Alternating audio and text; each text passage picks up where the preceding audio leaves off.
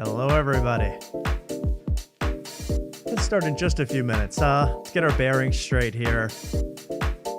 Point our ship right to the planet Die. And we'll be starting in just a minute on After Tonight.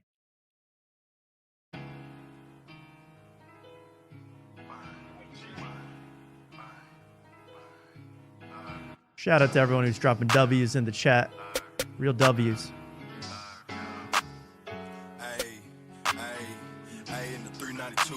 How you say you not fucking got on Daisy Dukes? I ain't no regular rapper, these bullets attack, so get out the way when I shoot. I don't play with my food. If I call ABP, better know he gon' do what it do. Since his dad wanna be famous, got hit with a banger, and now his whole face on the news. Can't be nice, I like my bitches rude. Bet this Glock make him change up his mood. I can't give you no money, you bitch, it be funny, you better go back to your dude. He play gangsta and think that it's cool. Give a dick, now she screaming out, ooh. I might pull out the camera, we going banana, she giving me brain like school. When we done, tell the little hoe to get on. And for Ellen, we don't need to put on. And you live for the media, I only post cause they like how I'm putting that shit on. On the run, gotta get me a flip phone. You ain't bigger than me on your tiptoe. I ain't shooting in the crowd, where the walkers at down. When I up, your ass better get low. Need a bank, come and buy you a method. Designer Drew, we still hitting shit up and just sit. Say he a problem, I'm tested. We slide 3D, put 3 guns, headed and headed. I got the salt like some dress. He wanted smoking, now he in the box like a sesh. Running it up, I ain't rest. I blow a wood to the face cause it keep me from stress. You niggas steppin', we stompin'. My bitch, she bright like a orange, but got that like a pumpkin. No donuts, but we really dunkin'. I'm the big man in the paint, making play like I'm dunking. If you ain't suckin', I ain't coming. Keep me a stick like I play for the band, I ain't drumming. I burn my fingers from thumbing. We was just broken, trade load to make something out of nothing in the 392. How you say you not fucking got on Daisy Dukes? I ain't no regular rapper, these bullets attack, so get out the way when I shoot, I don't play with my food. If I call ABP, better know he gon' do what he do. Since his dad wanna be famous, got hit with a blanket, and now his old face on the news. Baby, come forward with a cheater, I know you a eater, ain't talking Chris Brown. OBS all day, baby. OBS all day, and we'll be starting in just a few seconds. Give it a little bit. kind of enjoying this. I got some hitters who go when I say so. They had no cheese, had to switch up the payroll. And I be stretching these hoes like some Play-Doh. In front of the back, put my thumb in the A-hole. You know I'm next to fly out the Barbados. With a white junk, had to try out the Mayo. You can get hit with the Glock or the Draco. Then my folks do the dash. This here is steamer, so we moving fast. Don't call my phone if it ain't by no cash. You not gonna walk nothing down with no mask. If you seen what I seen, you be ready to crash. Might not be first, but ain't coming in last. Whole team win when you learn how to pass. He wanted smoke, had to turn it to ash green bean like the Hoko. We ready to smash, ayy. And I slide with them youngest, no Rio. We really moving it, wait, the whole team gotta play. Can't get caught if we do, that's a Rico. These bitches really be faking, I cannot protect, so I'd rather go fuck on the freako. I stay away from no snakes and I'm all about cake. I just want cheddar G like a Cheeto. Ayy, in the 392. How you say you not fucking God on Daisy Dukes? I ain't no regular rapper, these bullets attack him, so get out the way when I shoot. I don't play with my food. If I call ABP, better know he gon' do what he do. Since his ass wanna be famous, got hit with a bang, and now his old face on the news. Ayy, ayy, ayy, and now his old face on the news. Ayy, ayy, we leaving that unproved. Ayy, ayy, ain't like he dead 'cause he play with the crew. Ayy, no cow, no cow.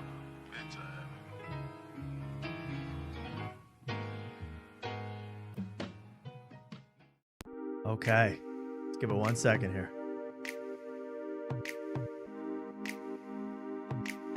Feeling good in 2026.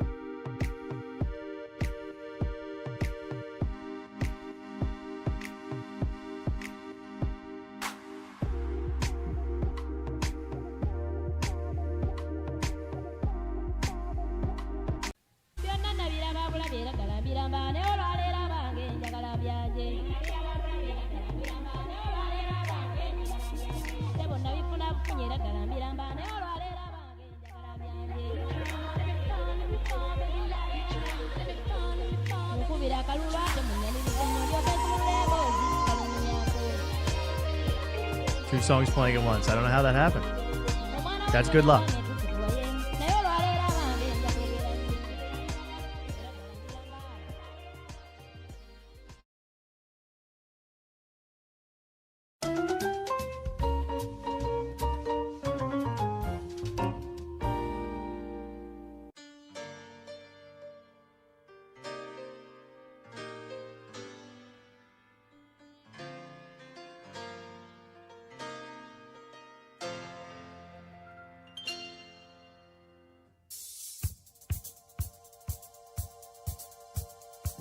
Someone just told me a secret.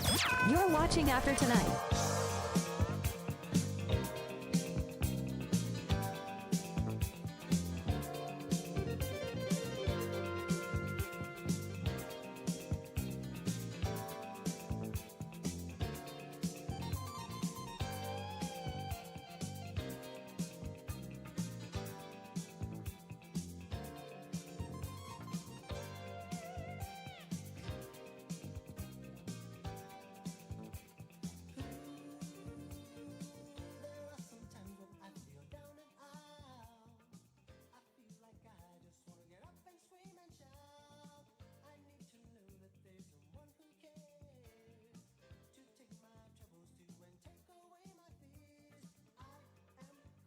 I've been muted this whole time.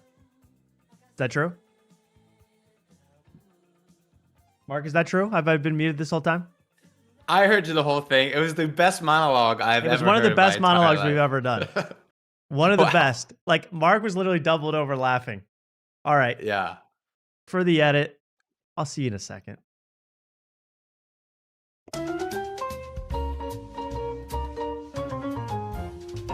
Remember this?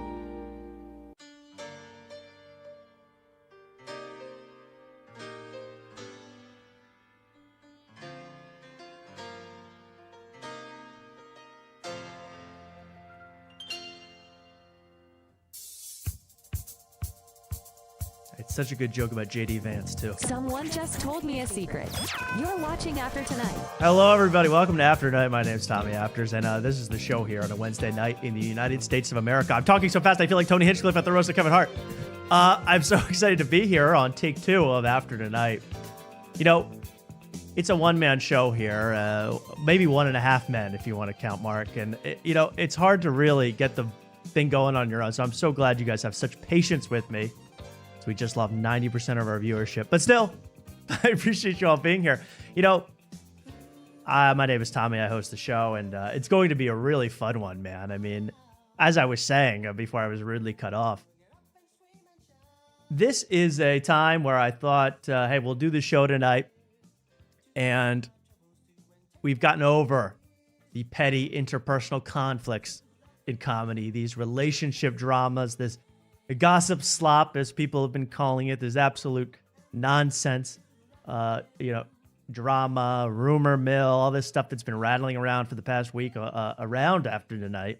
And I'm honored, I'm flattered, of course, by all that. But I thought we were done with that. I was ready to move on. I was ready to talk about, just call Ben Glee various mean names for the next 2 hours, since he's competing with me in a late night show.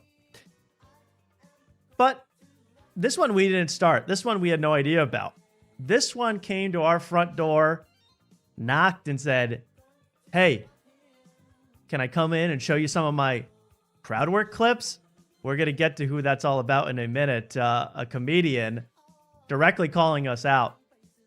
For what reason, I'm not really sure. We'll have to discuss that. And calling a good friend of mine out, specifically. Good friend of mine who happens to be the co-host on this show. And he's the one that said, he coined the term, at the barbecue, my aunt and uncle used to argue about what God would do. It's Mark Wellborn, everybody. What's up, Hey, Mark? Tom. How are you doing? Mark, you're muted. Made you look. I'm just kidding. I'm just kidding. It's guys like that get me through the week. Mark, it's good to see you. How you doing? I'm doing well. How about yourself? I'm pretty good, man. I'm so excited to get into this first topic, because I think it should be addressed up top. I think it should be addressed directly, head on. We don't pussyfoot around here. We don't do anything of the sort. I don't even know what that means to do that, and I would never do it. I want to call it this son of a bitch. It's Luke, everybody. Luke, how you doing? What's up, guys? How's it going? Nice to see you, Luke. Luke's a Great good to be friend of the seen. show. I'm glad you're here, Luke, to discuss this drama. I got a lot going on in my own life, but this took center stage. Center stage, this feud, Luke. I mean, did you see this? What happened? That putz? Yeah, I saw what he said. The I was putz. disgusted You by call it. him a The putz. Yeah, I know. Well, I just could not believe this. I'm going to go to his actual Twitter to show you this is not a hack. This is not any sort of playing ball games here. Lev Fur Twitter. That's because it's comedian Lev Fur. Last discussed years ago, I think, with Tristan Bowling, and then we watched all that stuff go on with Tristan Bowling getting called out by Lev Fur and all this stuff. So here's exactly what he posts. And I'm going to show you the Big Kahuna one first. The Big Kahuna one. All right. This is Putz Fur, as Luke would call him, Yes. saying this. Regarding After Tonight. Thank you. I have zero issues with those dudes. Do your show. Have fun. Hope everyone succeeds. But I heard one of them is trying to be a comedian, while also asking gotcha questions to comics like, did you see what blank said about you on air? You can't do both, bro. So, Leffer creating the comedy rules I didn't know existed.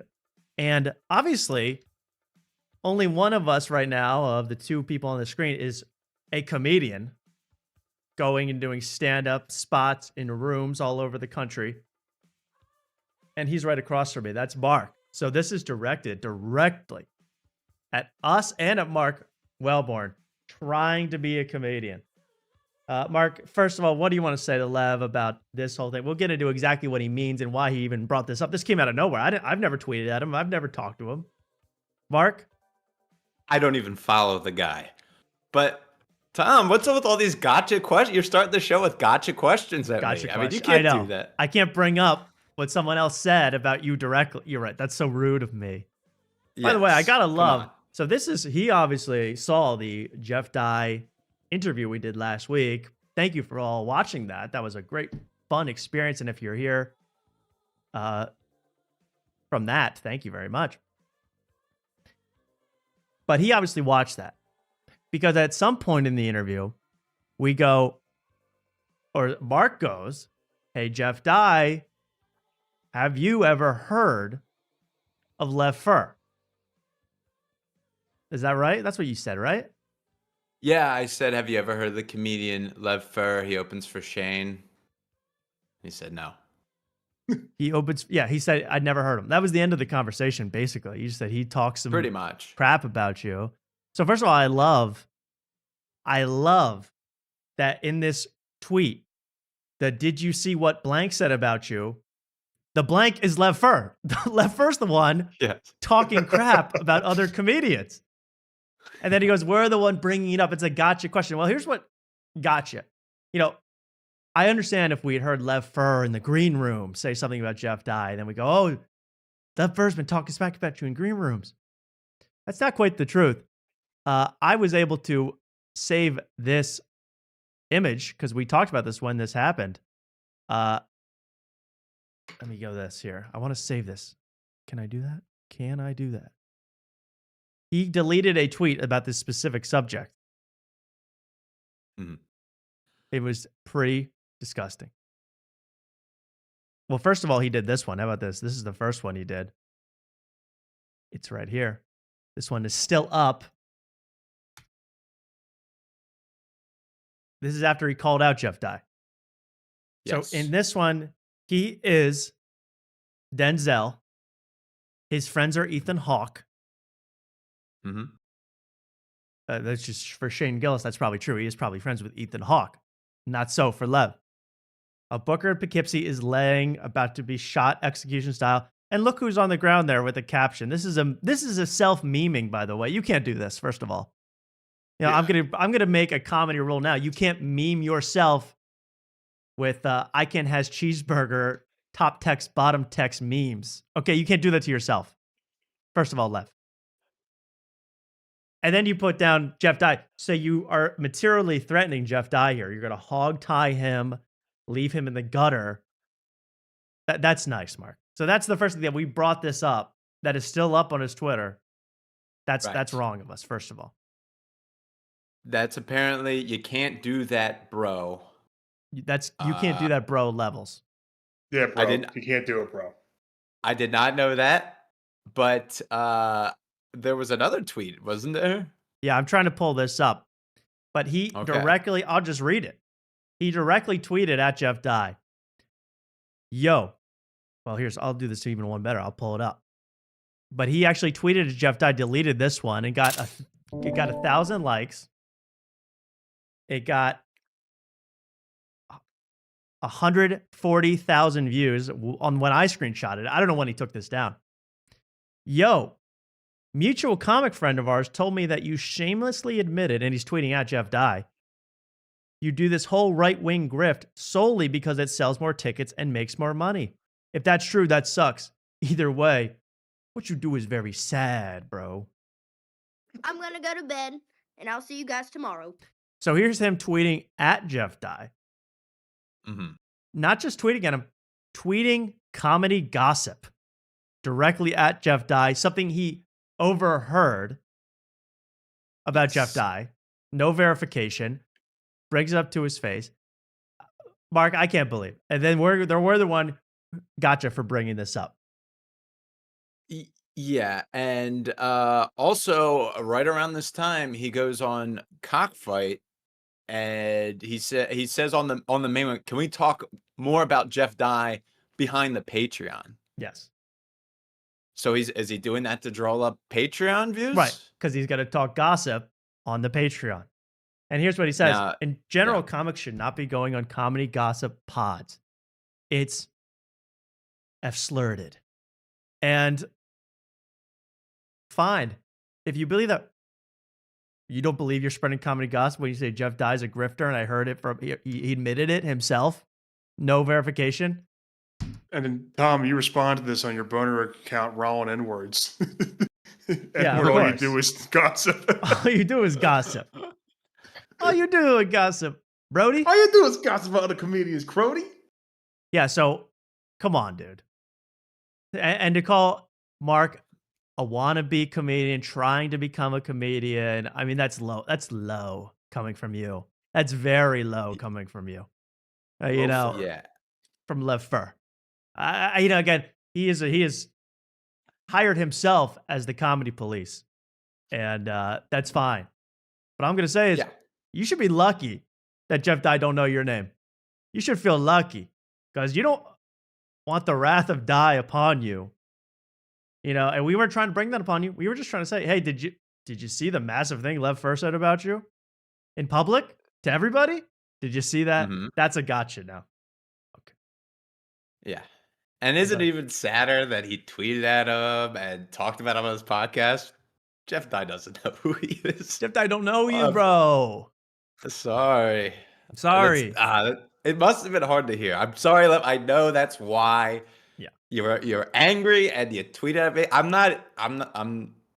find the whole thing funny. It's funny. I'm not mad at you personally. But I know someone who is, and it's Big Stinky. So Look out. watch out, brother. The roast jokes are coming, Lev. Give us 6 months to workshop it. All Yes. right. We're gonna do it in a white room, a black room. We're gonna do it, you know, all over LA, and then we're gonna present 4 minutes of roast material that will blow your socks off. Yeah. If you can afford them, boom, roasted. But also, if no one wants to listen to those roast jokes, we'll just send out a giant tweet about it. Oh, about do a which ones- tweet thread about jokes that Yes. were killer, but no one wanted. Yeah. All right, we'll do that. Right. That's cool too. Yeah. You know, do And whatever. also- Oh, go ahead, Mark. You're Big Stinky's on a go roll. ahead. No, Big Stinky's on a roll, No, man. no. Big Stinky's not here yet. You should be lucky that Big Stinky's not here yet. Big Stinky needs a tall glass of something, and then he's gonna come out. Because like you Santa. don't tell Big Stinky what to do, especially when it comes to comedy. You don't want to give him tips. He's only a year in, and he's ready to steamroll your ass. Bro. He might be the Bro. hungriest effing wolf I've ever seen in comedy up to this Oh day. my Big gosh. Stinky. He's hungry. And He's smelly. He's just ravenous for blood. It's scared tactics because literally he tweets the status, and then the next thing he's like, "Oh, by the way, that kind of show is retarded." Okay, so Okay. so are you the biggest retard of them all if you're watching it and tweeting about it? Like, Yeah. I don't You got I don't to the get middle it. part of the R-worded show so that you Yes. could find out your own name was mentioned. I don't know. Maybe someone sent it to him and said, hey, you're... Either way, Lev, we're all about peace now, by the way. You know, the roast of Kevin Hart is over. We no longer want war. But we're prepared again to build... You know, I've got Dan St. Germain waiting to write Lev Fur material. I've got Karen Feehan in the wings. She's dying. She's dying to post something to Only Stands. You know, we're going to get this working, Lev. And I know he's going to come on the show. I just have a good feeling about it. And I feel like we're going to talk it out like gentlemen, but that's not a good sign for peace. Do you think he's actually? I think he's. I'm not even coming from a place of hate here. I think he's scared. He like calls us out, and then he's like, "Oh, by the way, that kind of show is retarded, and comics shouldn't do it." So That's it's like, right. "Oh, nice cope there." That So he's you're put like, his now foot you're down. out of it. It is Beneath too stupid. It's beneath him. Yes. That's fine. It's We're beneath. beneath you. Okay. But Jeff Dye came on the show because he's the last cowboy in LA, and he fought off everybody. And you wanted to clown his ass, You were and ready couldn't. to clown his ass. and he's the last cowboy in LA. Let me tell you something, Liv. You're the first cow in New York to slaughter. Whoa. That's from Big Stinky. That's from Big Stinky. That's a Big Stinky original. Me and Nick Mullen had no part in writing that joke. We had no part. And by the way, Lev Fur is from Eastern Europe. I needed an Eastern Europeans writer room. writing room to get that done. I had a bunch of white guys. That was wrong. A bunch of white guys came up with that material. Well, we'll get into that too. Left Fur fighting with Michael Shea. Michael Shea. Fighting with Michael Chef, and Michael Shea, none too pleased with Left Fur. Maybe we'll talk about that later. That was pretty interesting, actually. All about the roast of Kevin Hart, which I don't feel like was a particularly explosive roast. I didn't hear like the Tom Brady roast. There was so much stuff coming on. I felt like this was a lot less. There was a lot less fanfare. I mean, I don't know what you guys think. I tried to get through as much as I could. It's 3 effing hours. I might be a disgusting pig, but I can't watch all that. It was on and on and on and on. And like, I'm going to get in. We have clips from the roast. We have stuff we have to show from the roast of Kevin Hart that was on Netflix. But it was like, okay, we're on hour 2 of Kevin Hart be so short jokes. Kevin Hart so short. Kevin Hart. So is this going to be a Kevin Hart short joke about him cheating on his wife, or is it going to be Kevin Hart short and black? I mean, it was like a combination of the two for 3 hours straight. And Tony Hinchcliffe, but all our favorites came out, so we really do have to check up on that very soon. Also, some things I want to get out of the way. I wanted to decompress a little. I mean, do you feel, Mark, like you're over this that whole interaction from last week? Jeff Dye, Ben Avery. That was quite the toll it took on us. I literally took a vacation immediately after that, so I needed that. But it was a lot. That was a lot. It was nice to like unplug, and I didn't look at anything, and I just kind of sat back, and then I get back to work here, and I got Lev Fur tweeting at me, so Yeah. back at it. Guys, Here I go. We're white guys that are tired. Give us a break. Give us a break for a week. I need a week to decompress. I don't want to think about feuds. It's not for me, and I had some time to reflect on that whole thing. I'm glad it happened. I really am. I thought it was a lot of fun, first of all. And it was just fun to have happen. It's one of those things you're just, and being stuck in the middle of it, it was absolutely nuts. And it's been such a whirlwind. I heard Ben Avery talking about it, and he goes, I went to the Comedy Store the next night after I did the interview on After Night, which you can now watch on our YouTube channel and various other places. He goes, I go to the Comedy Store. There's A-list celebrities coming up to me. There's SNL cast members coming up to me saying, oh, I love what you're doing with, Jeff Dye. You're doing that. You're talking. I love the thing. Apparently, allegedly, watching After Tonight. Pretty amazing. And I got caught up in that whirlwind too. I'm not joking, Mark. Over this whole experience this last week, I got 2, maybe even 3 DMs from people. Whoa. Wow. Mostly with private accounts, and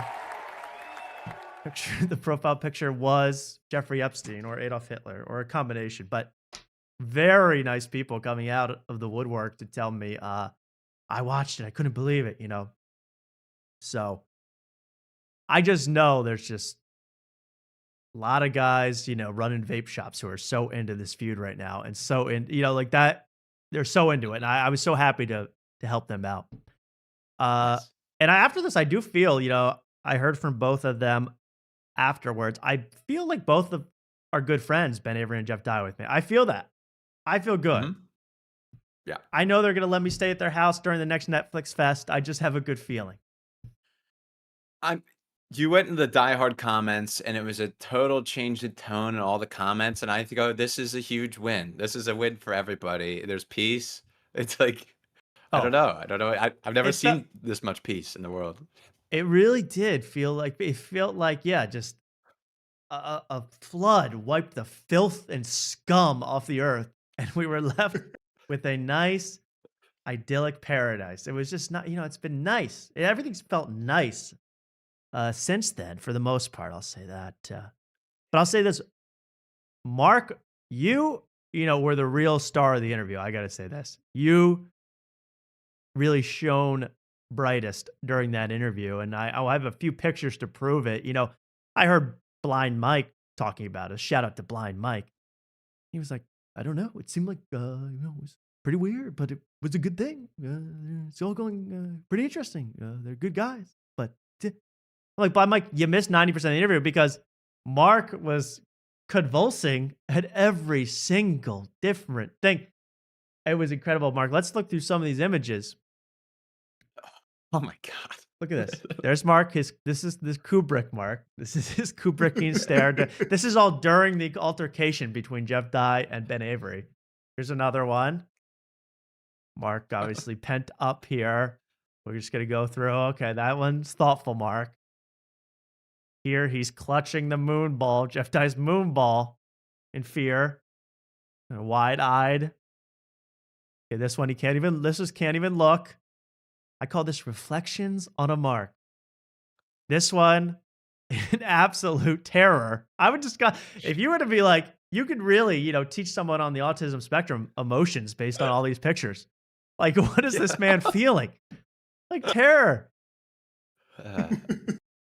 His mom just got blown up by a grenade in this shot, I think. And then this one, just panic, giving up.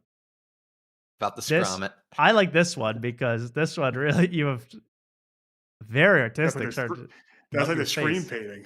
That is here. Your face is melting here.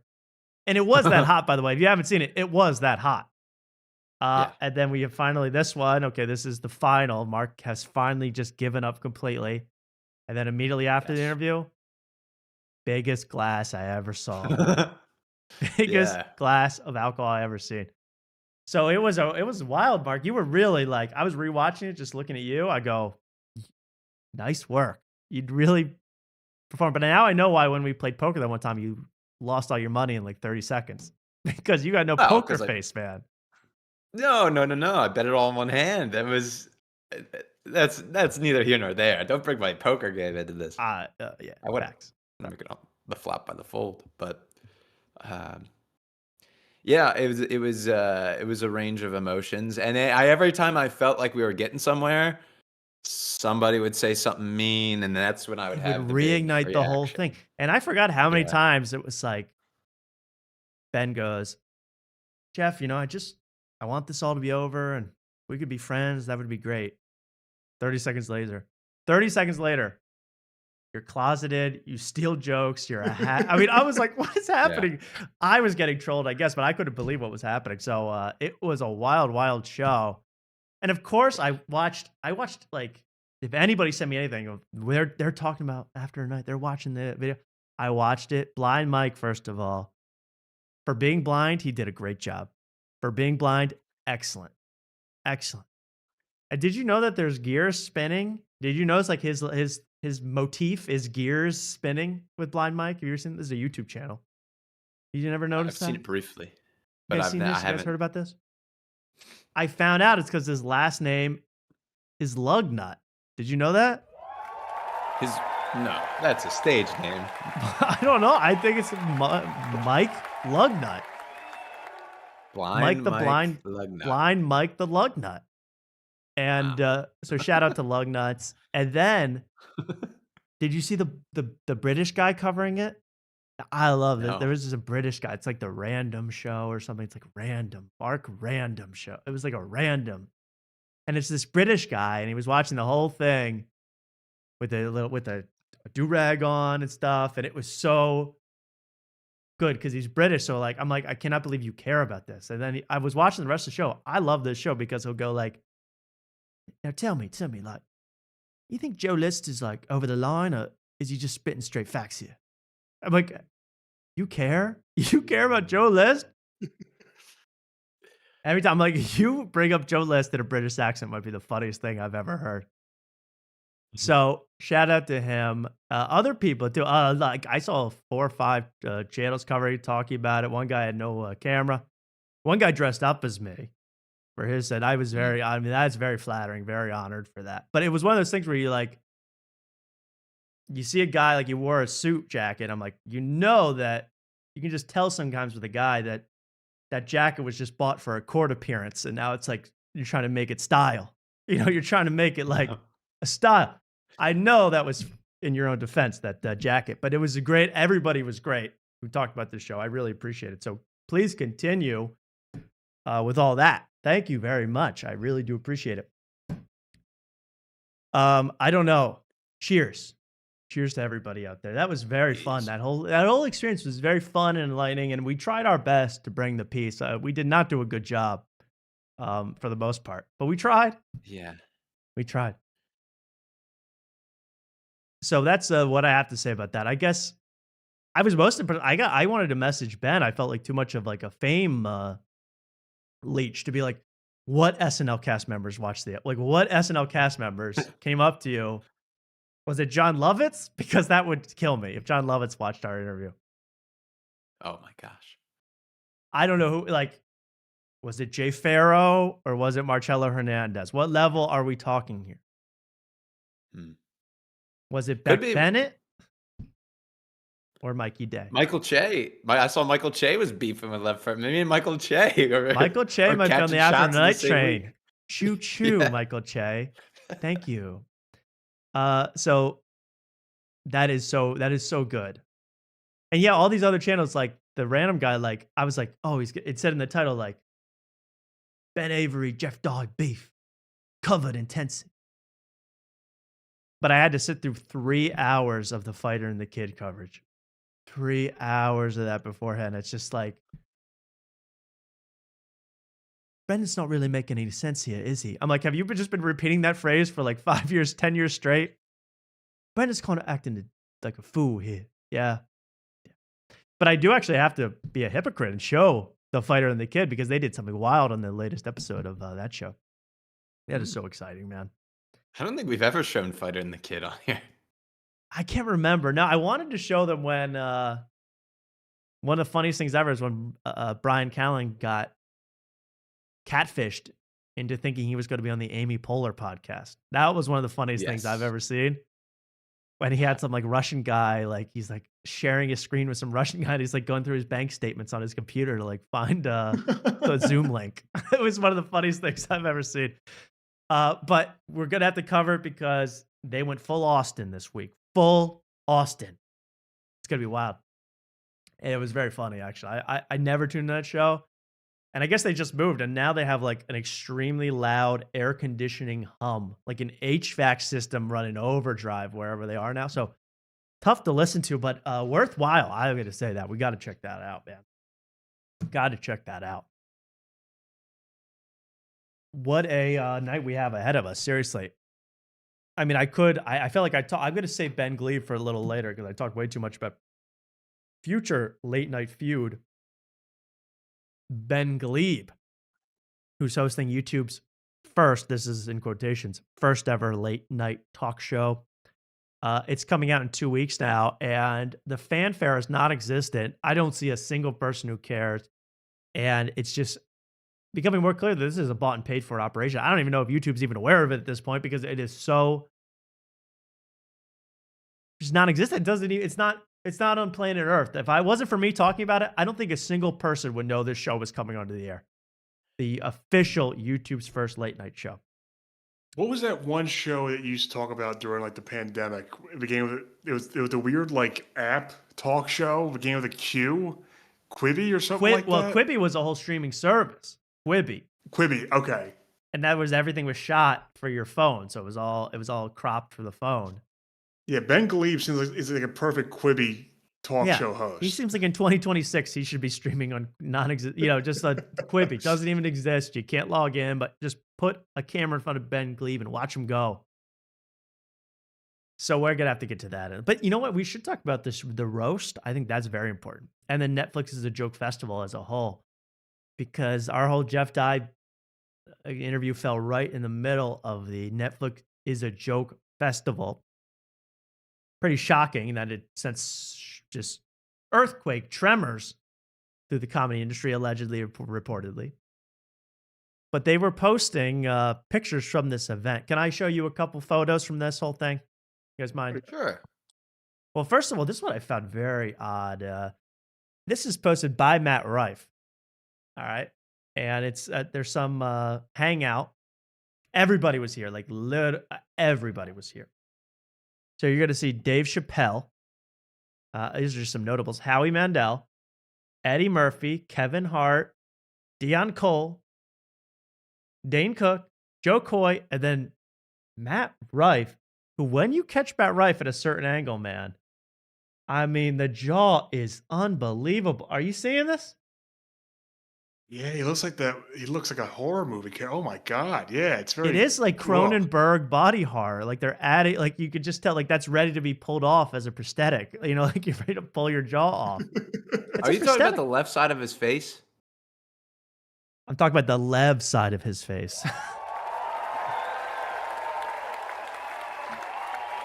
I'm talking. Well, Mark, I mean, the whole thing is just wild. It's a wild scene on that face, on that jaw. I think I think there's something in that tree or whatever's in the background that is right up against his like jaw that makes it look like 10 times worse. That's my opinion.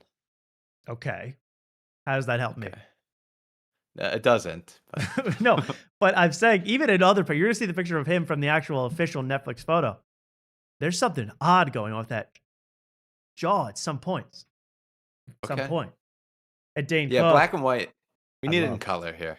We need it in color. Yeah, let's look at this full color photo from the Netflix is a Joke Fest. Okay, here we go. This is just full of Easter eggs. I mean, you could look at this all day and have a lot of fun.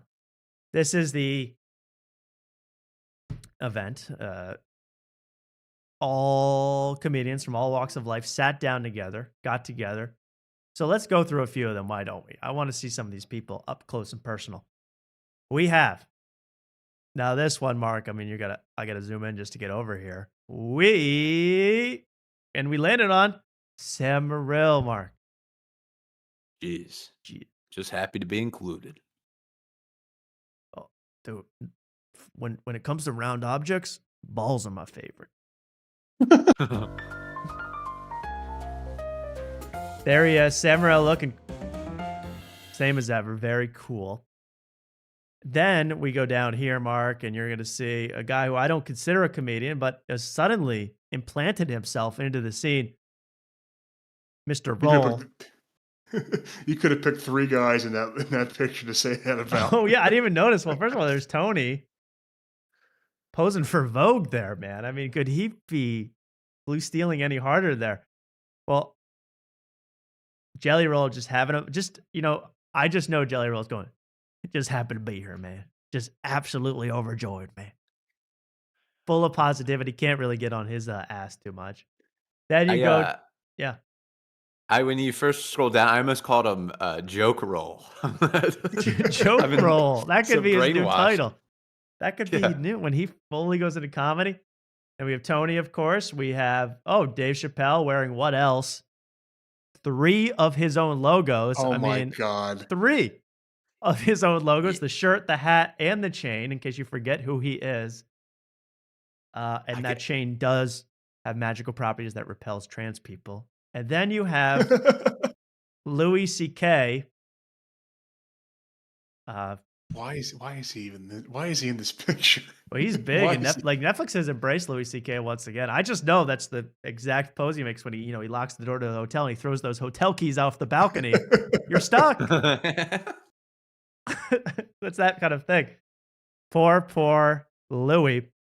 Then we down here. I mean, I have nothing else to say about Nick Kroll except he mogs. Nick Kroll is mogging. Look at that. Look at those forearms. Need to fight off Benny Blanco on that one podcast, okay?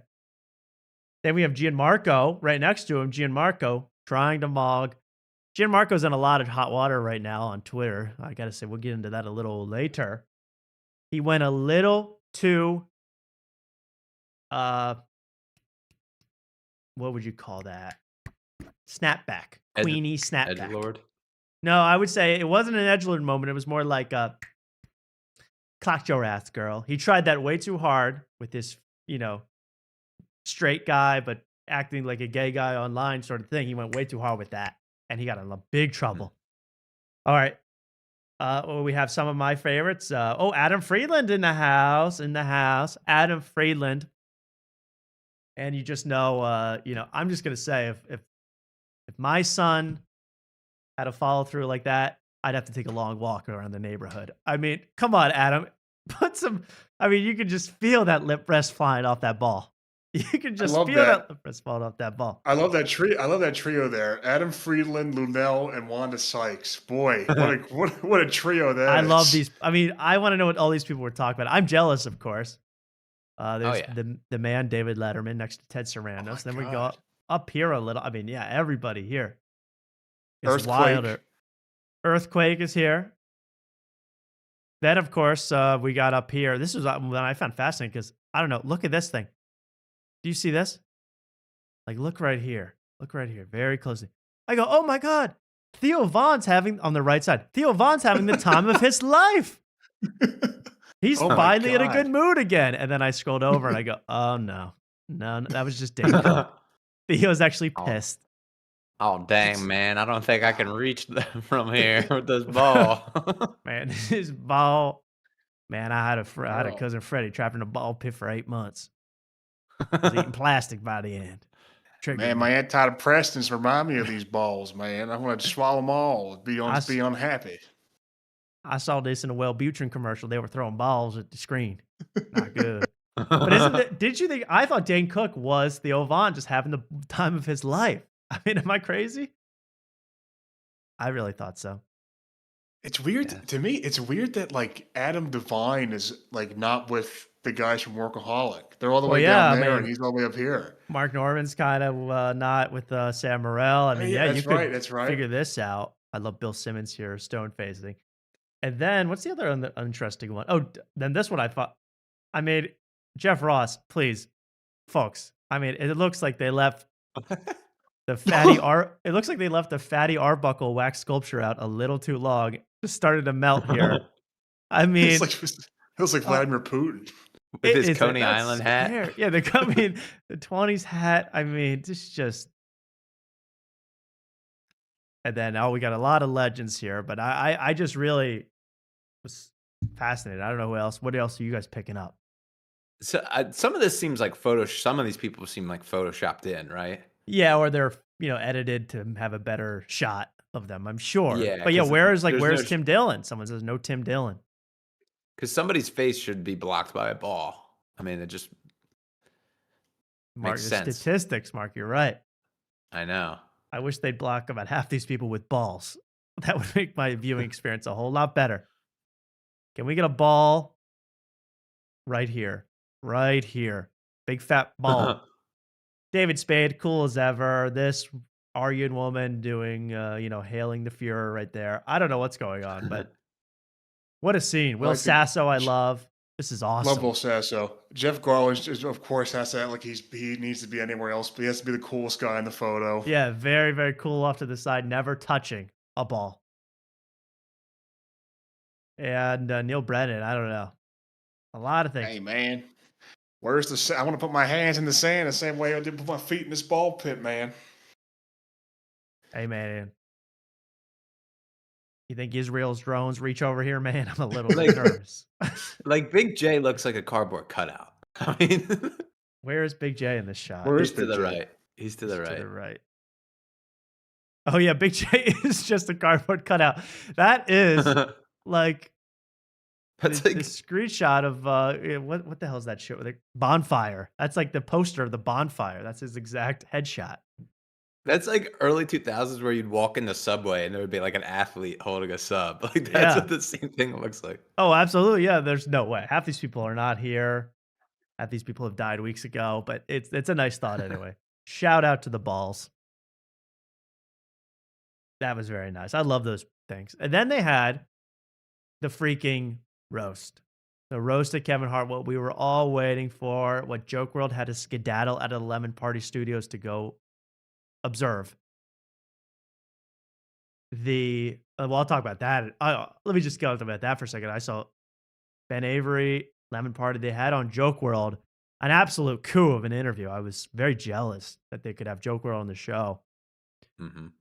And the more I watch Joke World talk and be himself, the less I want to like goof on him, because he is like, it's like making fun of a young child's love for trains the way you make fun of like Joke World's love of comedy. You know, it's like it Yeah. would just be. It's just like cruel to make fun of how much he loves comedy because he really is obsessed. Yeah, I did feel it did make me feel bad. This is part of just Because he's like, yeah, I just love comedy, and he'd start, but then he'd catch himself like realizing he's going too far and down. then He'd be like, he went in a "Fuck." hole where he was like, you know, and we saw Dave Chappelle, best show I've ever seen, and then Andrew Yang went in and did stand up. He's actually really good, and I'm like, you just love every man. It would be like, Yeah, hey, little girl, you know My Little Pony's gay, right? It would be like, you know, it'd be like ruining a child's like dreams to make fun of Joker's love of comedy. He was Yeah. super cute. I have nothing against the world. We've always just been goofing for fun, by the way. But he really yeah. does I mean, we hate. live in the he, world. He really, yeah. I mean, that's not even a joke. Because Yeah. I live in joke world. Mhm. But he really does hate Joey LaFleur, which I love. I could not be happy. I mean, that was the funniest part of the whole thing. He's like, Joey, yeah.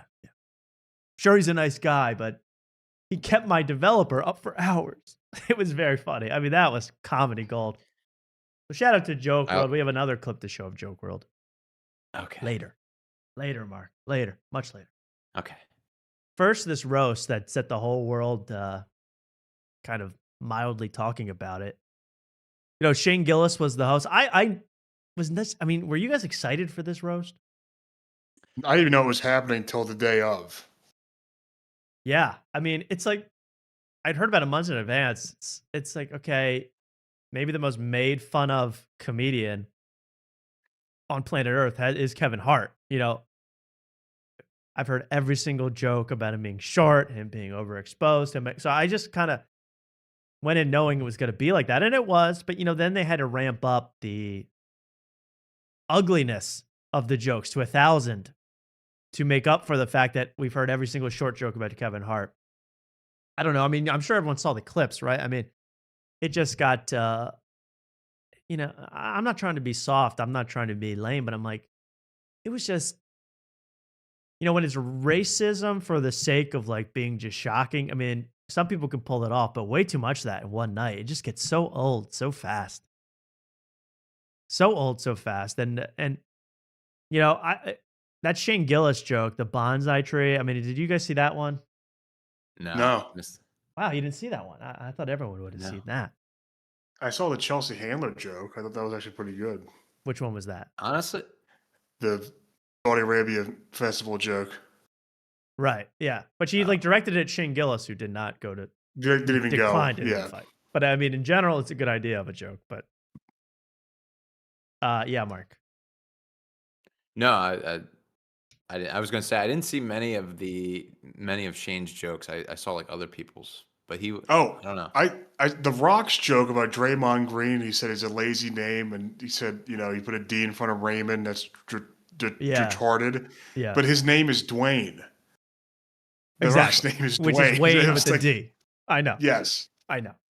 I found it it's just so funny, like, and you kind of see it when these people do a million podcasts about it, you kind of see how it works. Like, yeah, some people come with their own jokes, but then the writers have like 1,000 jokes ready, and they'll just insert them at the teleprompter at any time in case someone's like, they want this joke to be said. So they're not even these people's jokes that they agreed to do until, like, you could just see the artificiality of it. You can see how it's just a big marketing event, kind of like the Webbies, which we'll talk about later. And I don't know, is this the joke? Welcome to the roast of Kevin Hart live in Los Angeles, where we're here to celebrate a guy we used to like in a city that was once important. Kevin will be out in a minute. I'm sure he's backstage fucking shadow boxing or doing a group prayer or whatever the fuck he does. I'm your extreme. So here's the thing. I like Shane Gillis, but the thing about Shane is, to me, he's not like a huge circus ringmaster showman. You know, like that's not his thing, being like, ladies and gentlemen, Kevin Hart. You know, you like, and literally, if you guys watch the roast, it was so funny because he does all his opening jokes, and then he goes, ladies and gentlemen, Kevin Hart. And then Kevin Hart, like a million fireworks go off, and Kevin Hart races from under the stage, like he comes up like a rock star, like Travis Scott. But it's like there's no fanfare because Shane Gillis just sets it up like, yeah, here's Kevin. Talk to you guys. And then it was like was like that the whole night where I'm like, it's so interesting because Shane's a big name. You got to get him, but he's not a guy. He's not going to pretend to be like, ladies and gentlemen. And then they opened up with Usher. Usher opened up the thing. Usher. And like all these people, I guess actually Usher knows Kevin Hart because of the Diddy parties. I mean, no, not even joking. I mean, literally the Diddy parties. And everybody else, I'm like, do you even know Kevin Hart? That's what always bugs me about these big roasts. I'm like, Shane Gillis has no relation to Kevin Hart. He has no he has no reason to be roasting Kevin Hart besides the fact that it's easy and he's a big name. Pete Davidson is roasting Kevin Hart. Why? Because he has a podcast on Netflix. Like, it was so I don't know. It's one of those things where you're like, then he's gonna call him the meanest, most racist, nasty things. It's like, but your heart's not in it. And you only accept having a roast about yourself if you're an incredible, egomaniac, or you're about to leave a local comedy scene and want everyone to celebrate you, aka an egomaniac. And it's one thing if all your friends are doing it genuinely, it's a fun night to get drunk and hang out. But when it's this big corporate thing, I just can't stand these roasts. I don't know what you guys think. Right. I can't stand these. Yeah, it seems like they just care about name value and not like cohesion, if that makes any sense. Right. Like Lizzo is roasting Kevin Hart. I mean, she actually did well, but I'm like, okay, why? For what purpose? So other people could say she fat, she play flute. I mean, like, that's like some people are just brought out so that other people can then make fun of them. Yeah. Like the only reason Chelsea Handler is there is to fill the Lisa Lampanelli spot from the 2000s where they can say, you're an old slut. Yeah. That's the only reason. So when you watch, I mean, maybe for like people that just don't watch comedy, tune in for the first time, maybe it's great. But I saw some very interesting things. Like, first of all, here's how the whole thing went with all this overproduced stuff. Here's a good. I think this is. So here's just emblematic of how the whole show went. Like, here's how the crowd's reacting. This is the very beginning of the show with Usher doing a medley of his songs with the lyrics transposed to be about Kevin Hart. Kind of like when Ray Shremmerd went on the Vitali Predcat streams and altered his songs to be about the Preds. You got it tight. Little kids is something that you like. That was really... This is a version of that. They stole this from Vitali. But just watch the reaction from the crowd here. I love this. This really said to me, here's how the show is really going. They can pretend all they want. Here's Usher, Kevin Hart. But the soda left the plane. No matter the script, every role you take, it feels. Did you see Seth Green? Yes. Look at Seth Green, 3 minutes into this roast, doing the fake heartbeat, hand in shirt, bored of his mind, and John Stamos with another, 20-something. Unbelievable. Unbelievable. Every role you take, it feels the same. So yeah, you guys get it. It was one of those things. One of them. But the good news was a lot of Philly legends were in the building that night. Big J Okerson was there. And by the way, Big J, the one thing I saw Big J was funny. Like, here's what I'll say. Big J was funny. Cat freaking Williams was awesome. Trismegistus. Cat Williams was so good because he actually hates Kevin Hart, and he still hated him after the roast. Everyone should watch Cat Williams' part of the roast. That was great. We'll watch some of Tony's too, because that was unbelievable. I'm still like mentally recovering from Tony Hinchcliffe yelling words at me for 5 minutes. But Philly legends were in the building, and when I saw this, I was like, I don't know, who was that? There were some people, I'm like, oh my God, it's Tommy Pope. Oh my God. I was it was really amazing. But then I saw a clip, just a snippet of someone. I knew I recognized them. I put AI to work, and I found out who it was. Check out who was in the building for the roast of Kevin Hart. Enhancing. Identifying. Searching Philadelphia comedian database. Subject confirmed. That is Charles Blizniak. Attention, ladies. Somebody's getting pregnant tonight. Blizz in the building, y'all. Blizz in the Blizzard, yo. building. Yo, it's about to be a blizzard on your ass. Oh my god. Blizz. Nah, that can't really be Blizz. They saying in the chat. I know that ain't Blizz. That's Blizz. Oh my god. Charles Blizniuk. Philly With icon. floor seats. On Floor the floor. seat. Courtside. Staring up Chelsea Handler's dress. You dog, you Blizzy. I know you. Oh my god. That are we gonna talk about Chelsea Handler's dress? Yeah, let's just show all of that. I mean, what did you think about that dress, Mark? Wait, Well, what it was made me double take because I thought her nipple was out the whole time, but I guess it was just the way the shadow hit. It was just very strange. You got a nipple thing, don't you? Every time I talk to you about, I'm you're always like, just, the you know- nipple. Where's the nipple? Maybe I gotta find the nipple so I don't look at the nipple. You know? Wow, you're trying to avoid it. That's bizarre. Exactly. Exactly. I can't even find. But if a I know clip where of- it is, I know where not to look. Maybe they cut to Chelsea. Yeah, here she is. Now, Kevin, if you're thinking this is just going to be a bunch of jokes about you being short and annoying, that's true. We will be doing that. But we're also going to be talking about how you're a shitty comedian, a star fucker, and an absentee father. So it was like Shane Chelsea Gillis. is a Zionist. Sorry. Now, Kevin, Shane Gillis summed that up in 8 seconds. What happened for the next 3 hours? Like we didn't. Yo, Kevin, we're good.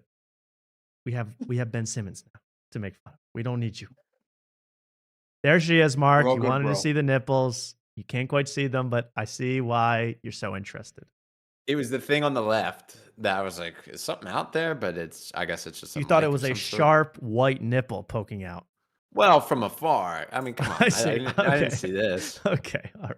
I didn't watch. I would just watch clips. I didn't see it. You are a boob man, aren't you, Mark? Well, I mean, no comment. No comment on that one. I know a boob man when I see one. Every time this woman, he's like, "Where are her nipples?" Every time Mark's like demanding to know where her nipples are on her body. That's insane, dude. Sorry. Sorry for party rocking, everybody. Well, here's how we're going to, I was really worried about showing clips of this roast because Netflix is very litigious, very ready to strike anything.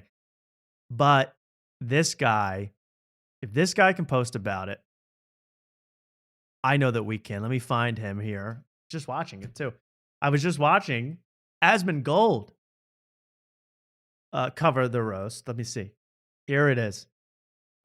This is an Asmongold clipping exclusive. Streamer legendary Porter shut-in streamer Asmongold talking comedy at the roast of Kevin Hart. Are you ready? Yes. Because you're gonna hear. This is what I love my Asmongold impression where he goes. He's gonna hear Tony Hinchcliffe say, "Kevin, you're little and black," and then Asmongold goes, "And that's exactly right." Mm-hmm. Mm-hmm. Mm-hmm. Mm-hmm. Mm-hmm. And he's exactly right about that. 500 billion views. Okay. First the Kevin Hart roast. Oh, dude, I saw a little bit about this. You know, Kevin, they told me not to mention your kids on this roast, but I must say, you did good. They've gotten so big, they now buckle Kevin up in the car seat. It's true he lost his gig hosting the Academy Awards because of some homophobic tweets, but you'd be homophobic too if you were eye level with everyone's cock. Listen how fast that was delivered. Am I insane? Listen to how fast this goes. Try to even repeat it to yourself in the same speed as Tony. I was trying to do this earlier. So big, they now buckle Kevin up in the car seat. It's true he lost his It's gig true, he hosting lost the his gig Academy hosting- Awards because of some homophobic tweets, but you'd be homophobic too if you were eye level with everyone's cock. It's true he lost the Oscars because of some homophobic tweets, but you'd be homophobic too if you were looking at some guys. Hard. It's hard to do that fast. Oh, you're not a hungry wolf. Hungry wolves Yeah. talk faster. I know. Alpha. Hungry Wolves want to get in the most jokes as possible. There's no time for breaths or periods or There was commas. literally You not a gotta- breath taken, and he just got redder and redder from lack of oxygen. I mean, it was unbelievable. You should have seen it. I like Asmongold to react to. He goes, he's like, because of some homophobic tweets, but you'd be homophobic too if you were eye level with everyone's cock. He got into a Comedy's back. fist fight on a private plane. This joke got to me. I'm like, this is probably, no offense to Tony Hinchcliffe, the laziest joke I heard all night. Everyone's cock. He got into a fist fight on a private plane. Proof that no matter how much money black people have, they're still just gonna act like ninjas. Always fighting. Wait, what you mean? What you mean by that? What do you mean by that? And he tripped up on it too, which you know is just killing him. It sounds like that's like a Bankas level joke right there. He was on a flight. Well, the follow-up is like a Trumpism.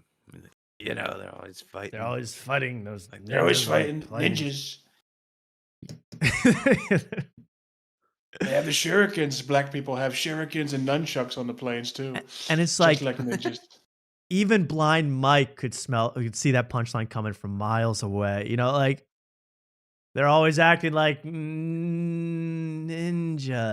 And that doesn't even make sense. So you got to go, because they're punching and kicking and thrusting on each other. Just like ninjas. A fist fight on a private plane. Proof that no matter how much money black people have, they're still just gonna act like ninjas. And that guy, Asmongold. Asmongold has never heard something so raunchy in his life. If you said that in the World of Warcraft chat, you'd be banned in a minute. So the only thing raunchier than that is his room. Asmongold's room. That is gritty, that room. I describe it as gritty. Always fighting. Always fighting. Like Bill Cosby, Hart is a black comedian from Philadelphia, and like Bill Cosby, women don't know when Kevin is inside of them. Done. He's like an auctioneer. I mean, did you even get Is that edited? This has to be edited, No. right? No. No. Not. You're kidding. Asmongold would never lead me astray. Listen to this. Listen how fast this Bill Cosby joke is delivered. Ninjas. Always fighting. I love that part. Like Bill Cosby, Hart is a black comedian from Philadelphia, and Like Bill Cosby, Black Hart is a black comedian from Philadelphia, going once, going twice. Bill Cosby, women don't know when Kevin is inside of them. Done. Oh. Oh. Asmongold, you gotta just get some sunlight, bro. You gotta just see the Ew. world. That mic cover is actually kind of nasty too. You What know is on that? There That's is some gross. spore. There are spores growing off of that mic. It's just dandruff. That might be, yeah, probably. Good though, Kevin. The black community is so proud of you right now. George Floyd is looking up at us all, laughing so hard that he can't breathe. God bless you. Now that joke is gonna get an Asmongold every day of the week. That's like bait to Asmongold. First of all, Tony, you flubbed it again because you're talking a mile a minute. I mean, George Floyd. I mean, really, bro? As Lil Rel Howery said it, while he was naked in bed shooting an Instagram response to this, he goes, "Make fun of all you want, but he wasn't there, bro. Why are you making fun of people that ain't there? Why are you making fun of George?" And I'm like, he was right, though. I mean, what a cheap, lazy joke. You know, it's not like Kevin Hart is even in support of the, like, it's not even, it's only offensive because it's so like it's so purposefully offensive. It's so in your face for no particular reason. You know what I mean? Like, George Floyd had nothing to do with Kevin Hart. Like, it's not even just because they're both black. Yeah. And he has to throw in yeah. that. And he's burning in hell. Thank you. Extra level of edge on that one. I mean, a lot of people would like that kind of joke. I get it. But my favorite part, this comment left at the top of the Asmongold YouTube comments. Someone says, top comment, Floyd looking up from hell was a nice touch.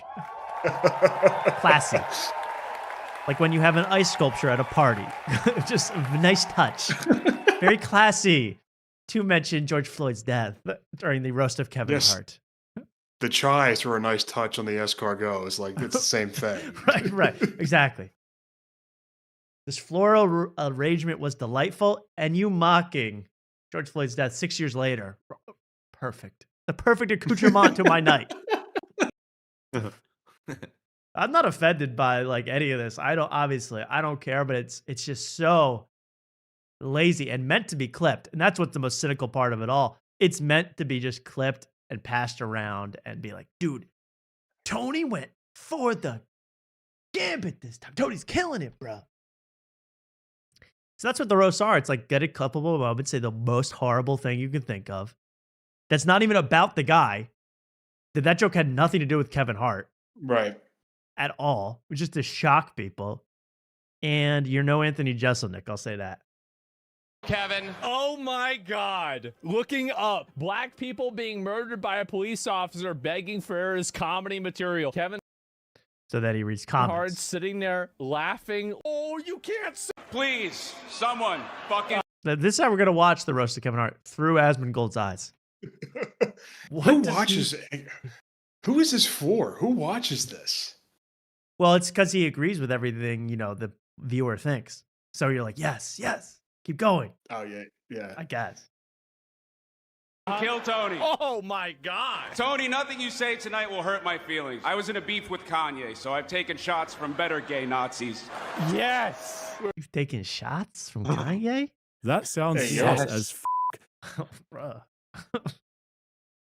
All right, bruh. We're back. I know. What's left of Lizzo is here. Calling fat women. Yes. Either that. I mean, that's what gets me so excited. Yes. Fat women are fat. Oh. Finally, somebody's saying it. Somebody has Charles- the balls to say it. Finally, someone's making Charles fun of Bl- Lizzo. Charles Blizniak's in the audience. Yes. Dude, was that Blizzy? Was that Beezer? Yes. You know Blizniak's thinking something based as hell right now. Better. Eddie Murphy just premiered the. And she looks way better now, by the way. She used to be fat as hell. Now she's just fat. Good for her. Absolutely. So yeah, that was like the one thing. Lizzo looked the best she's ever looked, and everyone's like, "You're fat as hell, you ugly cow." She looks better than you, Asmongold, you dirtball. What the fuck? I mean, who would you rather sit next to on a subway? I mean, it's no contest. No contest. Oh yeah. She can Lizzo spread all she wants. I'd still rather be next to Lizzo. Asmongold. Asmongold looks like he pleasured himself on the train. Oh, yeah, really? I mean, Catch that guy fully naked in a stall. yeah. I mean, it's sick. And oh no. Chelsea is a Zionist. Speaking of dead kids, she's a big fan of abortions. Chelsea's been scraped more times than the grill at Benihana.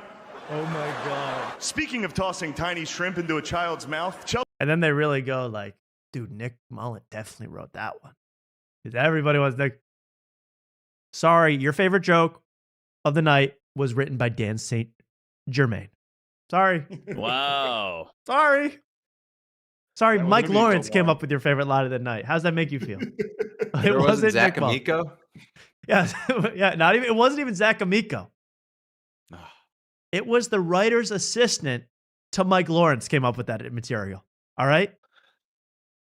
His dad owns Paramount, and now you've been laughing at his material. That's how corporate this whole thing is.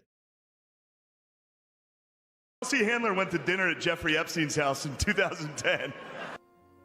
It's just a fun one. Just a fun one. You can look it up. There's articles. It wasn't like a big I'm party. watching this There was whole like damn 7 video. people there. Prince How many were Andrew adults? and Woody Allen were there. Anyway, ladies and gentlemen. And Shane, just so you know, Judaism and Zionism are two different things. Kind of like how Chinatown and Koreatown are two different things, but your favorite slur works in both places. Kind of like my breast and my nipple are together, but they're in different places for Mark. She sounds Did you have that mad, joke, or maybe was a this little pre-written? bit. I pre-write everything, man. I got Dan St. Germain on speed dial. Is what happens when women don't have safe access to abortion care. Nah. But it actually looks a little bit better in person. You must be using Crest white supremacist strips. Usually on Sunday nights, you just burn a cross on someone's lawn. And tonight you get to roast a whole black guy. Well, Okay, that one's kind of good.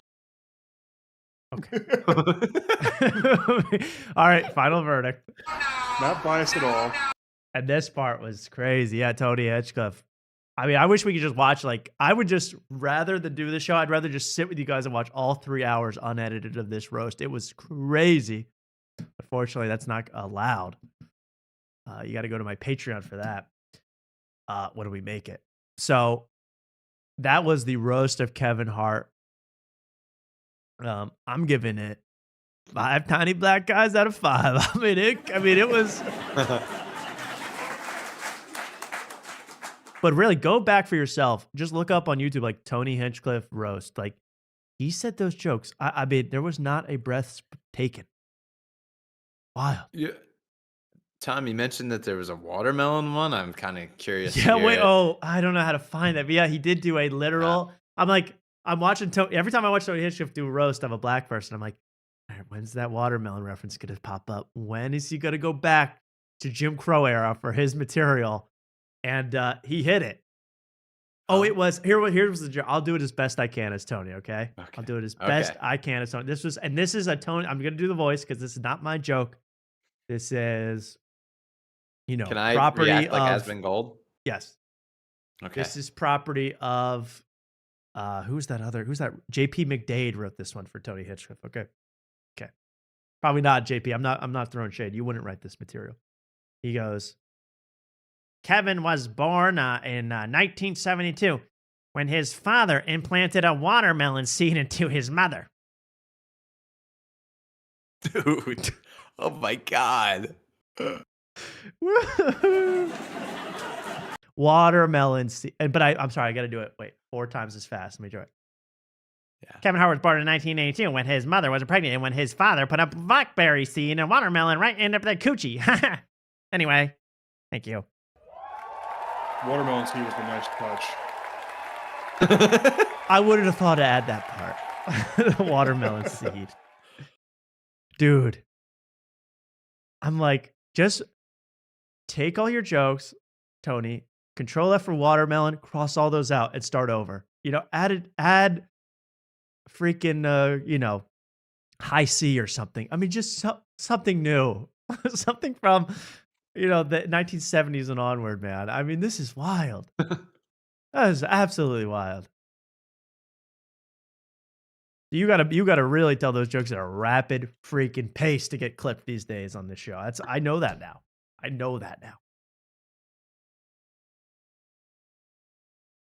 Wow. Well, that was any other highlights from the whole weekend or the roast, the guys? I mean, you guys didn't watch it, but What was you said something about the bonsai tree joke. What was the bonsai tree joke? I can't find that. It was shit. How am I gonna find this? This is not good. You know what? I'll be a mention. I'll find this for you. I appreciate that. Did you mean to stop sharing the stream with us? Oh, I think it just did it on its own because I stopped. Oh, okay, here we go. Well, show. I'll get to that part if I can find it. We're gonna show this on a little tiny screen just so you know the joke, and we'll move on. Oh God, who's that? That's not who I wanted. I wanted this person. Oh, Mark's cracking open a cold one. Mark, what you got? Just regular old beer. Regular normal beer. And then Tom Brady came out too. I mean, I'll just do the screenshot style. Tom Brady came out. Kevin Hart, you little idiot. Woo. You're going to be shot in my shoes by the end of the... I mean, it was like exactly what you could expect. He goes, little man. And by the way, Netflix added... I mean, I'll play this for 5 seconds. Netflix added a sound bed of people cheering for the entirety of Tom Brady's speech. I think it was totally dead in the room. So if you have headphones on, you'll be able to hear as Tom Brady's in the middle of a premise or just walking around the stage saying nothing. There'll be like a woo, yeah, like 8 minutes in. Impossible to really happen.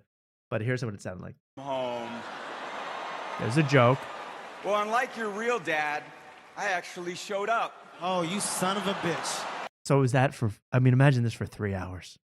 Oh, it's like real acting, like fakeness. Yeah. And it's half the time it's Kevin Hart going, oh, no, you did not. Do not say that about, I thought the first 5,000 jokes about my dad were going to get me upset, but the 5,001st joke really pissed me off now. Don't say that. Like, Kevin, you were great in Jumanji too, but we're not buying it. We're not buying it that you're upset by any of this. You love this more than life itself. Affairs in Las Vegas, was that off Not supposed to talk about it. If you just listen, there's just people cheering the entire time Tom Brady's on stage. Yeah. I don't buy it. And then I think does Shane make his joke here? Let's see, Shane. Come on, Shane. Pay off me. Big J killed. Big J killed. Do it for the upper decks. Yes, this was it, I believe. Apparently, black does crack if it's married to Cheryl. Okay, that was the joke about his wife. Okay, we got Do it for the upper decks. Fuck all these people. Friends, openers, and writers, give it up for him. Damn it. I'm not going to find it. Someone find it for me. It's going to take too long. I don't want to do this. But it was a highly, highly racist, bigoted joke about Kevin Hart. Was I offended? Yes. But, it was like super, it was like, even like, it was just racist. Again, almost for, not as bad as the George Floyd thing, but almost for no reason. And just a shock. It was just shock value. And like, I could see being like, if I was Kevin Hart, be like, what the heck? What are you doing? But it said, Kevin Hart, imagine the most racist thing you ever heard. And Kevin Hart just, it's like, It must be hell to be in this chair. Hell. Can't think of anything worse. Except for another award show. I mean, we'll wait for that because I consider the roast an award show. It's a celebration of celebrity. That's all the roast show is. What was even worse tonight that I saw over the last week were the Webby Awards. The Webbies. I got interested in the Webbies because I saw Rick Glassman heavily promoting his nomination for a Webby. And the Webby has 10 to 20,000 awards given out per year. But this is for like most unique podcast that starts with the phrase, take your shoes. He was trying to get that title. He didn't win anything, but the whole thing was a disaster. This Webbies, you always hear like an award show. They won an award. But you never really look into what the award is. And once you do, you find out it's just all fake. Here's the bonsai joke, and then we'll move on. I'm sorry. If you're offended easily, don't watch this. Go to Left First Twitter. We don't talk S on there. And they're going to be up here saying a lot of racist, terrible things tonight. But, yeah, you guys like that? But not me. I'm not going to be doing that. I've got a nice PG short joke that I'd like you guys to be a part of, okay? Are you following along with the captions? Kevin's so short. Kevin's so short that they're going to have to lynch him from a bonsai tree. Mark Asmongold it. What? I can't believe he went there. And Kevin Hart, instead of being like, he could have acted a lot, but he goes, that joke was so good, I'm going to shake your hand. Yeah. I mean, I think he's trying to save the show because if people didn't like that in LA, I think the show would have bombed for the next 3 hours. That was 3 weeks of deliberation on that joke. Look, I understand how serious the word lynch is, but bonsai is so funny. Marshawn Lynch. Wow.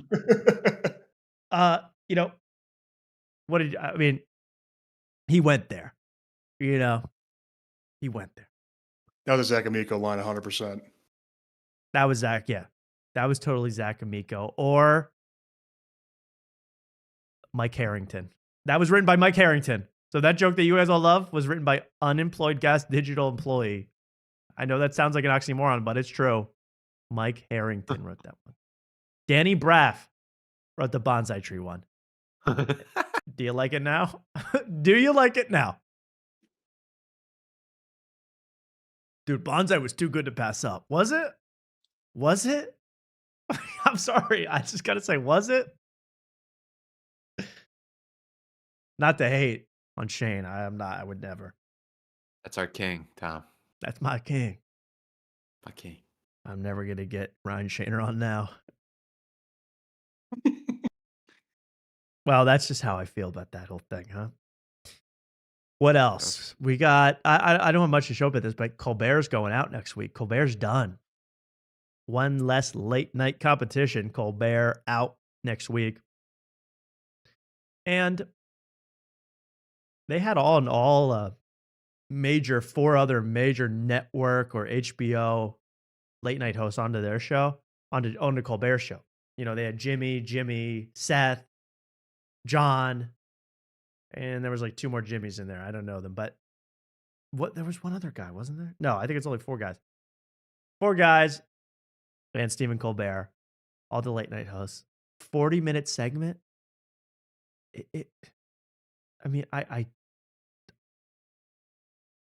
I test you. I dare you to watch it. I dare you to sit through it. You would think like they'd have funny stories to tell. They got nothing to say. There's 5 of them. They got nothing to say.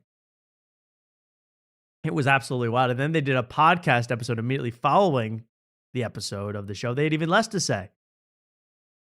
Except for Seth Meyers admitting that his wife doesn't sleep with him very much. That was it. That's all I heard that was interesting. And I didn't need to hear that. But personally, doesn't affect me.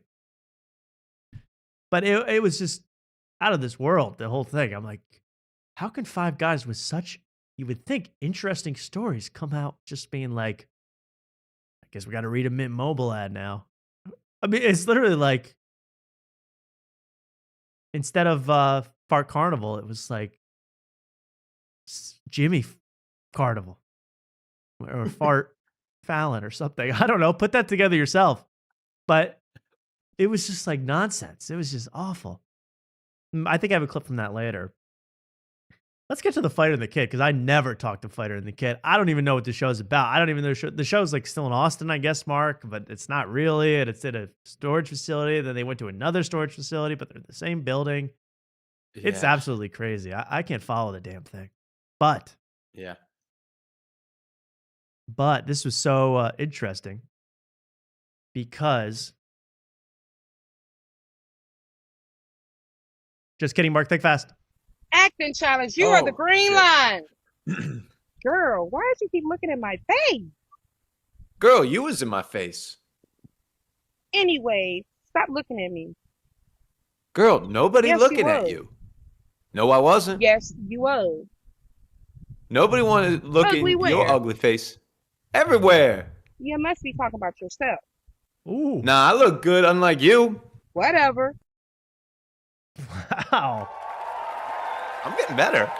Getting better. You know, she talks fast. I know. Well, I know a lot of people so interested in Mark's acting career. Is he a real actor or is he causing too much drama? Can I do both? I don't know. Can We'll I do see. both? We don't know, bro. We don't know what's right, bro. And to tweet out bro like that, like Left Fur did, can't do both, bro. So you got a little thing where you're trying to seem one step above everybody. You're broing us. Yeah. Or are we really bros? Can we hang out? Which one is it? Yeah. I don't know. We'll find out if he comes on, but I don't think he will. I don't think he he'll ever has the furs to come on. I don't think he's got that. Oh.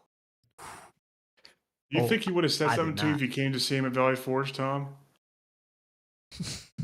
Nah. Nah, he's scared as hell. I don't know. He's scared, boy. I don't know. Isn't he? He's like scared, literally bro. like he's literally like the Gollum from ancient Jewish scripture. He's like 8 feet tall, isn't he? And like, I mean, he's like the biggest thing you've ever seen. I mean, I'm He is scared a- of Left Fur. He is a golem. That's very funny.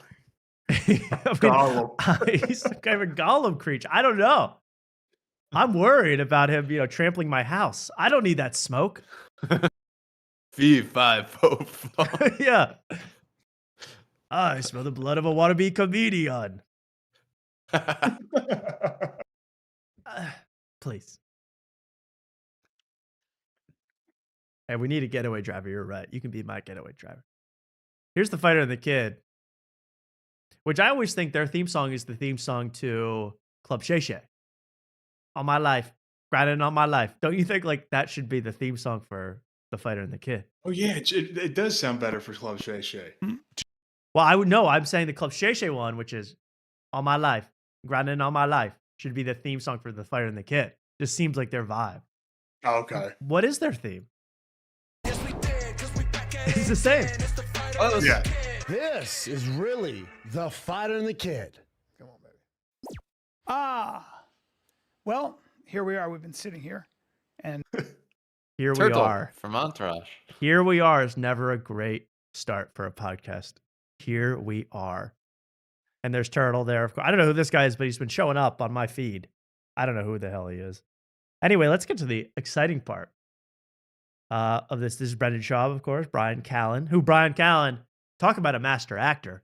We're going to get to Brian Callen's acting show that he puts out in Austin, Texas, live from the Sunset Strip. We're going to check that out because a lot of your favorites, including Timmy No Breaks, are involved in that show. Maybe we'll do that after this. But look at what they're going to do and look at how full Austin this is becoming. This is straight out of Joe Rogan's playbook. Did you get that picture I sent you? I did that, what they call it, basically the oil change. You know where they draw your blood out? I was there for 3 hours. Oh, I thought you meant the wrestling move where they stick the finger in the butt. oh, you did Nope, different type of the change. plasma extraction. Yeah. Is that thing that you hold up bags of orange Yeah. juice that look like your... Yep, that's What? all your plasma. Let me ask you a fatty question. plasma. I like it. Brendan Schaub did plasmapheresis, ladies and gentlemen. Oh my god. 8 weeks after Rogan did it, he's like, I better suck all this poison out of me. Feel anything from it? Here's what's crazy is, there it is, Here's what's crazy. I can't think too good now. 3 full bags of plasma. There we go. The plasmapheresis photo. If you get your plasma extracted by this reputable company, they make you soy face hold your bags up to the camera for Instagram. This is how legit this company is. You know, and here's, of course, he's not the first to do it. In fact, he's stealing from Joe Rogan and myself, who, of course, remember this way back in the day? We were both, Joe Rogan and I already did this exact photo, as you can see here. Both overjoyed at the children we've created and sucked out of us. I was there for But they get into this little thing because Brian Callen is like, thinks this is some punk, you know, some bunk, some BS. Gets way into it. 3 hours. My bags looked healthier. Always waited to hear that compliment. Thank you. Gave you bags of orange juice. So I did that. Again, you're there for 3 hours. What is that? That's all like the fatty lipids in your blood. Okay. So that day, I thought they said to fast. This outweighs the well. This is my favorite part. He goes, I was fasting. I'm pretty sure they told you to fast. I thought they said to fast, and you're actually not supposed. You're supposed to eat something. So during the middle of it, they had to give me food because I thought I was lightheaded.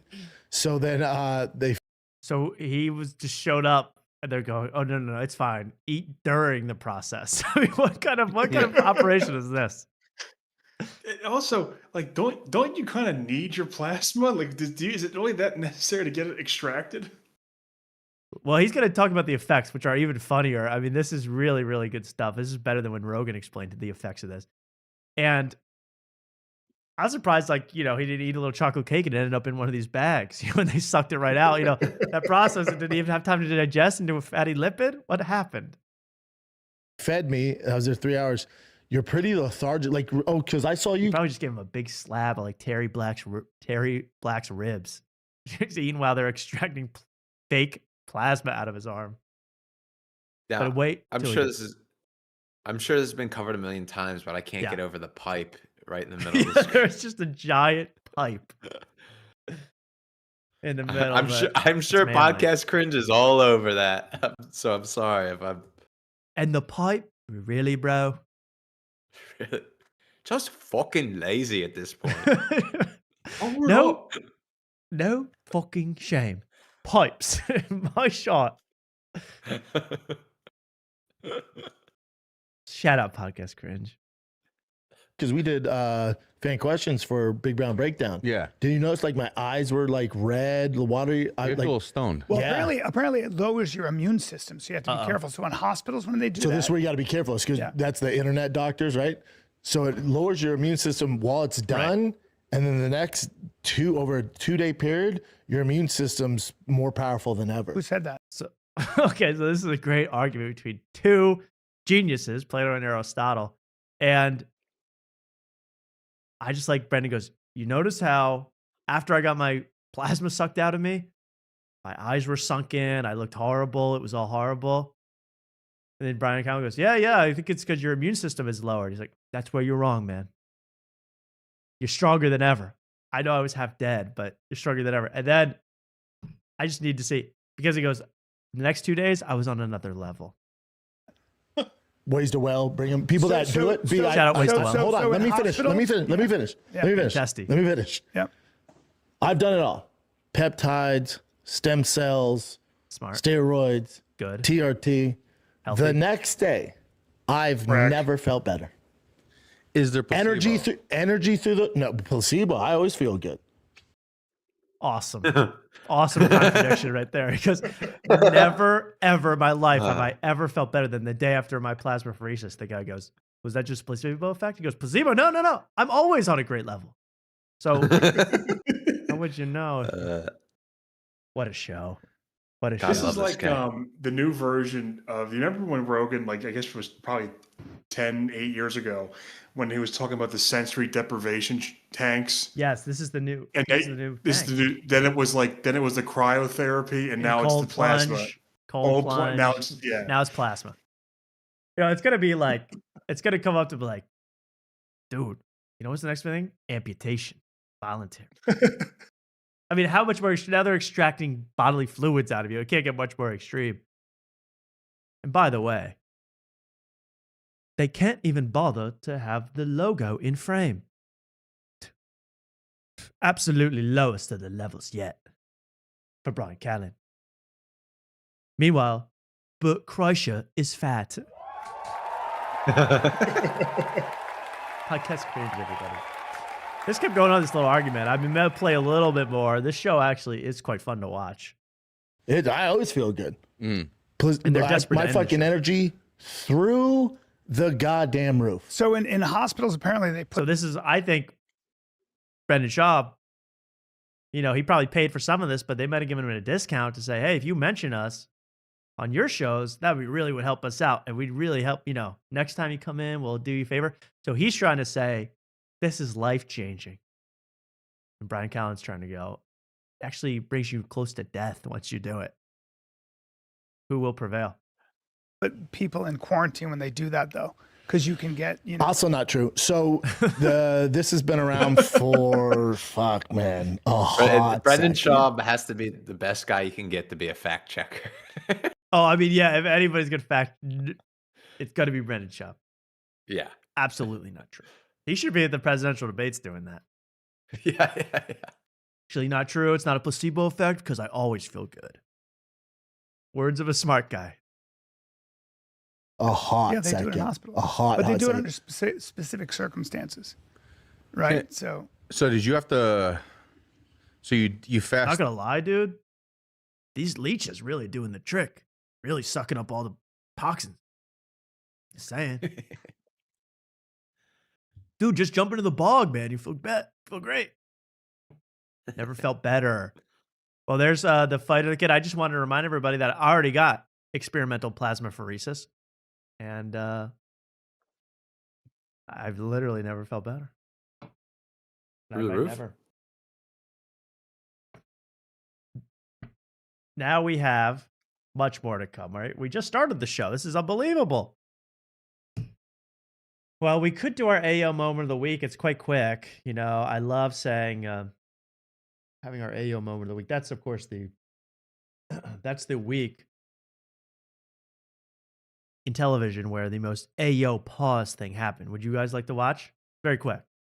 Yes. This is not from the world of comedy. This is from the world of sports and from your San Francisco Giant. Presenting your AO moment of the week. 3 in the 9th, and very nice. There we go. Wow. Wait, That what do you is- mean? 3 in the. Hump. Oh, God. My And you brought an Asian guy in on that? Good for you. Hey, yo. Moment of the, I just found that great. They've been told not to do that anymore. That's been banned since. Oh, really? Yes. You can't hump each other in a triangle. They're from San Francisco. What did you expect?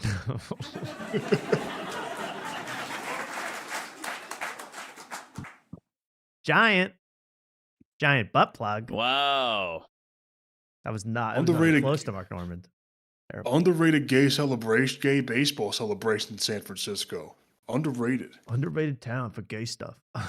Dude, I've always liked a good slap on my ass after doing a good job. That's how they raised me. There we go. Oh, the other thing we should show this real quick. This is just a funny coincidence in our world. This is just so funny. And if you're liking the show, please give it a little like. It really does help. We did this video a little bit ago. The new Andrew Schultz explained why he switched up on Trump. And it's Mark doing an Andrew Schultz impression. You might know him from the Flagrant podcast. Yay. What's up, everybody? It's your boy Schultz.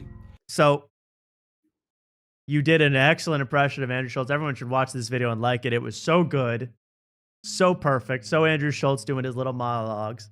And you're wearing a Bergdorf Goodman t-shirt. And basically you said, from what I remember, hey, let me find the douchiest shirt I can find and put it on to emulate Andrew Schultz. Well, he just posted a stand-up clip. Take a look at what he's wearing. I couldn't believe this. People believe aliens built Bergdorf Goodman. I mean, you can't make it up. This just came out. Mark, your impressions are getting so good. They're getting prescient. They're happening. You're doing them before anything happens. Yeah, I'm predicting the future on this show. You're predicting the future. I mean, Bergdorf Goodman on the shirt. I don't know if you can see that way, but that's the Bergdorf Goodman. They believe giants did it. They accept that aliens and giants are real. And you need to start holding the mic like that, by the way. That's nonchalant. By holding like the very base of the very microphone. base, yeah, and being like, yeah. I'm so sleepy. I don't know if I'm going to finish this joke, but it's going to kill.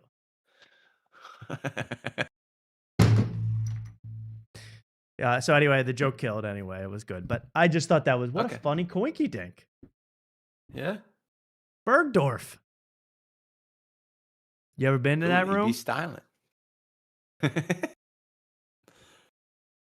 We don't know. I opened for him back in 2012, I think. You're saying Bergdorf used to be a killer comic? Yeah. Yeah, I see. Exact. Yeah. I see. Well, that was pretty funny, man. That was just what a coincidence. What a amazing synergy this show seems to have sometimes. Do you guys mind if I play this? This is I said this at the very beginning of the show. Did I say or to get muted at the barbecue? Did I say that part? You guys heard that?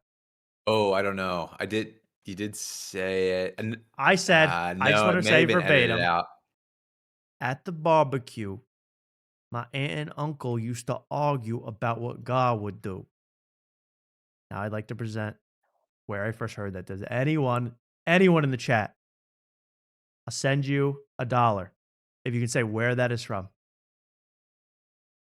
At the barbecue, my aunt and uncle used to argue about what God would do. Anybody? What's up, everybody, and welcome. Georgiano Blow? Georgiano Blow. Good guess.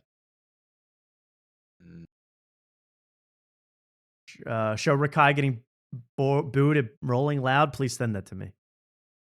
Please send it to me. Anybody know? No one knows. I have. Yeah. No one seems to know. That was from RZA reading his poetry on Flagrant. Flagrant. Wow. Line of the year right here. Dot and grow from old to young. We all walk with 2 legs and speak from 1 tongue. I prefer to drop love while some prefer to drop bombs. At the barbecue, my aunt and uncle used to argue about what God would do. I've been saying that to myself. This is 2 weeks old. I've been saying this to myself for 2 weeks. At the barbecue. Luke, put a little stank on that, Luke, for me, please. At the barbecue, My aunt and uncle used to argue about what God would do.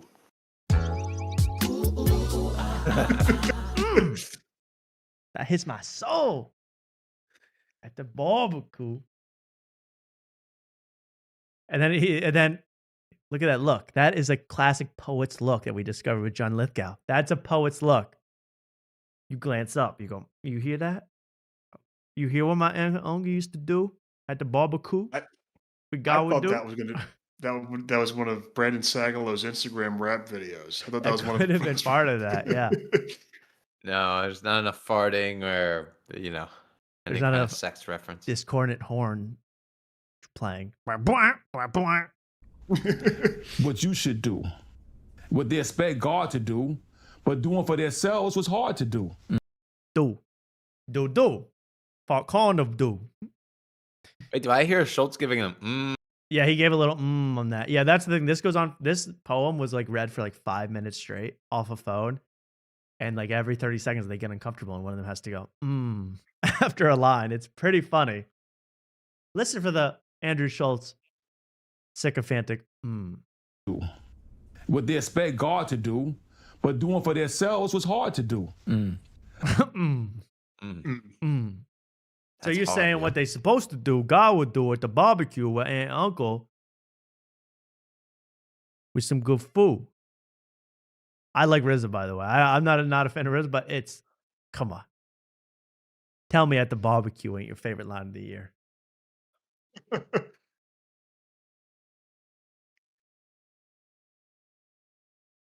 That was pretty good. That was pretty fun. I think we need to focus ourselves, get ready, and talk about Ben Bankas. Ben Bankas very quickly. I'm sorry. Ben Bankas. We covered him, I think, last week we covered him the last couple of weeks because he had that famous incident between himself and the non-heckler, that woman that just stared at him while he said horrible things to her. She owned him, as we all know, but then he created, to take advantage of the situation, because the video got like hundreds of millions of views on Twitter. To take advantage of the situation, he made himself a mug, which you can still find a little bit of, a mug with this woman's picture on it, who he mocked, sexually harassed, and pretty much threatened. He made a mug with her face on it. Triggered girl. What was the girl triggered by? How rotund Ben Bankas is. I think that's what really turned her off. This was on sale last week. This week, merch gone. The whole site. No merch at all for sale from Ben Bankas. It's off. Making me think that there's a lawsuit. There's a threat of a lawsuit from this woman, as she should, as I said last week, should be suing. Her likeness, and it was like her on the mug. On the other side of the mug was Ben Bankas looking smug as hell. Cartoon Ben Bankas. I'm like, if I'm a woman, putting me on the same mug as Ben Bankas is assault. That is a crime. Putting me on the same, beverage holder as Ben Bankas, that's a felony charge right there. Do not put me within 5 centimeters of Ben Bankas on a mug. That was pretty crazy, I thought. Yeah, didn't the Ben Bankas have a finger over his lips? Yeah, he was doing that. Kind of SAE. Yeah, he was shushing her even though she never said anything. Yeah. A little strange. But that's just to say, I think he's a little scared of this woman. But he did finally talk about the response to his post, what everyone was saying about it. I think you're going to enjoy this one. Bankas response to all the hate. There were tweets with 159,000 likes about how awful he is, how he's not funny. I mean, multiple 100,000 liked comments about how horrible he is, unfunny, oh, he's a pig, all this stuff. So here's his official response on stage. Oh my God, I've been having a fun week. I pissed off like 500 million liberals on X. It was pretty fun. Always Basically, what liberals. Yeah, I don't think has anyone but a liberal ever not liked Ben Bankas? It's like 100 for 100. You know, he could run over someone's dog and they can run the street screaming at him. Going, "What is it, liberal? I mean, what's your fucking problem?" This liberal is mad at me because I ran over the Chihuahua. Kind of a gay dog. Stupid liberal. Stupid liberal. Doesn't get it one bit. All you have to say, by the way, to Ben Bankas show is, like, there's like a million stupid liberals out there. Applause break. Applause break. For the idea of talking about liberals. It was pretty fun. Was it fun? Well, we're going to find out from your body posture and delivery. Was that this fun for you? How fun was this whole experience for you? Basically, what happened is I did a show in my hometown, Toronto. I popped into my home comedy club. It was just a regular night. But a lot of the crowd knew who I was. But there was a couple, you know, retarded liberal women in the front row. Good one. That were just Liberal for 2 liberals in 20 seconds. He's dropped now as a punchline. Okay. Standing there, kind of watching. And like, as a comedian, there's only so long I can look at somebody making that face in the front row before I go, okay, bitch, let's talk about it. So, and then, but she didn't want to, you know, this is the new liberal thing is they just don't talk. They, Oh my God. What does that mean? So he's changing this thing that this woman was completely, I mean, watch the video. This woman was completely disgusted by him, hated every second of it, didn't enjoy him, didn't enjoy when he started sexually harassing her and telling her her breasts were out of her shirt, but she never said a word to him. And he goes, "This is what liberals do now. They don't talk to you." What? What is that? That's his new stereotype about liberals? That they don't say anything to you. I thought they were loud and annoying. If I'm at your show, Ben, what can I do? If I don't like it, exactly. If I'm liberal, I can't leave. I can't heckle. I can't even be quiet at your show.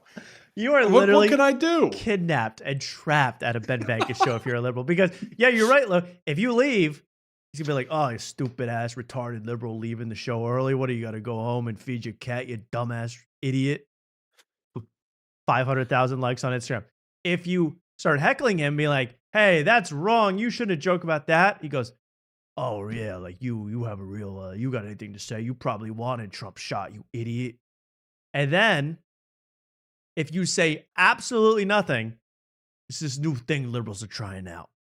Just kind of not talking to me. What the fuck? What's wrong with this guy? This new thing, these liberals, man, they're not buying tickets to my comedy shows. Yeah, right. This new thing these liberals are doing, evicted me from my home. Like, I mean, it's like freaking liberals, man. Well, Luke, you already pointed out, like, he always defaulted for an Indian voice, but now he's just defaulting to liberals. Like, that's yes. Instead of Indian, it's liberals. Yeah. Liberals are the problem. Well, let's see what else he has to say. I mean, he's gonna tie this up with a bow. I can feel it. So she didn't say anything, and I just, I was like, you're, fucking, you want to take away my rights, don't you, bitch? You fucking crazy. Whatever I was saying. And basically, the clip was, my fans liked it, and then all of a sudden it went viral on like trans Reddit. Trans Reddit. And so, like, all these, like, mentally unstable trans teenagers started, messaging me, being like, you're a fat fucking piece of shit. And you can't reply to all of them, right? Like, And then there were another 10 million trans leftists who didn't even message him, and that was just as bad, because they were silent. And he goes, yeah, all my fans liked it. It's of the minority of the people that interacted with the clip. Right. 1% out of the 500 billion who viewed it looked at it favorably. I mean, he is unbelievable. The Cope session we're watching here. The only people that messaged him about it were trans teenagers on Reddit. I somehow doubt But I thought there was 500 million people he pissed off, though. Yeah. Confused. I'm confused. We are trans, and there's 500 million of us, and we all hate Ben Bankas. You can't just sit there all day and be like, We're coming for you, Bankas. And you ain't going to hear us coming either. We're going to be silent coming out to your front door. fuck you, fuck you, fuck you, fuck you. You ignore it, right? But eventually, sometimes, you wake up, you didn't have smoke a joint, you didn't have a coffee. You're like, you know what? I'm going to indulge in this one. And so I replied to one person, and they were like, "You're a fat, misogynist piece of shit, horrible person." And they had they were trans, so I just replied, "You're trans." No. Yo, where were you with the roast? You're trans. You're trans. So his insults are: you're trans, you're a liberal, and you're woke. Those are his insults, naming things that you are. Crowd loves a lot it, of though. diversity in that crowd. Not a lot? A lot of white face.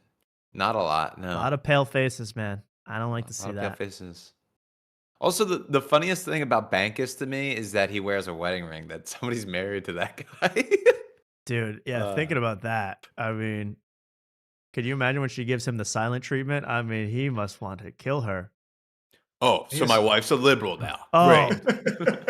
Judge, I'm sorry. I got to get a divorce. My wife's a liberal. He's a kid too. He's a kid? Don't make it worse. He's a kid. You know that? Yeah, he's a kid. Guys, my grandfather's been in a coma for 2 weeks, freaking turned into a liberal. Won't say a word. What the hell's going on? My child's only 2 years old. She won't talk. Fucking liberal. She's like...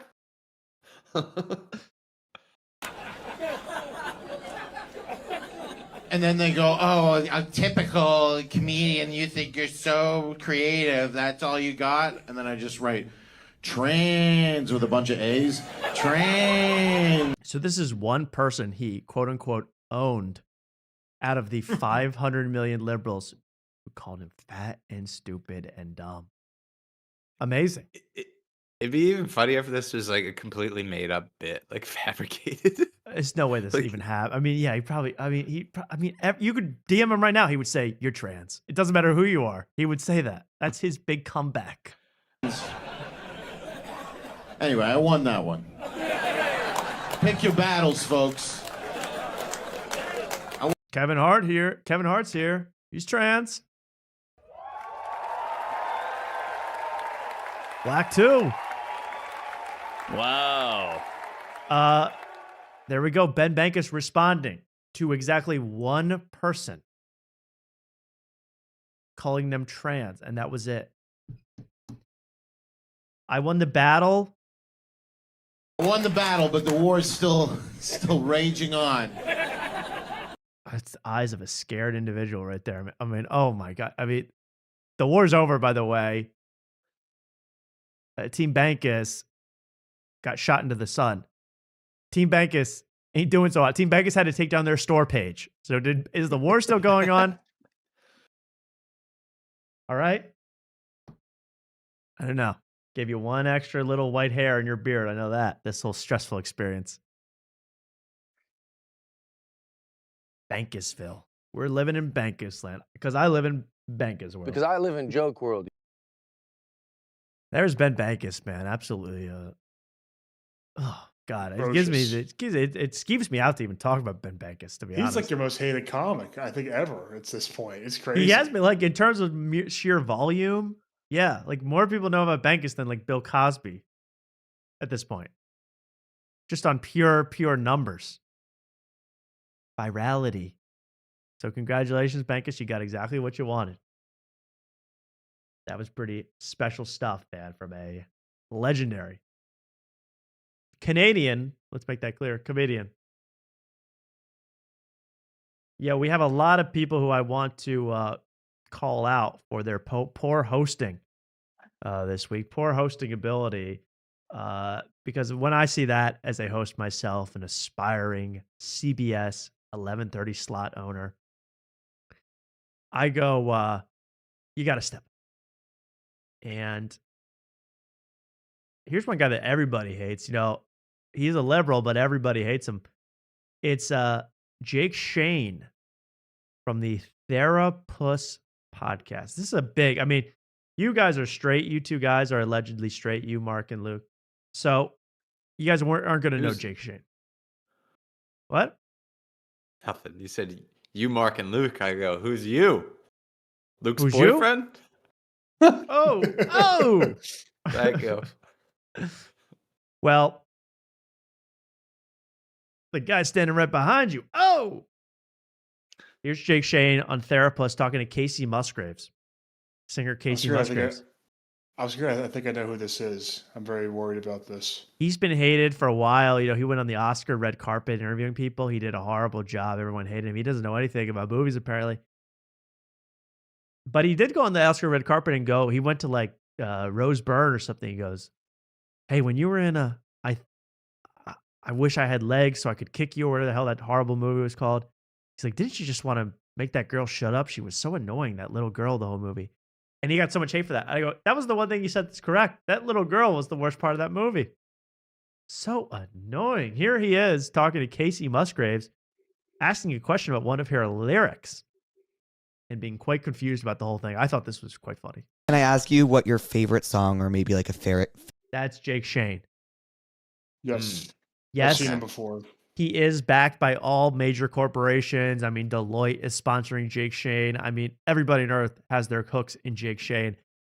And he still chooses to go I would call it a liberal route and hold the microphone instead of mounting it. Hold a microphone you're supposed to mount like it's a handheld mic. Not a fan. Favorite lyric that you've ever written is?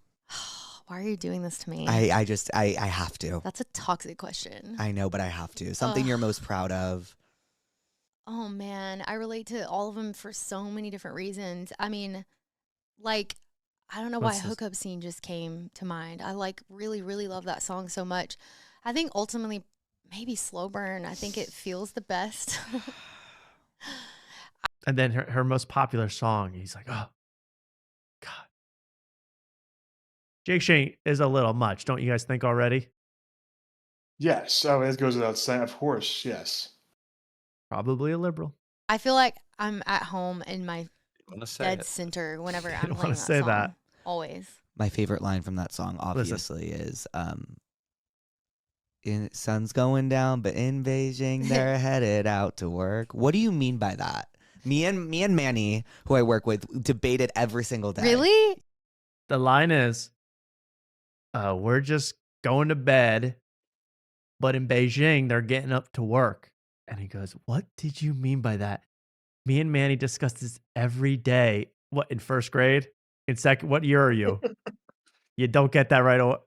And listen, Casey Musgraves is confused as hell. Yeah. It's not like a deep coded thing. I know. So this one isn't. So what does that mean to you? It literally just means what it means. It just means they're going to work. And I'm over here, like the sun's going down in Tennessee, and like over there across the world, people are like, it's a different day. And they're So she's explaining time zones to him now. Right? The must-see podcast. My God. What do you mean that it's sunny here and over there it's kind of dark out? Because it's sunny here. This is like if you gave your toddler a lisp and then interviewed him. This is what it would be. What do you mean by that? Boy, oh boy. Jake Shane. This is a hot podcast, though. I like this, a podcast. Therapist. I hate the name. That's one of the worst names ever. Isn't it? Fart Carnival, you might have competition. Therapist with Jake Shane is disgusting. Why is it called that? I know they have octopuses, stuff, octopi. I don't know, but it's puss with two S's. So I don't know what they're trying to get away with, what kind of Fart Carnival style antics they're going on Therapist. I would have called it Fart Puss and gone about my day. they're like going to work and starting their next day. And like, I'm over here, and it was very like stream of conscious. Like I wasn't putting a lot of thought into, like, it just was, it just like kind of came out, you know what I mean? Because I was just picturing, I was sitting on my porch in Tennessee and picturing these people around the world, like doing their thing over there, you know? It's like the world just keeps turning, and yeah. And you're all right with the slow burn. And I am all right with a slow burn. But if you're going to bed, then it's probably like almost time for bedtime then, right? For everybody. Everybody get on their jammies. Yeah. You have like your Therapists. stuffed plushie with you at that time. What's the people making? What are they doing? They're Jake Shane, not understanding time zones. Very embarrassing. And even saying we talk every day about this, which he doesn't, but he's sucking up. He's getting up. I ask my mom every day, how does the sun come up? We argue about it every day. Wow. You know, I can't go too much longer without a break because we need to take a break before we get to the Webby Awards, which you're going to love. You're going to love the Webbies. The Webbies hosted by Josh Johnson, who's all over the place. Comedian? Now. Comedian?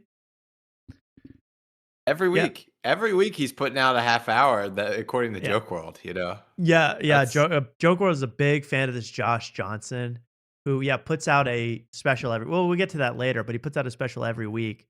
I think just so we can get mentioned by Joke World in the new specials. I think that's the only reason he puts out material. He's pretty much has the Josh Johnson segment every Joke World. Every show. Joke World segment. It's every like roundup. Yeah. Josh Johnson just had a special called Going to the Dentist and Then the Grocery Store. Check it out. You're like, how much can this guy talk? But it's like explaining the news to people. I don't know how you could really go through that as an audience member, but we'll get to all of it because the Webbies were not his finest showing. I'll say that. Tough to watch. And maybe I'm a little in my feels tonight, and maybe Mark is as well, because one of our favorites just posted, what would you call it? Like an Instagram relationship reveal. You know, one of these things where you're like, I don't know if she's single or not. I might be interested, says Mark. But then she posts herself with her new boy toy. In this case, no. Mark, Sydney Sweeney, Scooter Braun, dance session. Are you ready? Yeah, I'm ready. I thought you were going to say somebody else, but Who did you think? I thought it was Allie from her one appearance from Stiff Socks. You're still obsessed with Allie, her one appearance. I just want her to DM me back. That's all. Well, let's play this, and then because there's some copyrighted music, so I'll play this. Here it is, Sydney Sweeney.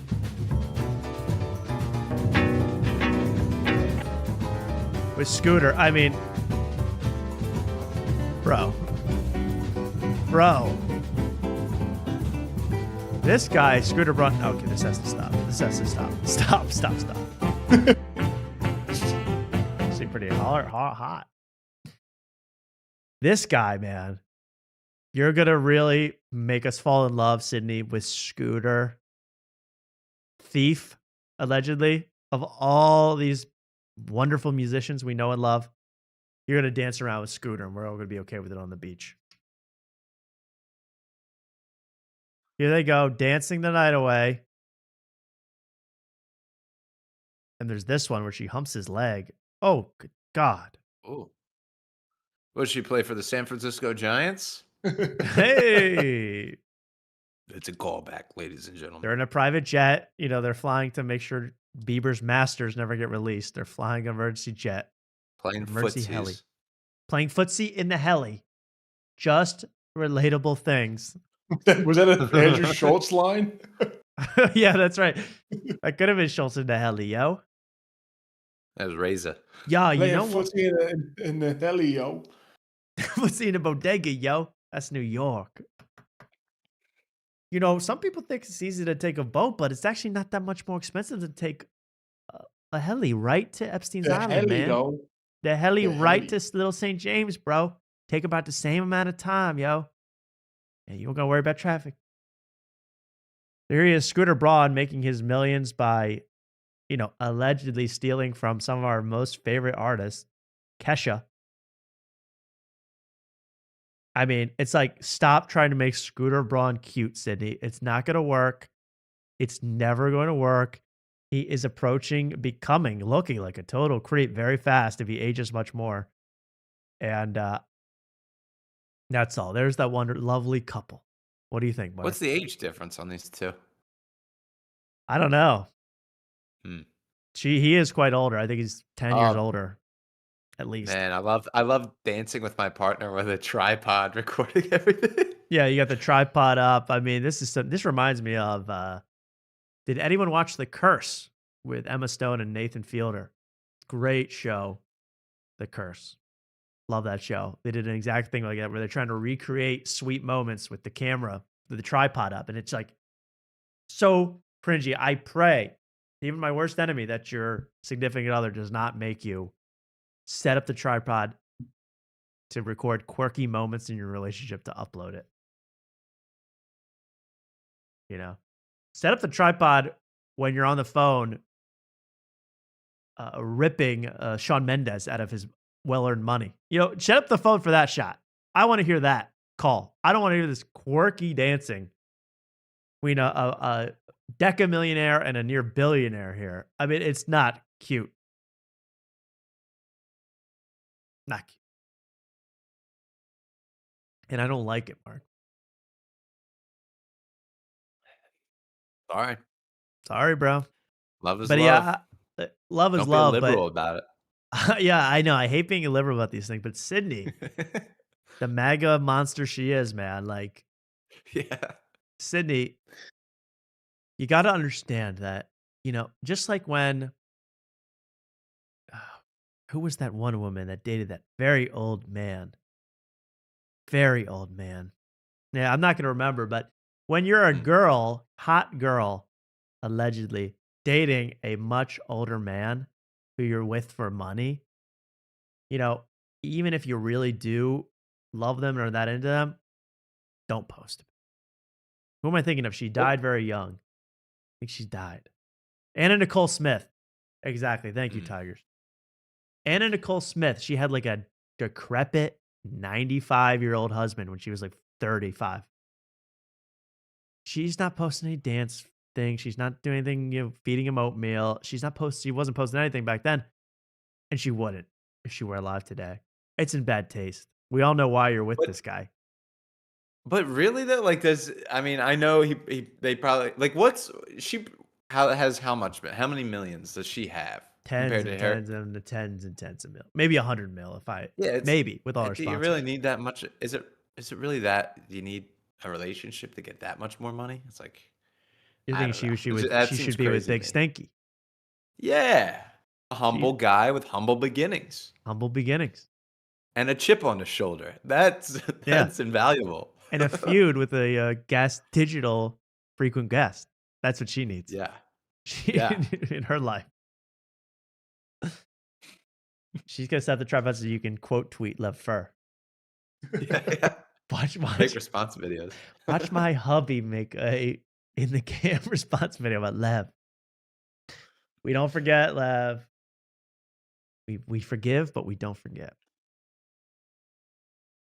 Well, I don't even want to leave. Like, I'm so excited to get the Webbies, and we might be drunk and so much other stuff. But I had to take a 2-minute break to stretch my little legs here. Remember to like and subscribe to the show if you're watching it. We really do appreciate every single person here.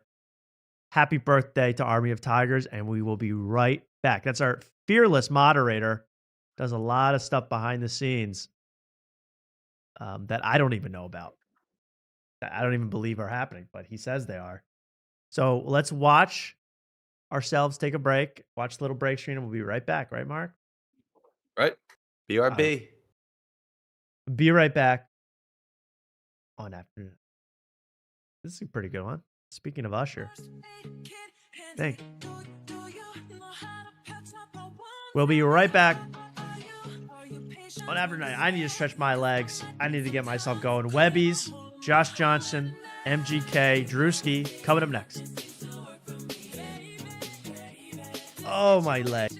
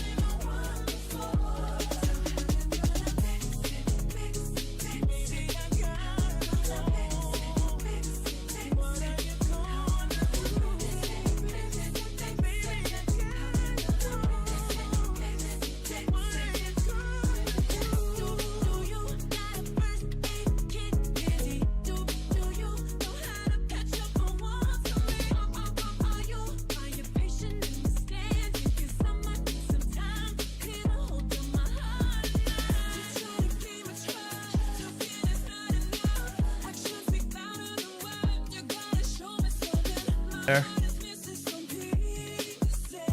You know, I'm back in my chair, reading the chat. I can't believe I opened with a. I can't believe I opened muted. I haven't done that in like a year. Hard to know though. Pretty funny.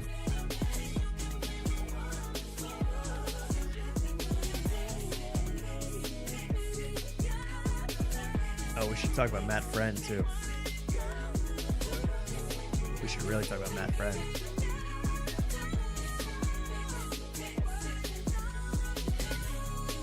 Jimmy at the Garden.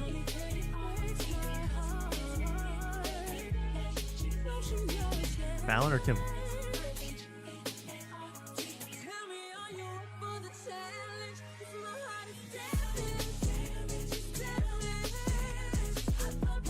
All right. No one's back yet, but I got to get to my life here. I got to cover more stuff for you people. I need to watch. Before we get to the Webbies,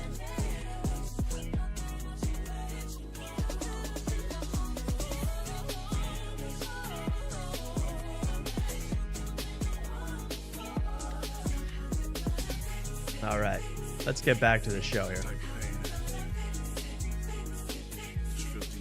Before we get to the Webby Awards, maybe the fakest awards in LA. I mean, I've never seen such artificialness on my screen. Before we get to that, this is from now 2 weeks ago, but I mean, if you haven't seen this, this is amazing content. This is primo, best of the best.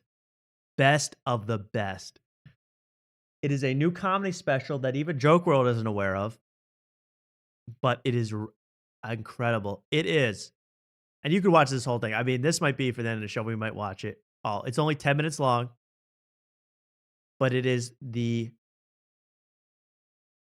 newest Matt Friend special. You guys know Matt Friend? No. Matt Friend, Mark, you must know, and you must. Matt Friend does a lot of impressions. He does impressions of Howard Stern, Donald Trump, Mitch McConnell, and he's kind of famous for his impressions, doing impressions of people to their face. He does a lot of work for CNN, and CNN gave him 10 minutes of their programming. I think this was on the cable network. R.I.P. Ted Turner. This probably killed him. To do his comedy special. Matt Friend, live, a CNN political comedy special. That's right. CNN is delving into comedy now, and they had a studio audience for an incredible late night special, a 10-minute special. I haven't seen that since Patchwork. Shots fired, yo. Wow. Shots fired. I don't know if I can even show this. Is this legal to show? I'm Wolf Blitzer. You're in the situation tonight. There's breaking news. Wait a minute. Wow. What are you doing? Nothing. I mean, you're crushing it, Wolf. No, keep going. I didn't mean to interrupt. And can I just say, you are stunning in person. That beard has not changed since the Clinton administration. I know you're a comedian. Well, I am, but my parents, Bill and Linda, are a huge fan. So this is, whenever you want to do your opening special, you go, who would I like to banter with before my jokes start? Oh, I know. Wolf Blitzer. The most natural back and forth guy you could pick to have a conversation. Wolf Blitzer, who looks mummified, and Matt Friend, who looks like a ventriloquist dummy. So you got to give it to Wolf Blitzer. He knows how to riff. Absolutely. Wait, is this Matt Friend guy? Surprisingly good hang. Yes. He's cool in the green room. I'll give him that. Is this Matt Friend guy like a man on the street for anything? Yeah, he does something. He's done that. He's done that. And okay. Robbie in the chat makes a good point. It's like all his impressions are like meant to like be nice. Like they're like you can do them to the person and be like, oh, you know what? You're a good egg. And I like your impression. They're all very friendly. It's all very friendly comedy. Luke. Okay. I think you're thinking of Jason Swoop, Mark. Me? Okay. The guy does. I don't know who we're talking about. I don't know. The guy who was doing the Trump impression at Alec Baldwin, and it got serious. Oh, that guy. Yeah. No. Yeah. I thought you meant I thought you meant Swoop, the Eagles mascot. Go Birds. Go Birds. No, I didn't mean that. No. Okay. Could you say hi to them really Let me quick? look into the camera and say to Bill and Linda, hi, I'm Wolf. It's good to have your little boy here with me. Bill and Linda. So your parents are Bill and Linda Gates. Bill and Melinda Gates. Matt Friend. Nepo baby. Little boy. In the Situation Room. Wolf. To them, you're a little boy. Right, but it doesn't matter Still. because laughter is the best medicine, and we got to heal America. Can we make people laugh? And you think if in the middle of a global crisis like this, if people are laughing, it's going to help? And like, Yes, who in I the do. production staff told him grab an apple? That'll make you seem more relaxed. I mean, this is wait for the actual material. Go nuts. Is he wearing a woman's blazer because it's like covering his cleavage? Yeah, I know. Sorry, like I got nipple on the brain. You got nipples, man. I mean, I did Ayo pause, bro. something. Talk about Matt. You're so desperate. You're getting into Matt Friend's nipples now. I mean, this is nuts. I'm just in the wardrobe. I don't know. I know. You know why I am? Queenie of you. Why? Tom, I tried on my tux for the wedding. Yeah. I had to send back the jacket. Didn't fit. Too small. Too big. Too small. Long arms too long. According to the fit. Didn't show I any asked of the them to white go a shirt. size up so that would inspire you to start working out, but I guess it didn't work. Yeah. Time for America Laughs. Let's go. Ooh, this is rocking. Oh my God! Hello! Whoa! Okay, so already the worst possible audience you could ever perform to. I mean, there's been shows at Bar 13 with more and better audiences. Yes. I mean, these are a bunch of CNN interns that have been forced to sit here and watch what happens. Welcome everybody to America Laughs on the eve of the White House. Less friendly than the Correspondents' Dinner. Ravens I'm Lounge. Matt Friend, apparently my parents' little boy, and I am beyond thrilled and grateful to CNN for having me. You can actually, in this special, I mean, it's going to get so bad, you can count individual laughs. That was one. Someone chuckled at OAN. I mean, that's how it gets deadly quiet very quickly. It was actually originally supposed to air on OnlyFans and Pornhub, so thank you so much, CNN, for stepping up. So I know you're all wondering, like, what is this? Well, in 2024, I had the opportunity to get up in the middle of the White House Correspondents' Dinner and perform for President Biden. And shoot I'm not somebody. sure he was. And run as fast as I can. Dude, you got a big neck, man. I never even noticed. Whoa. Giraffe. The friendly elephant. Matt. I mean, giraffe. Fuck. Let's redo that. The friendly giraffe. Bad friend. Wow. Was alive. That is the longest neck I've ever seen on a human being. A lot of, I mean, that head looks like it can pop off and be put on another body. I mean, that looks detachable. He was alive when I was performing, but it was a real thrill nonetheless. For decades, going back to Sid Caesar and Johnny Carson to Norm Macdonald and Bill Maher, comedy has been one of the things that makes America. Had to throw in Bill Maher in that, huh?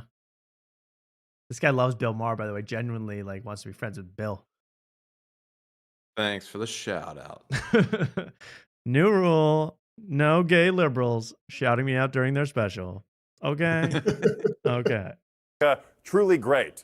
The philosopher Aristophanes once said that comedy is allied to justice. And to me, the idea that a comedian can openly mock or impersonate the leaders of his country in front of them with no repercussion is what makes America not North Korea.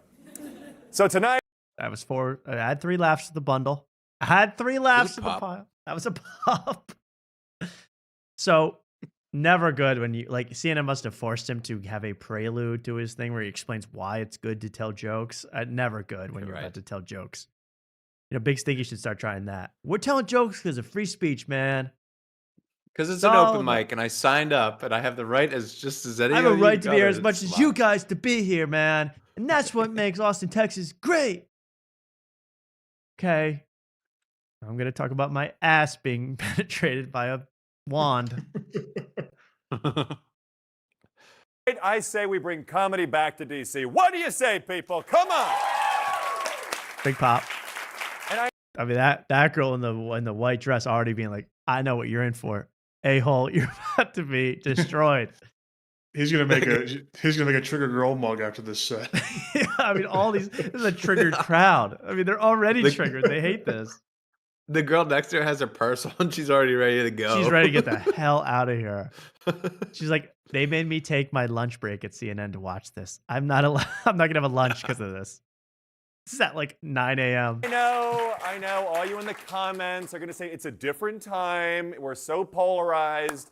But I've had the opportunity personally to appear on Fox News, MS, and now CNN. And I've found there's a discourse in America over the bias of late-night TV and its role in today's world. I'm very mindful of the fact that fewer than 300 people are watching this on CNN, while hopefully millions watch it like this. While taking... Oh, no. Oh, my God. He just did when he went to portrait mode. Oh, God. That didn't work in the room? Yeah, I mean, no one even knows what's happening in the room. And we're watching it full screen, Matt. Don't you worry. I want to see every inch of this frame. How many views did this get? It says like, this on YouTube? Oh, yeah, it has a few 10, 20, 30K. I don't even know. This did better than our Jeff Dye interview. Shit. Hard to believe. Swalwell. I know. Because the scandal. Oh, this one. This was the bomb of epic proportions, this one. No one laughs. One girl makes a slight titter. While taking a massive Swalwell. Because the scandal. Got it. I really do believe, though, that... and they're all out. They're all checked out on you, Matt. That guy's sleeping. That guy is asleep. Hey, sir, who are you? Joe Biden? Sleeping? Oh, no, I'll leave you alone. Sorry. Keep sleeping. Comedy is a through line. What are you, a liberal? Sleeping during my set? It's a new thing these liberals are doing, like falling asleep for hours on end during my sets. Like, what the hell? But how can one even begin to write a comedy show when the news itself already is one? I mean, what is the joke when Pete Hegseth is already quoting Pulp Fiction as gospel, or Donald Trump is flirting with a UFC fighter, or clavicular opens a nightclub after ODing? Why did I even just say the word clavicular? What is that? Oh. That's maybe my least favorite type of joke, where someone says something and you go, how do I even know what that is, man? The world is so wacky. Ooh. And the audience didn't like that none either. I want to watch this whole thing, Tom. You got me hooked. You should, by the way, know about clavicular. You should know about Neon streaming with Aiden Ross for the Tekashi 6x9 gender reveal party. I mean, you should know about these things. All right, you're in the world. You're living, Matt. What's so amazing about the news right now is I can literally just repeat what politicians are actually saying, and people think that is the joke. No, you wouldn't. To prove it, since many of you at home are thinking, do the voices, monkey boy. That's why we tuned in. Here are the top news stories of the day as delivered by the people they are about. And okay, so now we get into impression time. You guys get ready to just... This is going to make the audience actually walk out. This is cringe as hell to do these impressions. Only took him 3 minutes to get to his big bit, his big impression. 3.5 minutes, you know. You're kind of going Chappelle mode, man. You're telling an 80-minute story to get to 2 minutes worth of jokes. I love it. Let's hear it. Let's hear these impressions. I'm not saying they're bad, just let's hear them. Fun drinking game. Cash Patel will take a shot each time I do a new impression. Buckle up, Cash. Nothing.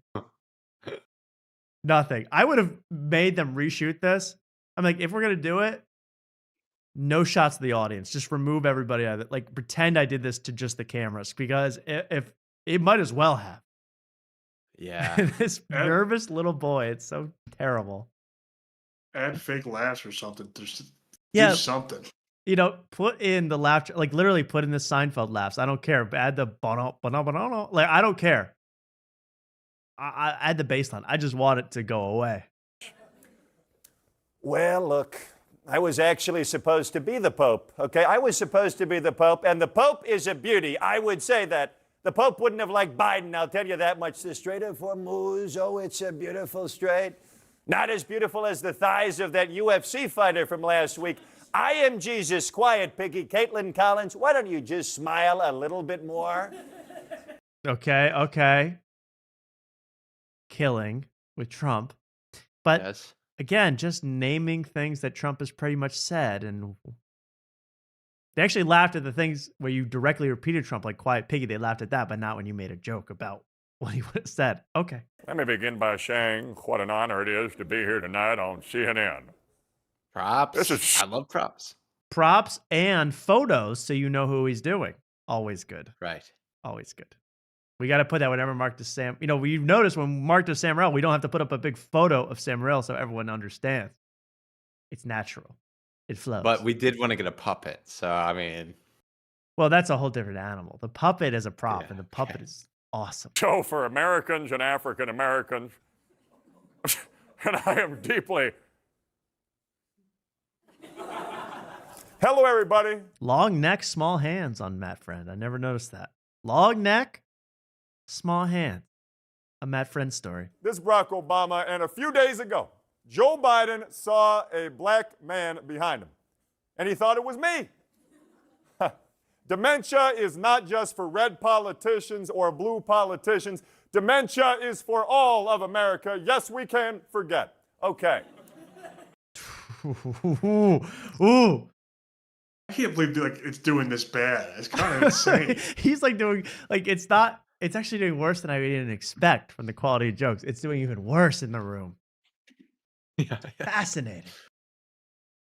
Why You wouldn't want to see him do CNN just Biden? say fake- Why wouldn't they just tell him to tell the crowd just to fake laugh though? Yeah, why would they Or not just- like the production, man? It's crazy. for Just doing that edit stuff. it in. Like, Big Edit it Stinky's never recording his special with CNN. No. Sorry, CNN. You missed out on a gold mine. Come on, man. That black guy looked exactly like you. What are you talking about? We beat Medicare.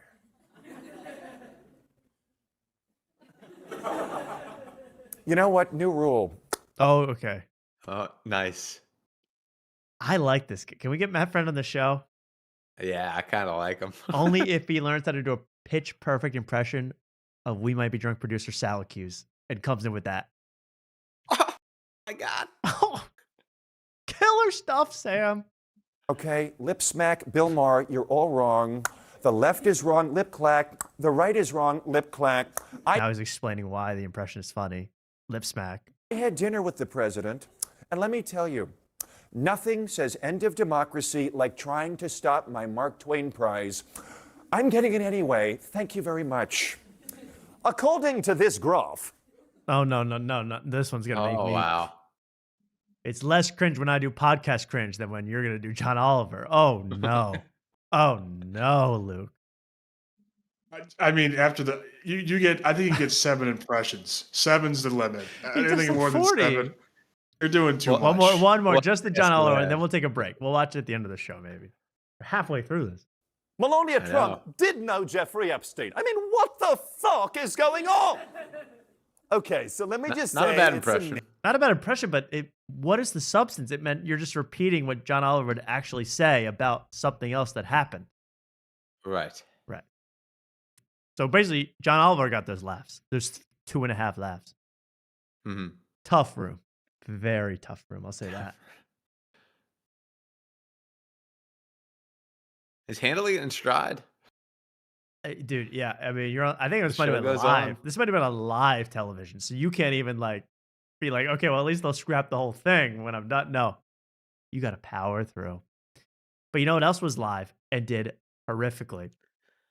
The 30th annual Webby Awards. Webby, as the name implies. It's for all things Spud Webb related in the NBA. No, it's to honor like a web-based things. But it's very broad, you know, like they just kind of, it's one of these things where you realize, oh, it's like marketing so that companies can say, we want a Webby. That's why this award show is hosted. And there's no other reason, but a lot of celebs stopped by, so it was really worth watching. We got to watch the Webbies. Do it. Right now. Okay, so this is the, we'll watch the intro of the Webbies. The Webbies start now, and they're all about viral moments. I have a lot of places to go in this that are very important, but just watch the intro with Josh Johnson. Now, here's why what Trump is doing is so crazy to me. The Daily Show, it's Josh Johnson. Hell yeah, bro. So you're on team Drake. Kendrick. Shane Gillis on team Drake. Wow. Welcome to the 30th annual Webby Awards. Give it up for yourselves real quick.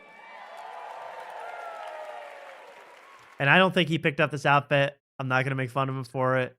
Webby's made him do all this stuff. They wrote all the jokes. They did everything. He's stuck reading the prompter. Well, it seems ill-fitting. He's like, it's very stiff on him. Yeah. I don't know. Well, I think this also, this does also work, this suit, as camouflaged in an old lady's bathroom. If there's on the wallpaper, you can really blend in. Yeah, it's like Hawaiian pattern, but it's gray. But it's all It's gray. a shower curtain. Gray slate. It's a shower. It's Well, this is weird. if you get 150 kills with the ACOG scope attached, you get this skin. Nice. It's nice. This is the internet's biggest night. This is like the Oscars. You want to talk about a bomb twice in a row. Mad friend to this. This is bombing. This is pretty entertaining stuff. If you like watching bombing like I do, this is awesome. Of videos that people actually watch. The people here make you feel safe, seen, entertained, and joyful. Tonight is basically the opposite of the White House Correspondents' Dinner. Too soon. And we have better security so everybody can relax. He's actually killing right here. It gets much worse. It's fine. It's fine. It's amazing to be here hosting the Webbies. I have to admit, though, the first time I ever heard So of it just keeps going on. It's so long, but then here's where they're bomb. I mean, it really starts ramping up. Josh Johnson. where you could walk out of a break room where someone just microwave fish and then see Jesse Reyes live.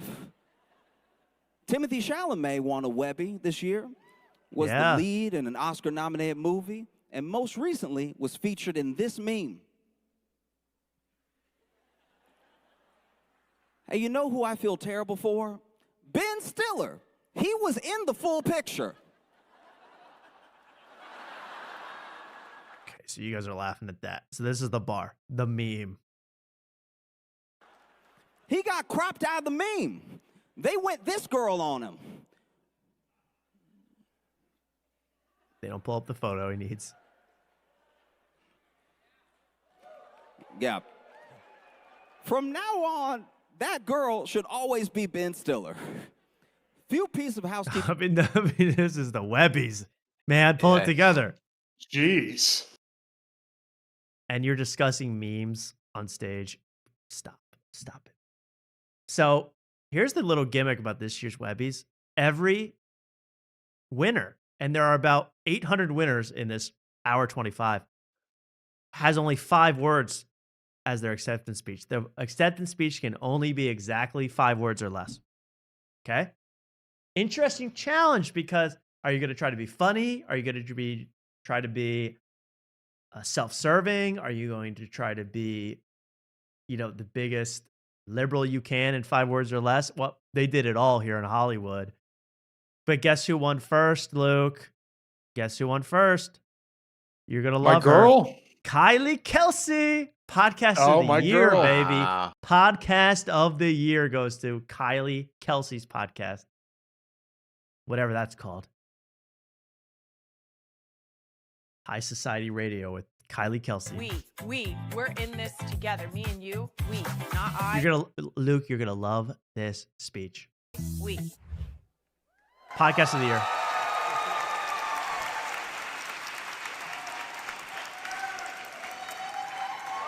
There she is. Women supporting women.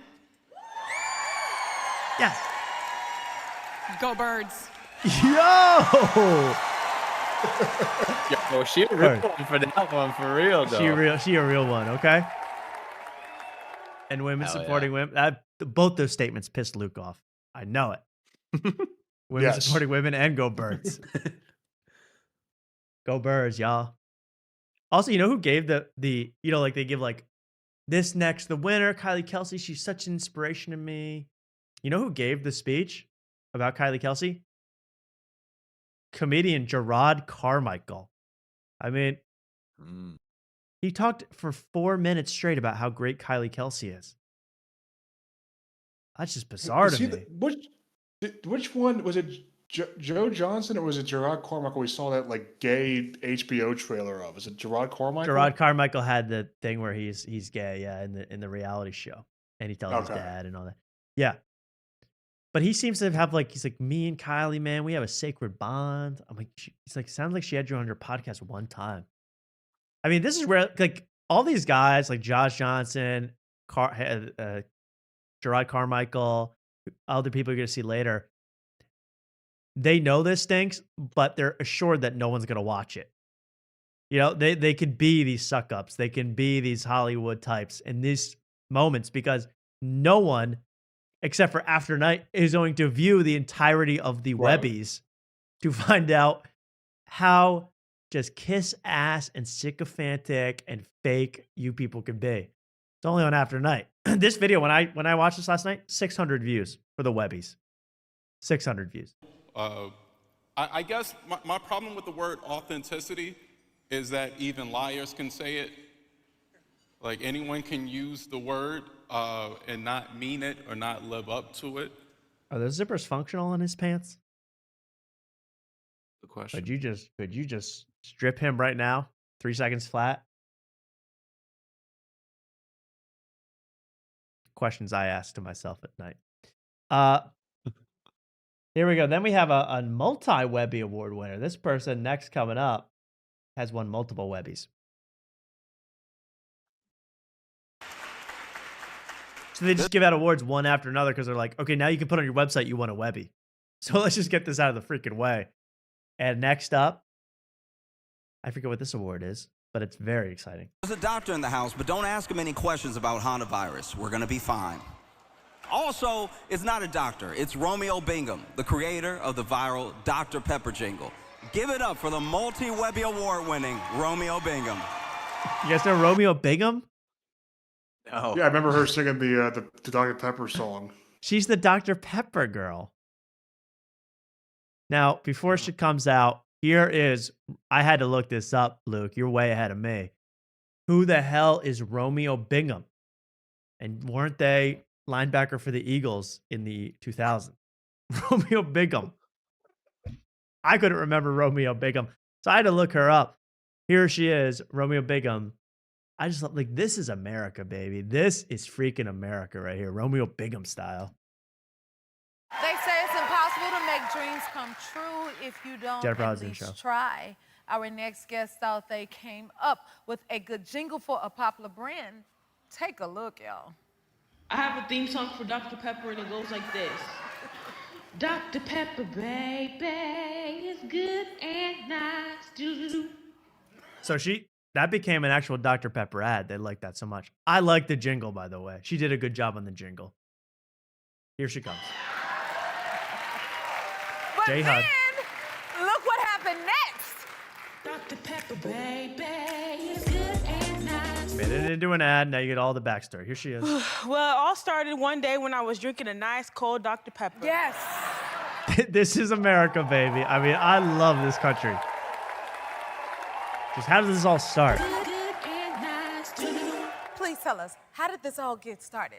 Well, it all started one day when I was drinking a nice cold Dr. Pepper. Yes. You drink soda? I don't buy it. Next, here she comes out to accept her Webby.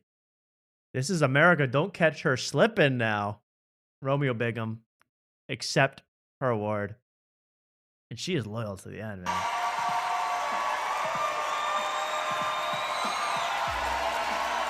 Sing because she loves green. Listen to her speech. 5 words. Dream, create, drink Dr. Pepper. Oh, I love this country, man. By the way, she's won multiple Webbies. What else did she win for? I mean, she's like, was like a girl in like a house in South Carolina. How did she win it? I mean, that's what I mean. It's embarrassing that we don't have a Webby yet. I mean, everybody on Earth has a Webby. What would your 5 words be, Tom? I would say celebrate, reflect, watch Fart Carnival. Thank you very much. That's facts. That's facts. Whatever, bro. All right, Mark, you challenged me. What's your 5-word speech? Oh, I didn't. At the Webbies? I didn't. That's I didn't 4. Really think of one. Okay, that's over 5. Okay, we'll move on. Oh my God, it's easiest one ever. What is it, Luke? It's a What fart, is it? It's a fart carnival. There we go. It's a fart. Yeah. Dr. Pepper jingle. That's its own award category in the Webbies. That's how much they go. Best Dr. Pepper jingle. Romeo Suarez over there. The name. Now, Suarez. then they bring out a robot. She's Hispanic. I love this show.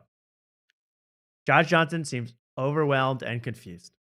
On behalf of the Walt Disney Imagination. No, that's not Luke. I loved your green suit. That's just that. That's not nice. That is not nice. That's my friend you're talking about. That's hysterical. Bruh. Bruh. Okay. Engineering team, please welcome Red, the BDX droid. So Walt Disney wins in a category. Here comes the droid. This is actually pretty dope. That's pretty cool. Till you find out Kevin Hart was operating it the whole time. I mean, it was.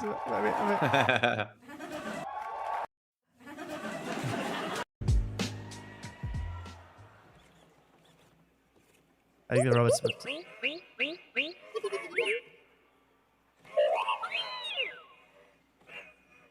That robot right now could take Shane Gillis's hosting job. I'm just saying. Look out, robots.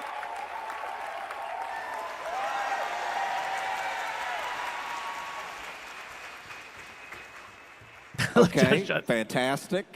Fantastic. How much do you think he got paid for this gig?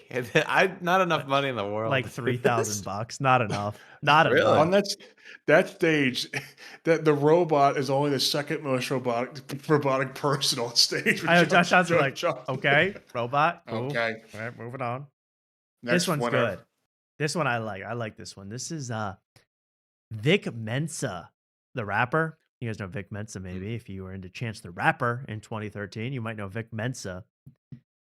Have you seen Vic Mensa recently do these Orange Tree series, as they call it, on live? Like, Luke, you would hate this more than anything on earth. The Orange Tree series. No, I feel like I've heard of it. I have no idea what it is though. Okay, let me see. Vic Mensa, like he does these talks where he walks up to the camera. I know exactly who this is, and I fucking hate this guy. I knew you so would. much. I know Luke would hate this guy most of all. I know this one. I don't know why. I just felt it. You've probably seen this guy online, Vic Mensa. He's the guy. He picks a banana off a tree and starts eating it and talking about the Alex Preddy murder. 1,000. You just nailed his entire shit. Yes, exactly. It's horrible. Or a watermelon. Wow. Whoa. Just kidding. That's Tony Hinchcliffe's thoughts infiltrating my head. Here's what he does. The president of France says he is the true Pan-Africanist. You are a panhandler, sir. Everything France has is a fucking handout from. And then you have to like erotically peel an orange while you talk to me. Like, get out of my space, bro. The art in your museum, the gold in your reserve. So for those who don't know, Pan-Africanists are the So he talks down to you while peeling an orange, and that is winning a Webby these days. The Webbies used to mean something when I was a kid. ones who fight for the unity of the continent, of which France assassinated like all of them. Gaddafi being a prime example. So you get the picture, right? Yes. You want to just go crazy. And then here comes out, he won. Let's hear his speech. I love this speech. One of my favorite speeches of the year. He highlights crucial issues in our world today. All like how to peel an orange. While maintaining humor and hope. For his no bullshit ability to speak truth to power, he's taking home the People's Voice Award for arts, culture, and lifestyle and social. Make some noise. Wait, what is that? What is that award? The People's Voice Award for art, life, culture, and social. Yeah. Where do you put that on your bio? I mean, that's a long title. That's a long award. For Vic Mensa. Here he comes. Listen to the speech. Gaza, Congo, Sudan, Cuba, Iran. Is that 5? Well, that was 6. Gaza, I not count. Congo, Sudan, Cuba, Iran. Gaza, Congo, Cuba, Sudan, Iran. Places I want to send my in-laws on vacation.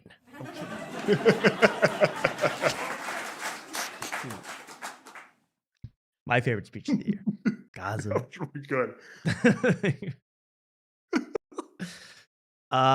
Incredible. Okay, and then it keeps going. I mean, this is the best award show of the year, man.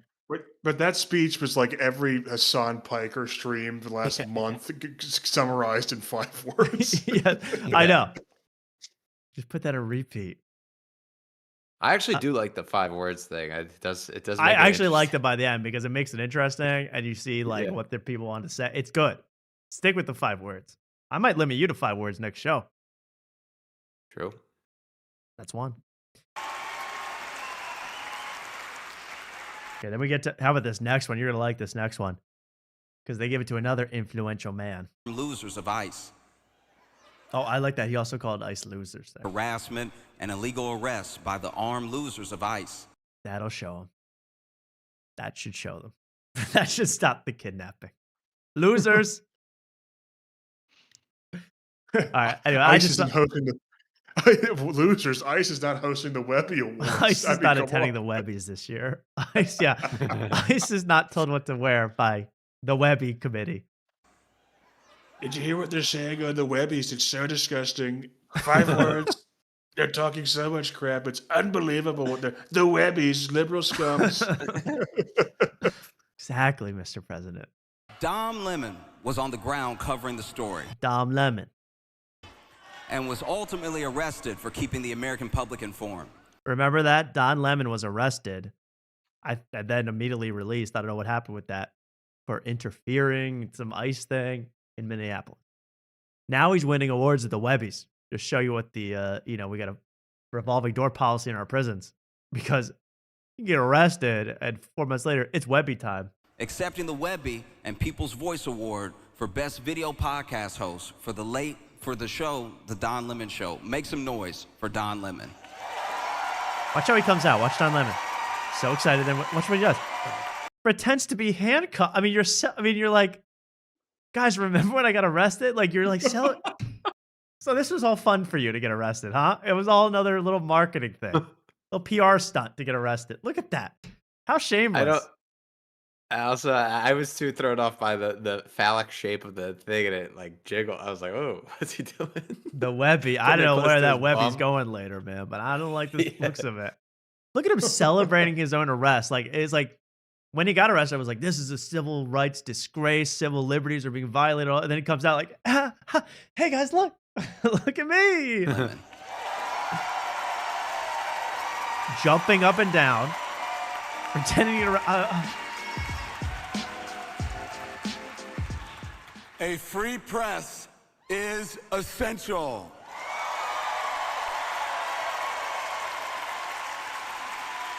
Just how far up your ass can you go? He could have done without the A, and he could have had another word. Could have added a tag at the end. He need to just cut that joke down a little bit. I would have ended with hantavirus, something topical. Keep him thinking. Think when you leave. Okay. All right. Let's keep going. The Try Guys win something. There's only did you know there's only 2 surviving Try Guys? Like there used to be 4. Now there's 2 and they still call themselves the Try Guys. I don't know where the other 2 went. Which one? Is it the tall one and the short one? Yeah, the tall one and the short one. The Asian guy's gone. And the other guy who like cheated on his wife. Cheated on his wife is also gone. So they got 2 Try Guys left. They start hosting the award. It was like so confusing. Like, hey, you mind if we try hosting the show for a minute? And Josh Johnson's like, oh, gladly.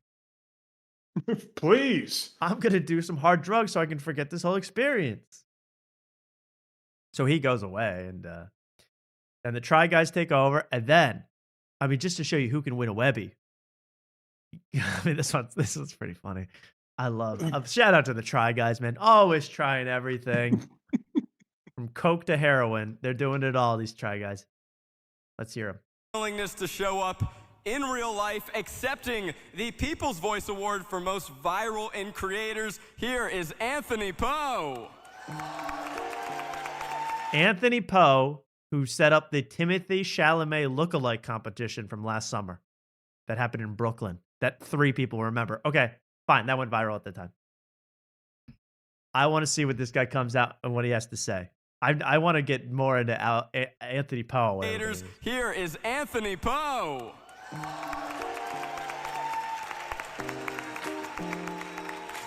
All right, so already cool as hell with the hair. Make memories, orchestra, mistakes, and friends. Make mistakes? Okay, I think I'll get that haircut. Woo! You in a roasted mood tonight, Tom? I am, man. I better not see Lizzo around. It's gonna be danger.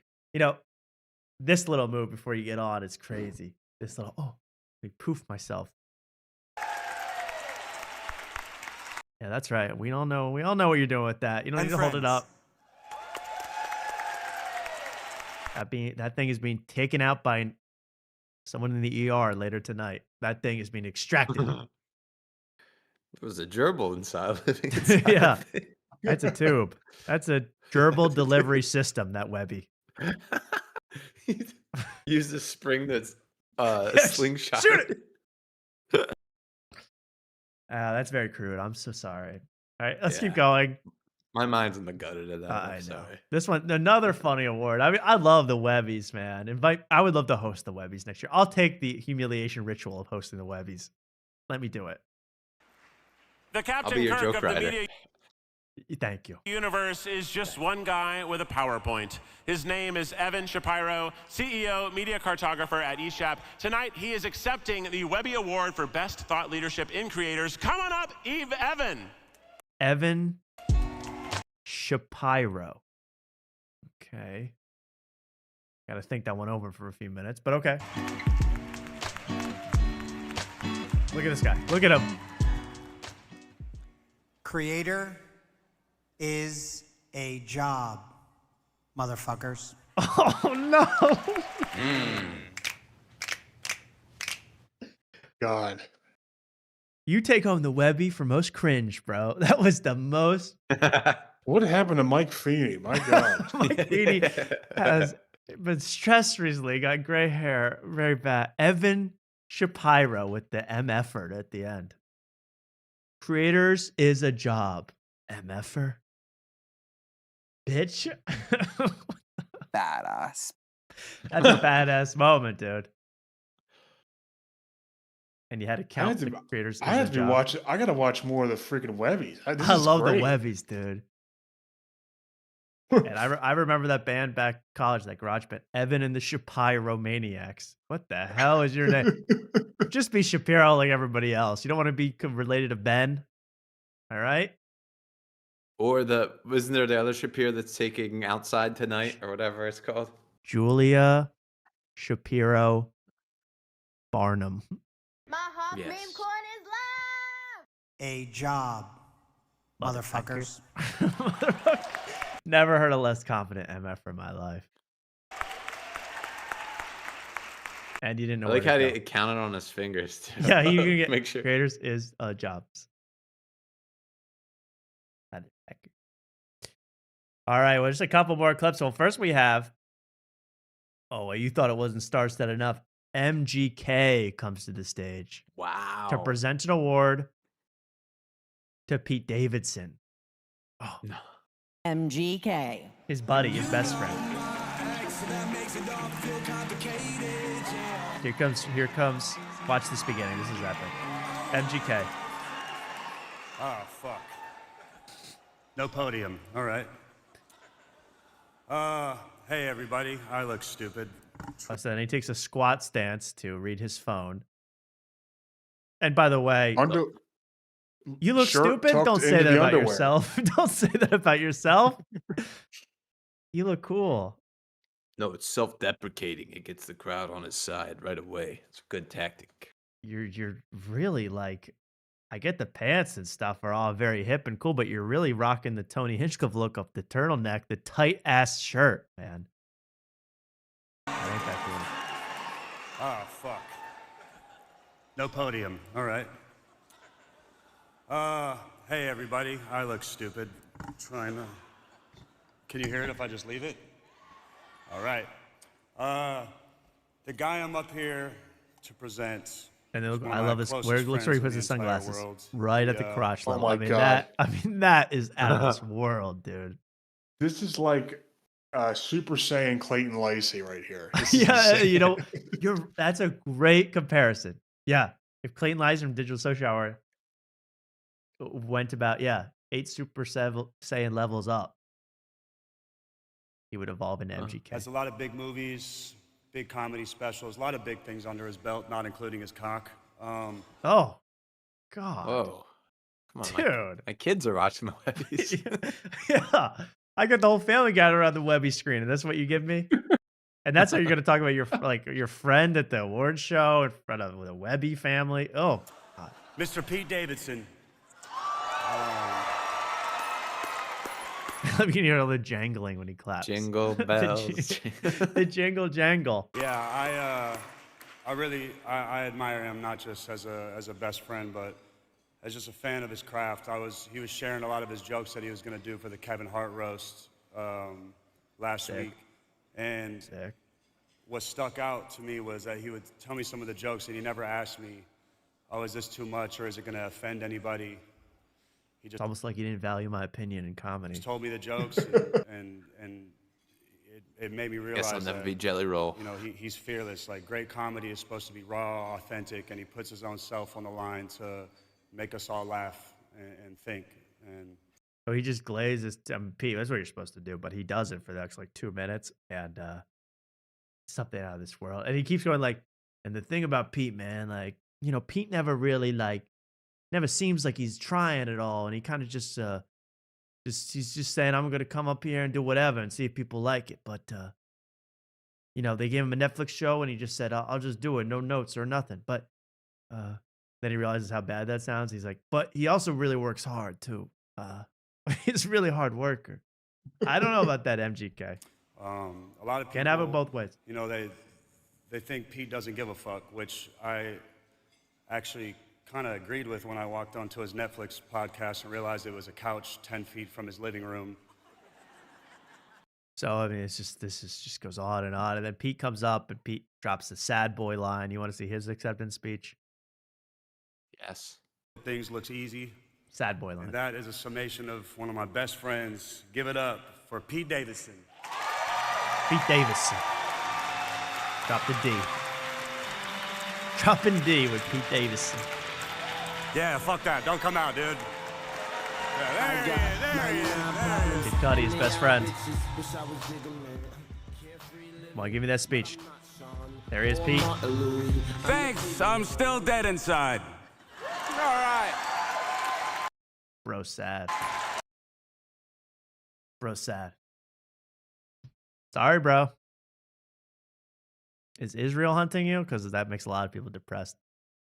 I mean, if you watched this whole thing and you had to go out and accept an award, I'd be like, I'm dead. I would be dead inside at this point. Yeah. And here's Mr. Alive Inside. I mean, it's Hypno Green, everybody. I mean, AKA Jack Harlow with the beats.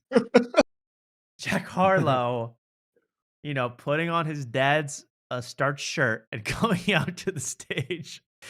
That's like a Muslim hat. Why is it is a Muslim hat. I mean, he's gone full just black, again, he's gone neo soul, fundamentalist. He's gone Erykah Badu. He's gone so far up his own neo soul butt with this. Since then, I've watched Drew. Is this an award given to Drewski, Luke? This is for an award given to Drewski for creator of the century to Drewski. Listen to this. Drewski about how far we both wanted to take things. Since then, I've watched Drewski become the most important comedic voice of his generation. Wait, what you mean? What exactly you mean by that? Yeah, what does that mean? The voice of his generation, Drewski. I guess he won that title when he made when the TSA agent got too much attitude. I mean, that must have been that sketch that put him over the edge in terms of the voice of the generation. Or when your baby mama be acting foolish. Right. When the homie's mixtape is not fire. That must be where he became a voice of a generation with these skits. Despite growing into a commercial juggernaut, his work continues to become more and more artistic. His social commentary. I mean, do words have any meaning anymore? Drewski is a commercial juggernaut. What does that mean? He's a sellout, and he does every single ad you've ever seen on TV. He's in T-Mobile. He's in FanDuel. He's in MGM. He's a commercial juggernaut. Yeah, you can only say words that you know the definition of, because there's no way Jack Harlow knows what a juggernaut is. Juggernaut. But I mean, literally, that just means like he'll do any ad you ask him to. He's never said no. Juggernaut, his work continues to become more and more artistic. His social commentary is boundary pushing and indicative of how observant he must have been during his unique upbringing. When the white boy get a little too comfortable around the brothers, Drewski just stepped up to another level. He's just ascended. Like Drewski's skits, no offense, Drewski, they're supposed to be watched at your job on break for 25 seconds, and you're supposed to go, yeah, I guess the DJ at the club really do be acting like that. Is there, what else does he do? What social commentary? He dressed like a white person twice. Right? No, one was Erica Kirk. Yeah, that's the big one, right? Voice of the generation. Voice of the generation. It's brought me so much pride to see my friends star in commercials, sell out arenas, and build Could Have Been into an empire. Big sigh. Was you about to cry? I don't know. I'm just thinking of that when I think of him and that ad he did for Allstate, man. It's just, he's a commercial juggernaut. Then we get a compilation of Drewski. I mean, you want to see how he changed the nation. See that line there? It's all for auditions. People are lined up. So he brings out little people and children to dance for him on a game show. Okay, that's the first time he's a culture juggernaut. When he brings out little people from the hood to dance on Could Have Been Records. Right now for comedian, Juggernaut. influencer, Drewski. I'm 27. I'm 27. Take the hat off again. 46. You met Timmy? Why you think he say Chalamet? Exactly. Girl, that's Jamaican. Duh. I mean, the voice of my generation.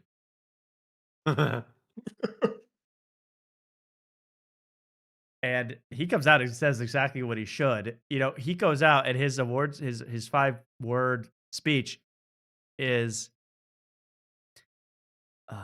thank you to makeup artists or something like that. Like, all love to my makeup artists. Because without these makeup artists, Drewski would still, he would not have the cultural phenomenon status that he has if he didn't, sit in a chair and get painted white for 5 hours. I mean, just saying. I'm just saying, everybody. My 5-word speech. When the Uber driver get mad. Oh, that's sick. When the Uber kind of stink. Thank you. Thank you. Drewski, everybody. And that was the 2026 Webby Awards, man. I mean, that is really a look into the underbelly of Los Angeles and to show you what people will do for an award, what they will sell out to do, and what they can be bought and paid to do at the Webbies. Congratulations to all the winners. Mark, you keep moving like you're going to say something. Yeah, what are we going to have to do to sell out to get our Webby next year? Kind of jealous. I wouldn't mind a Webby I could definitely use it. It looks like could be used as a box spring for my mattress as well. So I want a Webby here. Yeah. I don't know how to sell. Like honestly, they give a Webby to anybody. So I think if you just politely ask and say, "I'll promote my Webby." Rick Glassman's been trying to get a Webby for like 3 years. Ain't no luck. Oh, really? Oh yeah. Is there a? Wait, I got to see the categories. Is there an interview of the year kind of thing? Oh, that would be great. Yeah, podcast interview of the year. Yeah, there's probably like podcast interview with 2001 liberals of the year. Like there's like they're trying to get everybody an award. They don't discriminate here at all, and neither do we on After Tonight. Thank you. Now we have to move on to more and more beautiful, beautiful content, man. I mean, there is a lot more to do. If you don't mind, you guys mind? I want some Matt Friend. You want more Matt? Yeah. Wow, I never thought. I mean, that might be the first time that phrase has ever been uttered. I want more Matt. All right, you asked for it. I'm sorry, everybody. Let's do one more minute of America Doesn't Laughs. America want to laugh with Matt Friend? I sure do. America cries.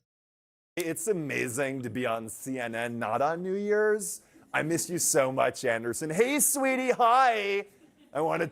Now, that impression of Andy Cohen, the boss of Bravo, is, I guess, meant to only impress Andy Cohen of Bravo. Like, why else would you? Who cares about Andy Cohen? What he sounds like. All right. Yeah. I'm sorry, Matt. I'm not giving you a fair shot. Let's listen. Take some shotskis with Kash Patel. He's cute. Yes. Amazing. Robin, I'm watching this kid do 15 impressions in a row, and I want to know this. It's actually not that Can bad. you be No, the Howard Stern one's good. It's a good impression. Howard Stern one's great. That's how he became very famous at first. himself for 2 seconds? It's driving me crazy. Now that kind of laugh. A laugh. Nice. A laugh. Literally. I did not know Jeffrey Epstein. I mean, I knew him, but I didn't know him. But I love a good time. I do. I really. Let me be very clear. This is a show not just for the top 10th of 1% of America, but for the entire world. I'm so deeply filled and honored. Oh, now everyone's favorite impression, King Charles. All right? Right. That'll bring the house down. Everyone's favorite impression, King Charles. Yeah, no one else does that. Literally. That was to go from Bernie Sanders into a quick draw in the King Charles. Masterclass. Great. Never seen anybody do Masterclass. that. To address the United And to zero interruptions. I mean, no one's laughing. No one's making any noise. I mean, you can really flow state through those. States Congress on Monday. My dear mommy would have been so proud. Andrew is not coming, and that's a first. Camilla Ibble Dibble. You know, let me just say, I stand for freedom, liberty, and Cancun in times of crisis, and that's what I believe. Yes, it's true. I do. It's getting painful. Okay. All right. You're done? Can we take a break now? Yeah, I'm yeah, sick. we I'm can actually go gonna back to the regular. I can't. I'm sorry, everybody.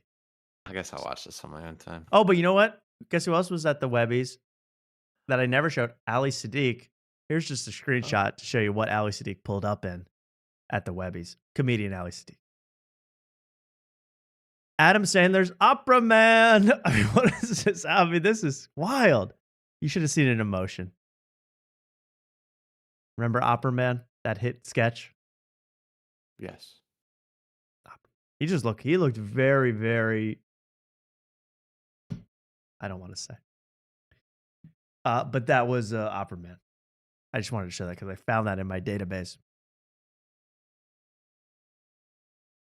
Who else has embarrassed themselves recently? I mean, definitely Jimmy Kimmel. You could show that.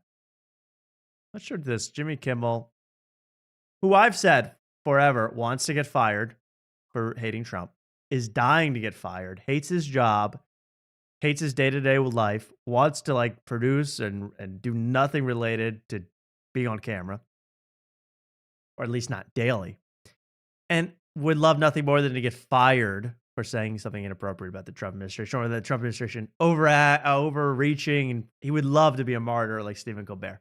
Hasn't happened yet. I think Trump is smartly putting him in some kind of limbo hell state where he cannot escape the show.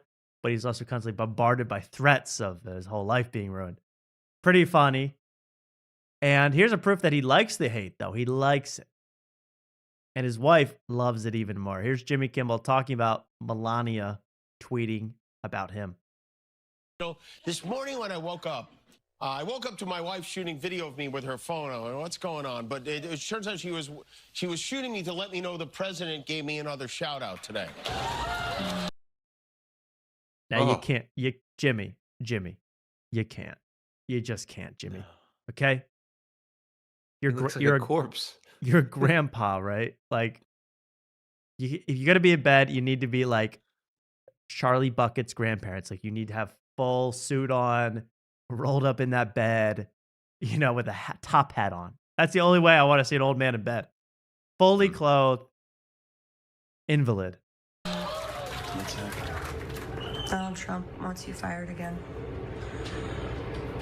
I haven't even been fired once. How can I be fired again?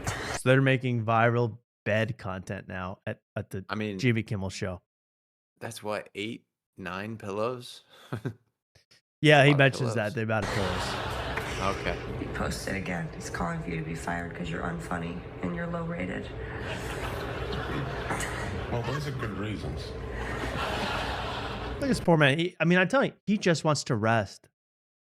Let grandpa rest for a few days, but watch what his wife does. Let's get out of bed and deal with this. So then, let the guy, I know what's happening here, and it's not cool. You can't have your wife run up on your bed with the phone out, recording you naked. 60 freaking years old, naked in bed. Someone send that to Donald Trump. He'd love that video. Be like, Jimmy Kimmel, disgusting, looking in bed, look like a blob. Something like that. But also, you don't have to use the video. Yeah, your wife can make the video. Don't use you don't the have video. to use it on the show. Well, he loved it. The wife runs the show. The wife's the showrunner. The wife, it's like, we gotta use it. It's great. That's what's sticking. So that's why he's in a limbo hellscape, as I said. Yeah. His wife is making him attack the president, but every time he attacks him, he gets hate from everybody, death threats, and then the president threatens to take his job, but never actually takes it. So it's a cycle. Horrible stuff. And I wish him the best. I do. Maybe. Well, first of all, I promised a little Joke World, right? I promised to talk about Joke World for a second. Yeah. Comedian, YouTuber, podcast guest, Joke World. He was on Lemon Party. I loved it. I thought he killed. And I kept looking. He's got like, he must know everything about comedy. He's got a giant head, man. He's got a big thing back. Anyway, I'm sorry, Joke World. I apologize. I take that back. I don't want that smoke. But it was very funny watching that Lemon Party thing because he loves comedy so much. And then, those guys have been making fun of like people talking about rooms and the store and the rooms and the store. And then Joke World comes on and goes like, I was at the store. Amazing place. Oh, the history. I love the history of the place. Richard Pryor has been here and Fluffy has walked on the stage. And oh man, we even saw who's someone lame. They're like, I saw Sarah Silverman there and she killed. It was they have to be like, right, special place, right. They want to trash it, but Joke World's too nice. You can't. Again, it's like, stomping on your son's dinosaur toys.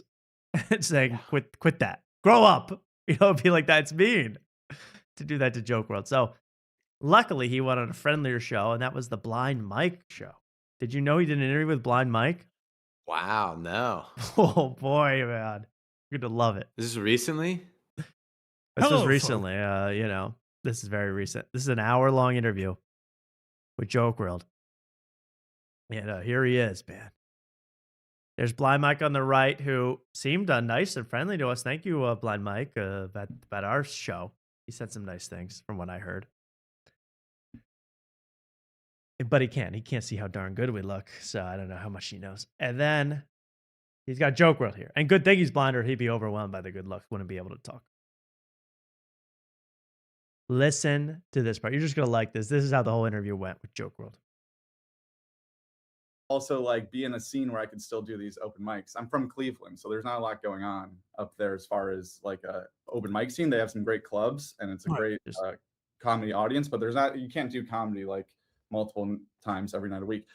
So graduated, there was no more real jobs, nothing that I could really pull from to like try to like leave. So I was living with my parents. I started just doing Instacart every day, just grinding that. Like I could, just 12 hours a day delivering groceries and then still listening to more pods while I'm doing that, like literally all day. Blind Mike has eventually fallen asleep.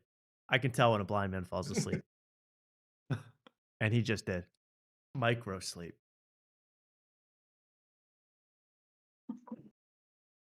That's why I'm hesitant to have Joke World on. Is he going to tell his Instacart lore stories? I mean, I don't know.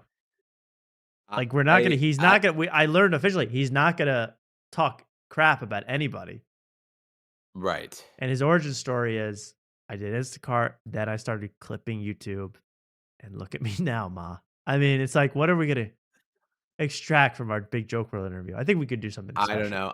I still think we could do it. I have a lot of hope. I have a lot of questions. I don't know, but like, what even question would we ask to Joke World that he would even answer? I mean, it's like, I don't know. I can't even think of a question. Yeah, well, he says that he's like, there was some, I remember he said in the one with Lemon Party, he was like, people accuse me of being biased. It's like, there's just some content that I don't want to watch. What is that content? What is the content that you avoid? Yes. Is anything negative? Who can you not stand to look at when you pop up on the screen? Who does he go? Ugh, you disgust. Yeah. Who does Joke? Yeah, right. Who does Joker have visceral hatred of? I would like to know that. That's true. Yeah. Will he admit it though? Is it us? It could be us. Could be us. I don't know, man. It could be a lot of stuff. But all right, forget that joke. I'm sorry. I feel like I'm piling on Joke World. He's a nice guy. Clearly is a nice guy. I'll smile. And he kept defending. They were like, "Hey, when we were in Austin, when Lemon Party was in Austin, and you had your birthday and you didn't come," he's like, "Dude, check my phone. That was my actual birthday. I swear to God." Like he was very defensive about his birthday. Yeah. Just saying. Guy with Joke World skills can change any record he wants in any website about his birthday. Yeah. I'm just saying. Guy with Joke World's abilities do a lot of things. Okay. I think we should talk. And I said I wasn't going to talk about it, but we have to. A little bit of We Might Be Drunk. Just a little, Mark. Would you indulge me? Sure. Because I want to show the one from 2 weeks ago, just a clip, Mark, where where they had William H. Macy on. And William H. Macy was just like William H. Macy in almost any movie. Boogie Nights, where he's just like very, very quiet, sad most of the time, and not exploding into anger. But I love William H. Macy. I love him as an actor. Fargo, Trafficker of old people. Fargo, great movie.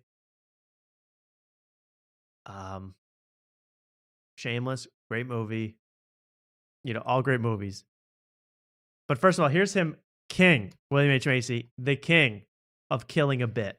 The king of just taking a Mark Norman bit that he would roll into his new special and just destroying all the joy out of it. I enjoyed this one very much. Watch out for old people being trafficked. So he's talking about, hey, when you're at the airport and you see signs for, watch out for elder trafficking, elder abuse. That's kind of dumb. Like, I'm not going to traffic an elder. If I see that sign, I'm going to do it anyway. All right. You get the bit? That's a Mark Norman classic. Watch William H. Macy. And I'm like, if I was a trafficker of old people, this billboard wouldn't change me. Yeah. What do they call that when they steal old people? There's a term for it. I saw it in L.A. Not kidnapping, I guess. What is it? Adult napping? Not kidnapping because they're old. Logic, good logic. They take old people, like senior. I'll bite. What do they want? Benefits tracking? Is that what it is? They steal their benefits. Yeah. No, I'm talking about there's a whole billboard at the LAX about stealing old people. Well, I guess slave labor. I guess. But Oh, that's funny. Okay, that's funny. They probably used them for slave labor and, organ harvesting. Right, yeah. that's the worst Bad slave. labor, yeah. Yeah. They're What are they going to knit? If they knitted enough, you could have a clothing line. Elder abuse. That's what it is. Elder abuse. There Watch it what is. makes me. Women Well, trafficking is real. I gotta say, I think that's a real thing, and that's really kind of serious. But who's this going to stop with a... Thank you, William H. Macy. I mean, bring some. Thank you. I need him on every pod. Wait, did we cover this one yet? No, we didn't talk about. He killed another bit. I was thinking of another bit he killed. Yeah, if we want to play the other one he killed, but I love this one because it's like, Okay. oh, that's called elder abuse, and there's nothing very funny. It's a very serious topic. I need him on every podcast, every comedy pod. Yeah. Yes. You think the slaves ever, started playing basketball on the ship? That's just not. That was a very tough time for a lot of people. Okay. Didn't he kill a bit on Club Random? Was He that on it? Club Random? I feel like he was. He might not be. He just seems like a guy who'll be on Club Random. I love it. I want to find every instance of him killing a bit to the ground, grounding it into dust. I need to hear it. I love this. Billboard. Like, all right, I saw the billboard. I'll stop hitting granny. Traffickers, it's for you to be on the lookout. All right. Well, if I saw a guy hitting an old lady, I wouldn't need a say billboard. something, yeah. Yeah, I would just jump in. Yeah, I hear what you're saying. It's common sense. Yeah. Save the bit. Save the bit right there. right. And William H. Macy goes, how much more time? I love this. I have one more clip from the very end of this, Mark, but if you know where else they killed a bit. I don't. I all I had from this was I think we may have the same thing at the very end, but we'll see. I have a negative moralism, and I have Sam just they cut to him, and he always he's talking, and he grabs his balls. Do that. I'd rather see the ball grab. I want to see the ball grab. 1:12:50. Perfect. And they're so uncomfortable, and it literally did become like the Chris Farley show where they were like, Fargo, now that was a good movie that you were in. Like that was there. It was so good. I've been in that didn't work. Is that what you're asking? No, I meant like a film recommendation, but no, that's good. Oh, Rex. That we would like or maybe not know of. But that's interesting too, like being in a movie and being like, this is going to work, and it just doesn't. That's actually pretty interesting too. Yeah, the pull, the adjust. In front of Sir William H. Macy. Too, like being in a movie and being like, this is going to work, and it just doesn't. That's actually pretty interesting. Yank. Old Yank. Now that's a film wreck right there. Interesting too. Yeah, it's fascinating. We have that with jokes. Well, is this thing on? I love that. Okay. I watched all the Oscars. I also like oh, you brought some peeves. They do that famous bit. What's your peeve? Yeah. What's your peeve? And you could tell, oh, you brought some peeves. Okay, let's read your peeves out loud. And they bring up the peeves on the screen of William H. Macy, and they go, he doesn't. And the peeve is literally written out as, what, Mark? You want to save this part? No, go ahead. Let me say something after. The peeve is literally, it says on the screen, he doesn't like when people make him wait in line. Like someone else just wrote it. They're like, he doesn't like when he has to wait for the mail. It's like such old guy stuff. His granddaughter wrote it for him. I was gonna say my moralism has to do with peeves. I give it to let's do a moralism, and then we'll get to the very end, my favorite part. That's a peeve. I'll give you that. And we got, oh man, I don't know. I want to play it though, Mark. Where can we go for this peeve? 51:05. People talking on the phone in restaurants. No. Okay. 51:55. All right. Is Luke asleep? No, gone. I'm here. You have a guess? I'm going to say people that woo at comedy shows. No. Oh, here we go. That's what this is for right here. Yeah. Yes. You got to have an ending, folks. If you're gonna hold court and tell a story, you better have a 51:05. 51:05. Tie themselves into knots. They do. The knots that's a peeve. I'll give you that. But What's great? Oh, so when chords get in knots. Yes. That is a P. That's a P. That's a P. Major P. Macy, you got 1 point on my board. That's a P. All right. Then the very end, this is what I want to show. The very end is very funny because they've had to sit through 80 minutes talking to William H. Macy, who does not want to be there, does not enjoy what they do whatsoever, is only there to sell his liquor, and is basically, as you saw, shutting down bits, not answering to anything. And I just like how they end the interview, and then it cuts to them after the interview doing plugs. My favorite part of any podcast. I had the same time code, Tom. My favorite thing about any podcast where they read plugs, and this one was especially good. And it's nice to make people cocktails. There's something very fun about people come backstage and you shake them a Manhattan or something. Yeah. Or, we'll do a Boulevardier sometimes, whatever. But Classic. I feel like Paper Plane came back too from this pod, which I. And here's William H. Macy's reactions for the last 10 minutes. Everywhere I go now, people are making those. So. Order one if you never had one. Hit at a bar. They'll be ready for you. It's 1 part rye, 1 part lemon juice, 1 part Amaro Nonino, and 1 part Aperol. It's really, really good. A lot of sugar, but really good. Yeah.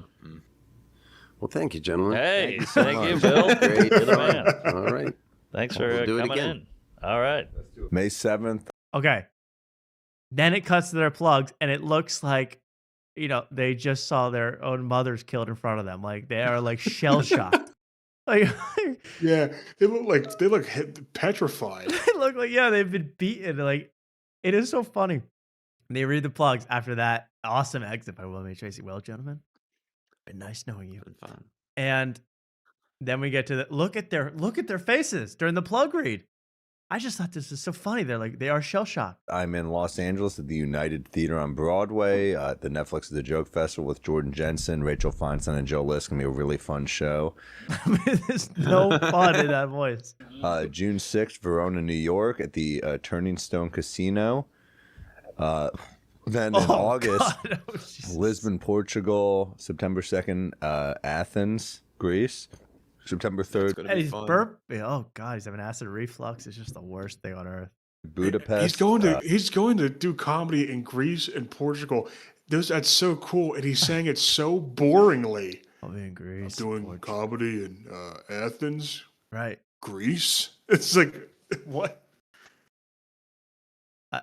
That's gonna be really fun. September 5th in Zagreb, really Croatia. That's gonna be really fun when I'm in another country. September 7th, Vienna, Austria. September 8th, Warsaw, Poland. It's like where the This kidnapping. is the worst podcast. The kidnapping victim has to read the demands on the paper. Like, this is the enthusiasm level. They want $5 million in Bitcoin delivered to their house. You can see them next week in Poughkeepsie. September 10th, Helsinki. September 12th, Sweden, and September 12th, Copenhagen. So he's going like all 7 wonders of the world, and he's like,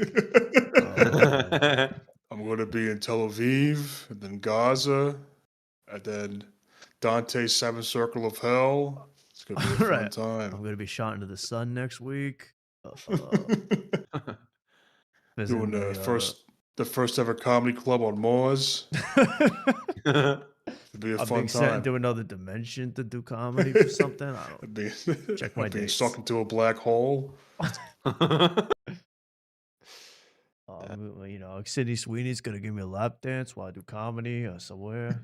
And then Mark's been stuffing his face with this like breakfast burrito from like. And then he goes, he does the same shocked reaction. The Mark Norman's the same Those way. are just Samuel.com. Mark, where are you going to be? Damn, that's quite a run. I'll be at the Hollywood Improv, LA. That's on the 5th of May. Then Man, these guys look like just a bomb went off in the studio. I know. These guys know they don't have to do a podcast, right? They don't have to They do don't it. know that. They don't know that. They don't know. Well, that Crazy, was like, how many... hilarious. Oh, go ahead. No. It's just crazy to me how many like views these guys get Yeah. constantly and support. It's like, I'm like, are you people actually watch? No offense. Yeah. Like what you like, no right? And do what offense. you want to do. But you people out there are actually like watching to the end and being like, yeah, guys, you guys did it. I've heard rooms. I've heard about the rooms you were in for the 400th straight week, but I've heard about your airline travel for the 400th straight week, but just love it as much as always. I don't know. I guess people watch CNN and Mad Friends, so what do I know? Yeah. What do I know? I love this show, man. I love this show. Shout out. I do. I actually do. I wouldn't show it if we didn't love it. I don't. Besides Ben Bankas, right. I don't think there's a thing. I don't think there's a single thing I show that I don't love. Besides Ben Bankas, right? I'm pretty sure that's it. I couldn't think of another. Everything else I find great joy out of. Bankas is I find great suffering. Well, let's finish off. I don't know because I want to talk Ben Glebe for just 2 seconds. Will you guys kill me? Yeah, go for it. No, let's do it. Can we? First of all, you want to see a jump scare? Yes. Okay. Pay attention. What the hell? No! Oh my god. Oh my god. He's back. He's back. Akash saying, scaring the hell out of the haters. He has a terrifying mouth. It's gross. It's a predator He has a wall mouth. of teeth. I mean, those could rip you in half, and they all regrow like a shark's. They rip you in half and they regrow. Did he make that, or did you throw it together? That is actually Akash. That is from the Andrew Schultz and Jelly Roll song that they made together during COVID. That I've been dying to show on this show forever, but I really can't because it's copyright claimed. Did you guys know that Jelly Roll and Andrew Schultz made a song about the pandemic? I had no idea about this. I'm surprised since I love going on to this show. I'd never heard about this at all. And you probably were better off before you ever knew about this, but you're gonna learn. Yes.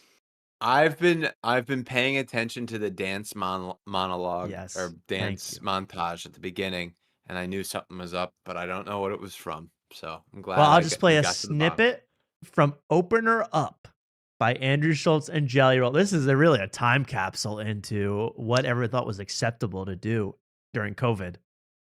And this they is were about 5 years too early because this would have got like 10 million views now. Oh, with these two, yeah, this would get mega viral. But back then, it sounded something like that. Does anyone already want to leave? I mean, I understand if you already want to go after that 3-second snippet.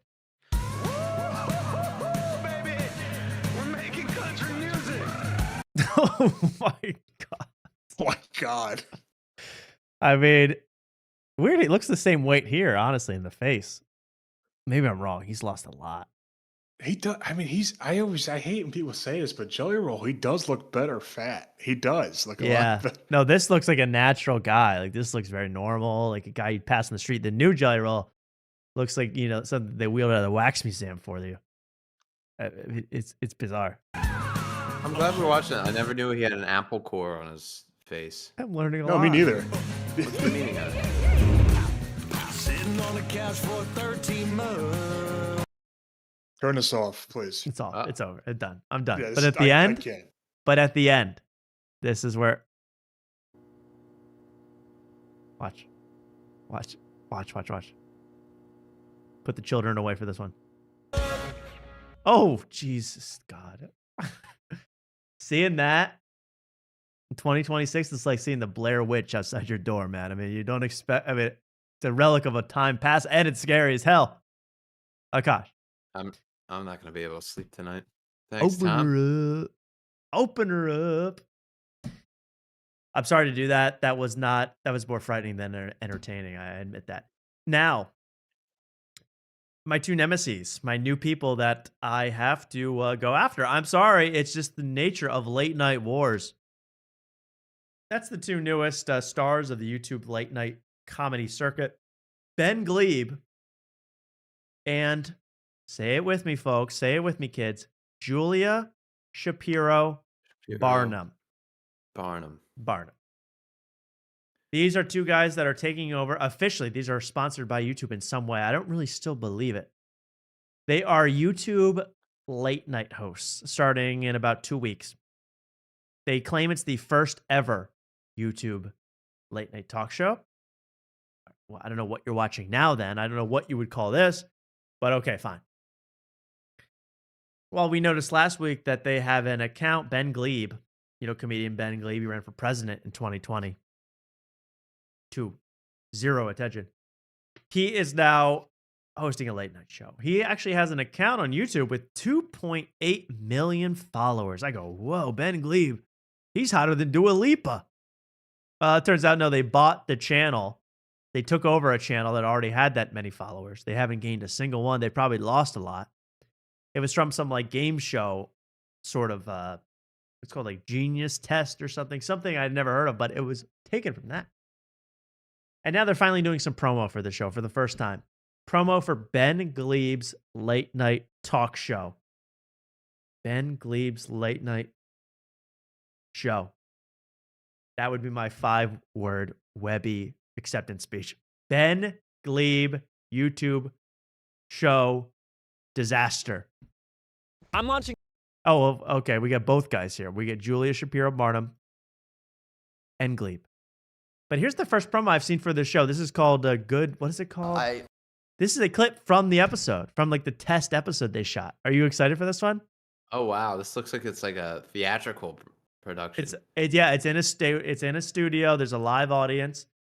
And he gets about as good as reception as Matt Friend. Let's take a watch at Mr. Nightclub himself, Dean Martin, with that suit, Ben Glebe with the untucked top button, man. I mean, this is the Rat Pack, literally. And let's watch.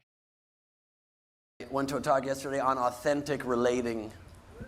I hate to break this to you. If you need to take a class on how to relate authentically, you're an asshole. I went to this class, learned how to be myself, did not go well. That's their promo. That's the promo. That could have been a podcast. That could have been a podcast. Does he always sound like that? What do you think? He's morphing? Yeah. He has like a weird voice. I've never heard him talk, but it sounds. He always sounds like that. This is hey, will I be a late night host if I stand and pose exactly like Bill Maher? Because that's how Bill Maher stands on Real Time when he delivers his rules. And I said, these chairs, these guest chairs, these red chairs, that's straight out of like Twin Peaks Nightmare. Like that is an uncomfortable, ugly chair. The suit is horrible. The untucked top button, like you should be casual. You should be scared out of your mind for this show. You're not ready. Not only for this show, you're not ready, Ben. You're not ready for what After Night is going to bring to Good Night with Ben Glebe. I'm sorry. It's a late night war. I can't stop it. I wish I could stop it. Yeah. I can't. It's a late night war. And you shouldn't have claimed to be the first ever late night podcast relating show on YouTube. I hate to break this to you. And look I hate to break this. The coolest guy on earth, Ben Glebe. I hate the sassy kind of hand in pocket, kind of looks like he's trying to smoke a cigarette. That's what I mean. He's acting like Sammy Davis Jr. Yeah. Sammy Glebe Jr. over here. And he's straight from the 50s in Vegas. What is this look? And what is that? The St. Louis Arch behind That's what I'm trying to figure out. Is it St. Louis or is that like a shot of LA I don't know about? I don't know what that is. It's not St. Louis. It's not St. Louis, but it's not. This is nice. You got a building in construction. Yeah. Well, this show's under permanent construction. How I'm dressed right now. Well, congratulations. Yeah, it's cool if you do it. I'm sorry. In the chat, of course. Well, here's the show. I don't have much. By the way, 2 million, 3 million subscribers, 10 likes, 3 comments, one of them mine. Ultra negative. Oh. Yeah.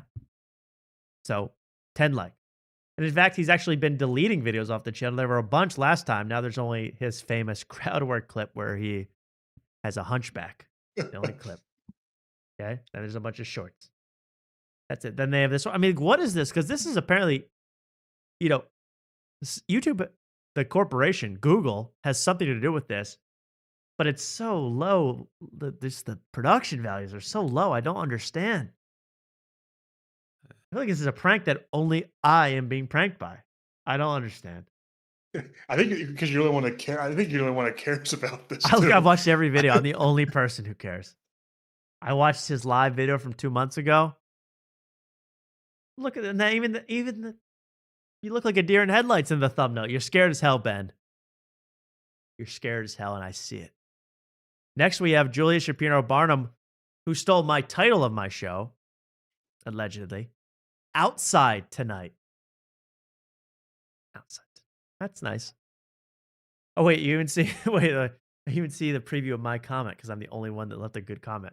Watching the internet's late night Sounds like show. you're threatening him. It's no secret that Yes, it is a threat. mainstream late night TV is struggling. It started in the 50s as a way to bring the entertainment industry into your living room, but now it's 2026 and we don't even have living rooms. We have the internet.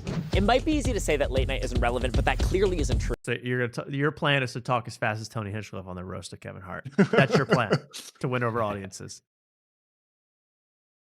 And are you supposed to be a twink or are you supposed to be, sunken? I don't know what you're trying to pull off here. I'm not a fan of Julia Shapiro Barnum. True. It's endured 70 years and has remained a cultural touchstone. It just needs an update. Which is why this June we are launching Outside Tonight with Julia Shapiro Barnum. We are taking the best of classic late night and the best of the internet, and we are bringing it together. We are revolutionizing late night by basically keeping it exactly the same. So that's like a sales pitch that makes no sense to anybody that they probably told to YouTube execs when they were drunk. They got them drunk and told this pitch. Well, it's going to revolutionize late night because we're going to bring in internet elements into the late night format, but it's also going to be classic. What does that mean to anybody? And here it's a word salad. It's word salad to get a show. I didn't know you could just do this sales pitch and look like Julia Shapiro Barnum and get a show. And I'm going to call you Shapiro from now on. That's how you properly say the name. I learned from the Webby Awards. Shapiro. Outside Tonight is actually filmed outside and at night. The city is no longer just the backdrop, it is the studio itself. So you stole my idea of doing the show at night, too. Okay. Got it. But you're not outside, Tom. That's the difference. Oh, Mark, when this show premieres, we outside, okay? We outside when this show hits. I don't come to O Block, Julia Shapiro Barnum. Don't come to Lamron at 3 a.m., bro. So it's just a man on the street show, pretty much. I think that's what it's gonna be. I don't know how they're finagling this late night thing with like the internet. I don't know what it's gonna be. I'm fascinated. So we want to bring late night to the public and actually incorporate you into the show. Is this gonna work? I truly hope so. I have no idea, but I'm certainly gonna try really, really, really, really, really hard, maybe too hard. Our first show is June 17th, which is basically tomorrow. I'm not stressed at all. So what do you mean you're gonna try? You're gonna try really hard, but you're gonna try too hard? Oh. Hey, yo. I believe June 17th. That is a Wednesday. Oh. We outside tonight. We outside tonight. That night. That's a great. We need a man on the street to. Yeah. Does anyone live in New York City and can track down a Shapiro Barnum with their, just their scent, just by scent alone? Can anyone track this Julia Shapiro Barnum? Wow, that's perfect. Are they doing it live? There's no way they didn't have the guts. Because as I said in my comment of the week, soon to be the first ever YouTube talk show host to be mugged on air. I cannot wait for Julian Shapiro Barnum to be unharmed after being pushed under the subway tracks during a show. Well, I like how you commented before he commented. He goes, love it. Love it. Love being outside. And it doesn't look like you get a lot of sunlight to begin with. Okay, so I don't know why you'd want to be outside for a whole show. Actually, you're permanently underground. Wow, I didn't even realize he commented recently. Yeah. Why is it taking him so long to upload a video? That's not quite a threat, is it? Not quite. No. But in all caps, he's got to question it. Good luck. Well, why does it take him a month to do his first episode? These guys don't even care. Like, he's like, I'm going to try really, really, really, really hard. He's not thinking about it for 1 second. He's got to show where he's got to talk to kids with Travis Kelce next to him. He doesn't give a crap about this show. He's got no passion for late night like yours truly. I mean, it's disgusting what you can get away with. And what I wouldn't even care if they didn't call themselves the first. The first? Right. They're going to be outside. So we better hope that hantavirus isn't just floating through the air in New York City by then. All right, buddy? I mean, if there's anywhere you're going to inhale rat feces, it's in the greatest city on earth. New York, baby. New York. It's a hell of a town. Sam Morrill's up. And Julian Shapiro Barnum's down. He's gonna get a load of messages from me, man. I'm not done talking to Julian Shapiro Barnum. Yeah, I feel bad a little bit for this Shapiro guy because he's way over his head. There's about to be a storm, bro. He doesn't even know. He just thinks he's doing a cute little show, first of its kind. But there's somebody. Storm of Shondaland. Yeah. It's gonna be. There's a storm coming, Julian. I mean, you can clip this. There's a storm coming, Julian Shapiro Barnum. All right.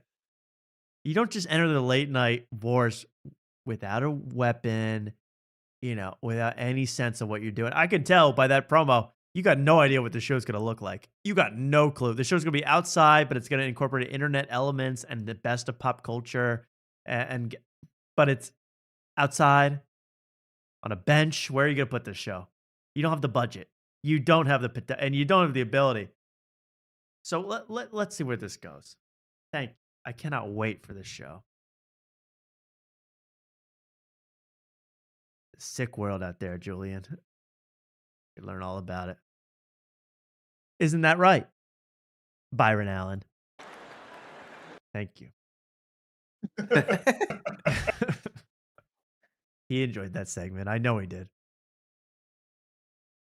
Well, before we go, I mean, we've done more than our allotted share of time. This is a lot of fun, man. I want to know,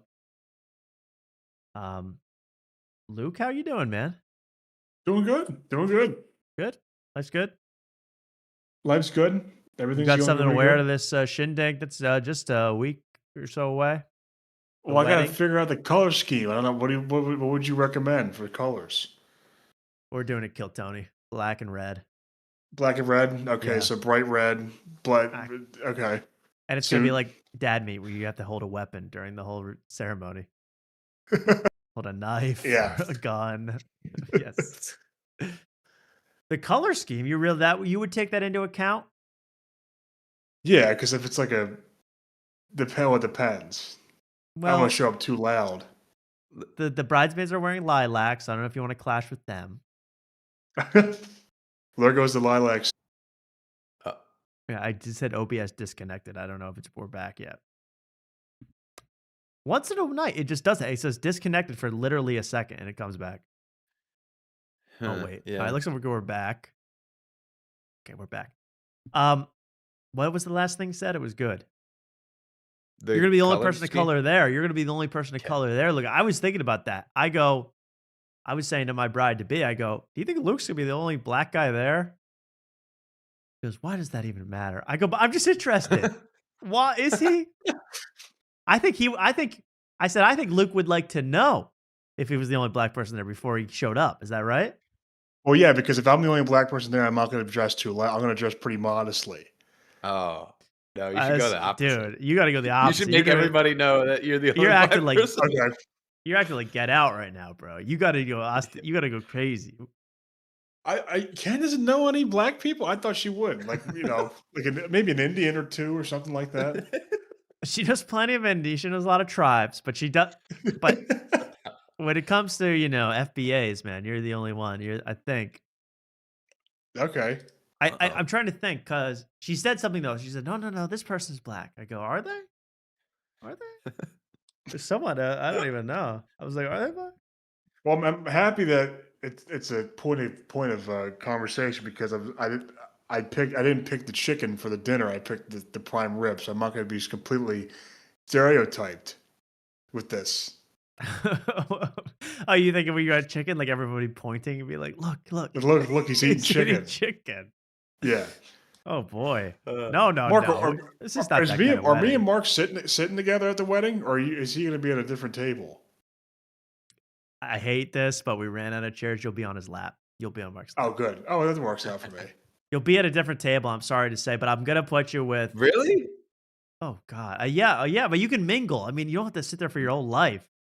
Me and Luke can't chop it up and bust balls.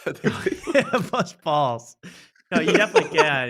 It's like I put you at a table, Luke, with Steve George at least for a little bit, so you could talk. Oh, to okay, him. good. Okay, good. There is another. Who the hell am I with? Oh, you're in a horrible. No, you're with me. You're with me, buddy. At the big boy table. Oh wow. Okay. So we're not sick of each other already, so that'd be good. And my +1's coming too. Will Balker. I'll bring him down. Perfect. Yeah, I love Will Boker, man. The great Will Boker of Westchester fame. It's just like, I was really concerned though about the whole black thing. I was like, I hope he has a friend there. I have Steve George. You can't get more black than Steve George. No, he's pretty black. Yeah, I there was someone that I go, no. She goes, no, this person is coming. I go, okay. But do you think you'll this is me being totally racially honest because I don't know anything. Do you think you'll gravitate to if there's another black person, will you gravitate towards them if you don't know them? I think, here's me being also racially unaware. Yeah.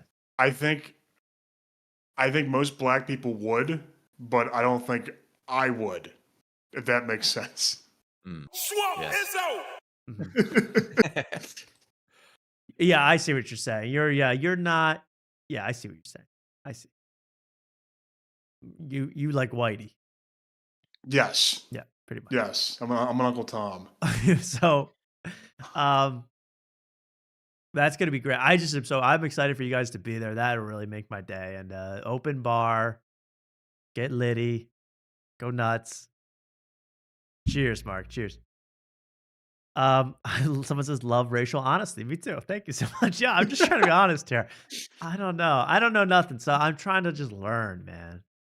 Yeah, Luke, is that something where you take inventory of how many black people are in the room? Is that that's something I believe 100% of black people do everywhere. Oh, okay. But the same thing happens if you go into like a bar or something that's all black people. I count the number of other white people there. It's just something you try to figure out the ratio. Somewhere. I'm in the wrong bar. Yeah. Right. Exactly.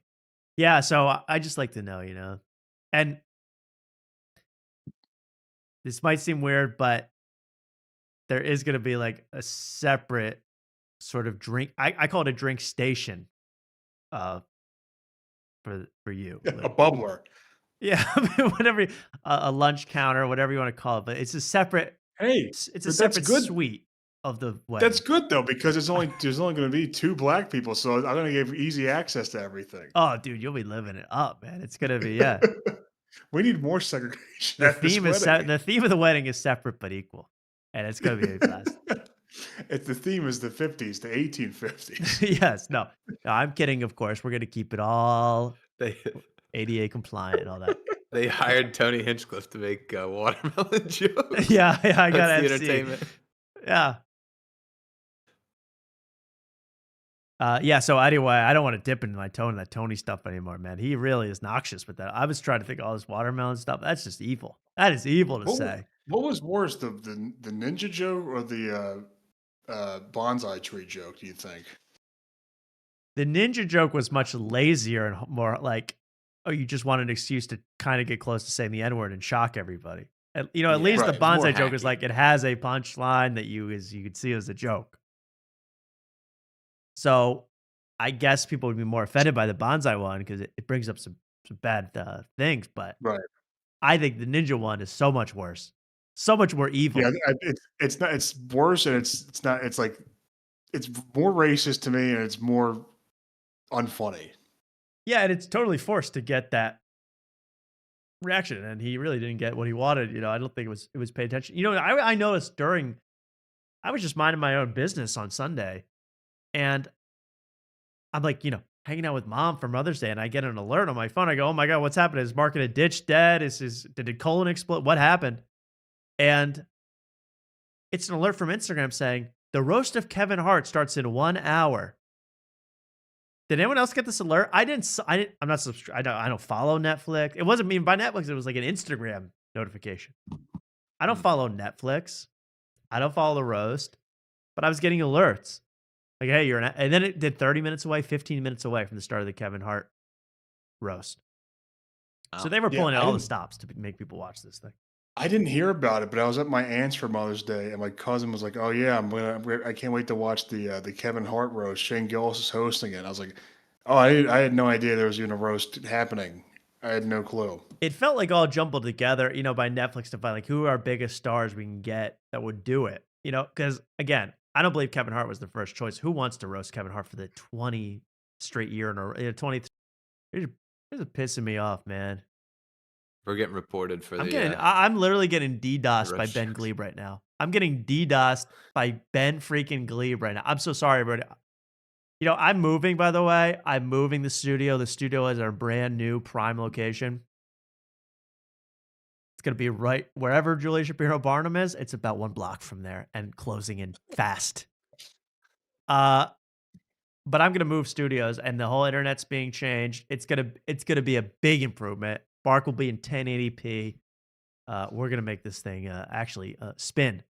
Here, I'm sorry about the interruptions. I don't know what's happening. I don't lose internet connection. I just lose OBS connection. Very strange. And I do blame Glebe. So, anyway, the roast was... they wanted Paul McCartney. That was the point. They wanted Paul McCartney to be the roast victim. I think... why Paul McCartney would ever do that. It's like, hey, Paul, I know you're a living legend, wrote 100 classic pop songs. How would you like Chelsea Handler to talk about how she'd still like to have sex with you? It's like, oh, yeah, I think I'll pass. Yeah, really. Yeah, I'm good. How would you like, Tony Hinchcliffe to say, oh, I wish, why couldn't you have been standing in front of John Lennon on the street that day? Idiot. It's like, you should just get all of it. Oh, I can already guess the Tony. It would be some pun about how cigarettes in Europe are called the F slur. Oh, 1,000,000%. F slur. Yeah. Yeah, so you were in a great band called the Beatles. And John Lennon used to beetle his wife.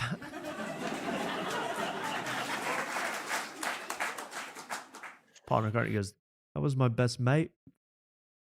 That was my best. That was my chum. I loved him. Best mate from Liverpool, was a great guy.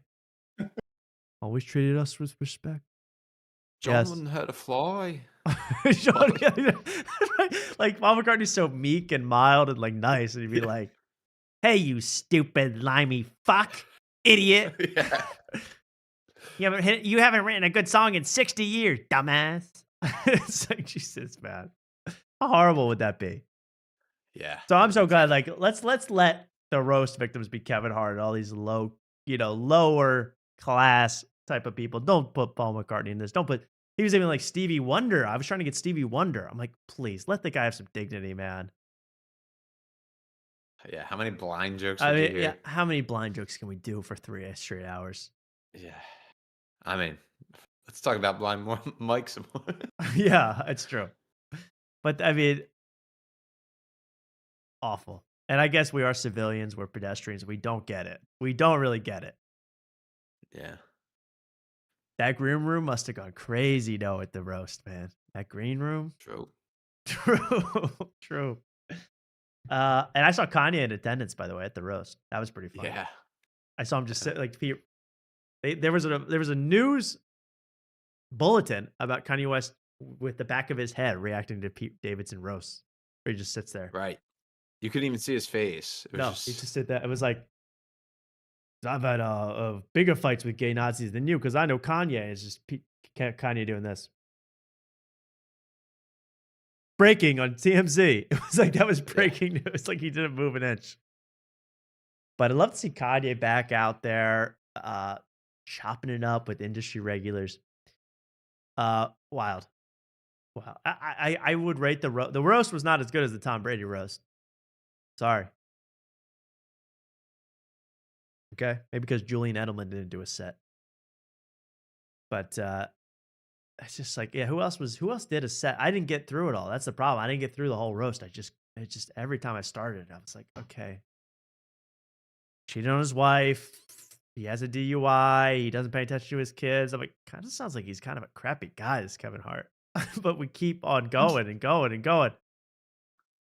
I don't know, Luke. You probably love K Hart. Philly Not a legend. fan, but he was a Philly legend. But Philly. what are you gonna do? Did he win Philly's Funniest though? Because if he didn't win that, I'm not sure if he really is a Philly legend. He did not win. He didn't. No. It's kind of sad. Kind of pathetic. Did he even make the finals? We don't know. Did he ever go up against Blizniak? Beezer. Blizzy C, bruh. Did Beezer win Philly's Funniest? I don't think so. Okay, now we're just gabbing. I gotta go. I feel like we're just having idle chit chat. I can't have this anymore. This is a podcast now. I'm sorry, everybody. I'm sorry. This isn't right. This isn't right. So go check us out on Fart Carnival this Monday at noon. We'll be back in the live chat. They seem they seem 1 week closer to total demise, but we'll see what happens. Yeah, hopefully they get some fan mail. Yeah, Mark sent some fan mail out their way, and I think some other people did too. How long could they ignore the overwhelming presence of After Tonight? I don't know. I just don't know. Is this host like 5'3"? Bro, they could have to put you in the car seat when you get home. I mean, that's a small joke. We don't do that on the show. We don't do that. That's for the roast of me coming in 2082. You know, on Fubu, fucking cock. Just disconnected, everybody. I'm so sorry. You know, I have to go now. It's been nice knowing you all. Luke, where can the people find you? I should say this at the beginning of the show. You can find Luke on the Limeade YouTube channel. Yeah, I still have to post. New videos on there. I've been really busy at work, but I will post probably. We got a working man on our hands. Thank you, Luke. Anywhere else that people can see you? I don't want to leave you hanging. Luke Kincaid on Instagram. That's pretty much it. There he is. Luke Thanks, Kincaid, folks. be so funny. See you, Tom. See you, Mark. Take care. See you, Luke. Adios. Mark, where can the people find you? You got any spots, bits? No spots. Who you got for the PGA Championship? We can't. I like to be. If it happens, I like to be in front of it. Oh, it's in Philly, yo. This week. It's in Philly, yo. The Mink, yo. Dark horse. I think Justin Rose wins. Okay. Terrible pick, actually, because Justin Rose is really struggling with his irons. He got brand new irons, and he that are horrible. Can't hit them right now. But I'm gonna pick Cam Young to win.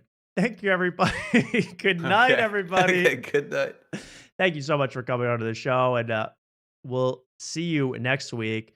You know, next week's going to be the pre-wedding show. I think there's going to be a lot of surprises coming your way, and I'm going to be in a hot. I might be in the new studio next week. It might take 2 weeks, but we'll be there no matter what. Thank you for watching the show, and we'll be back with Outside Tonight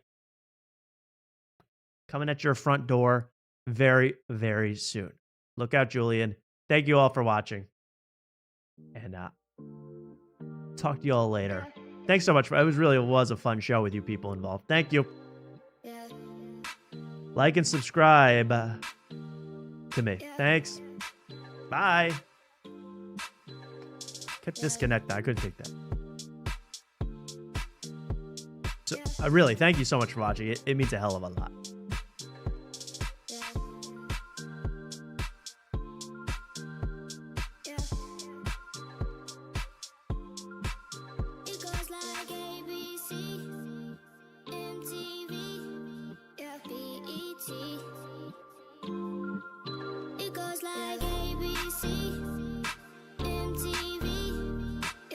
Oh, yeah, I should I should make clear, we're on Tuesday night next week.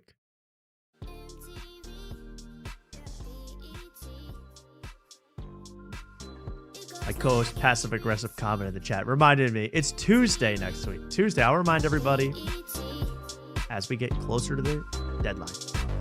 That girl wanna give it up right there. That girl wanna give it up right there. That girl wanna give it up for real. That girl wanna give it up for real. That girl wanna give it up right there. That girl wanna give it up right there. That girl wanna give it up for real. That girl wanna give it up for real. That girl wanna give it up. The thick girl. That girl wanna give it up. The slim girl. That girl wanna give it up. The dark girl. That girl wanna give it up. The light girl. That girl wanna give it up right there. That girl wanna give it up right there. That girl wanna give it up for real. That girl wanna give it up for real. That girl wanna give it up right there. That girl wanna give it up right there. That girl wanna give it up for real. That girl wanna give it up for real. That girl wanna give it up. The thick girl. That girl wanna give it up. The slim girl. That girl wanna give it up. The dark girl. That girl wanna give it up. It goes like ABC, MTV, yeah, BET. It goes like ABC, MTV, yeah, BET.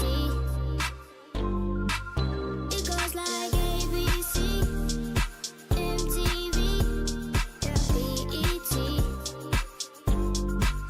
It goes like Thanks, everybody. See you next week.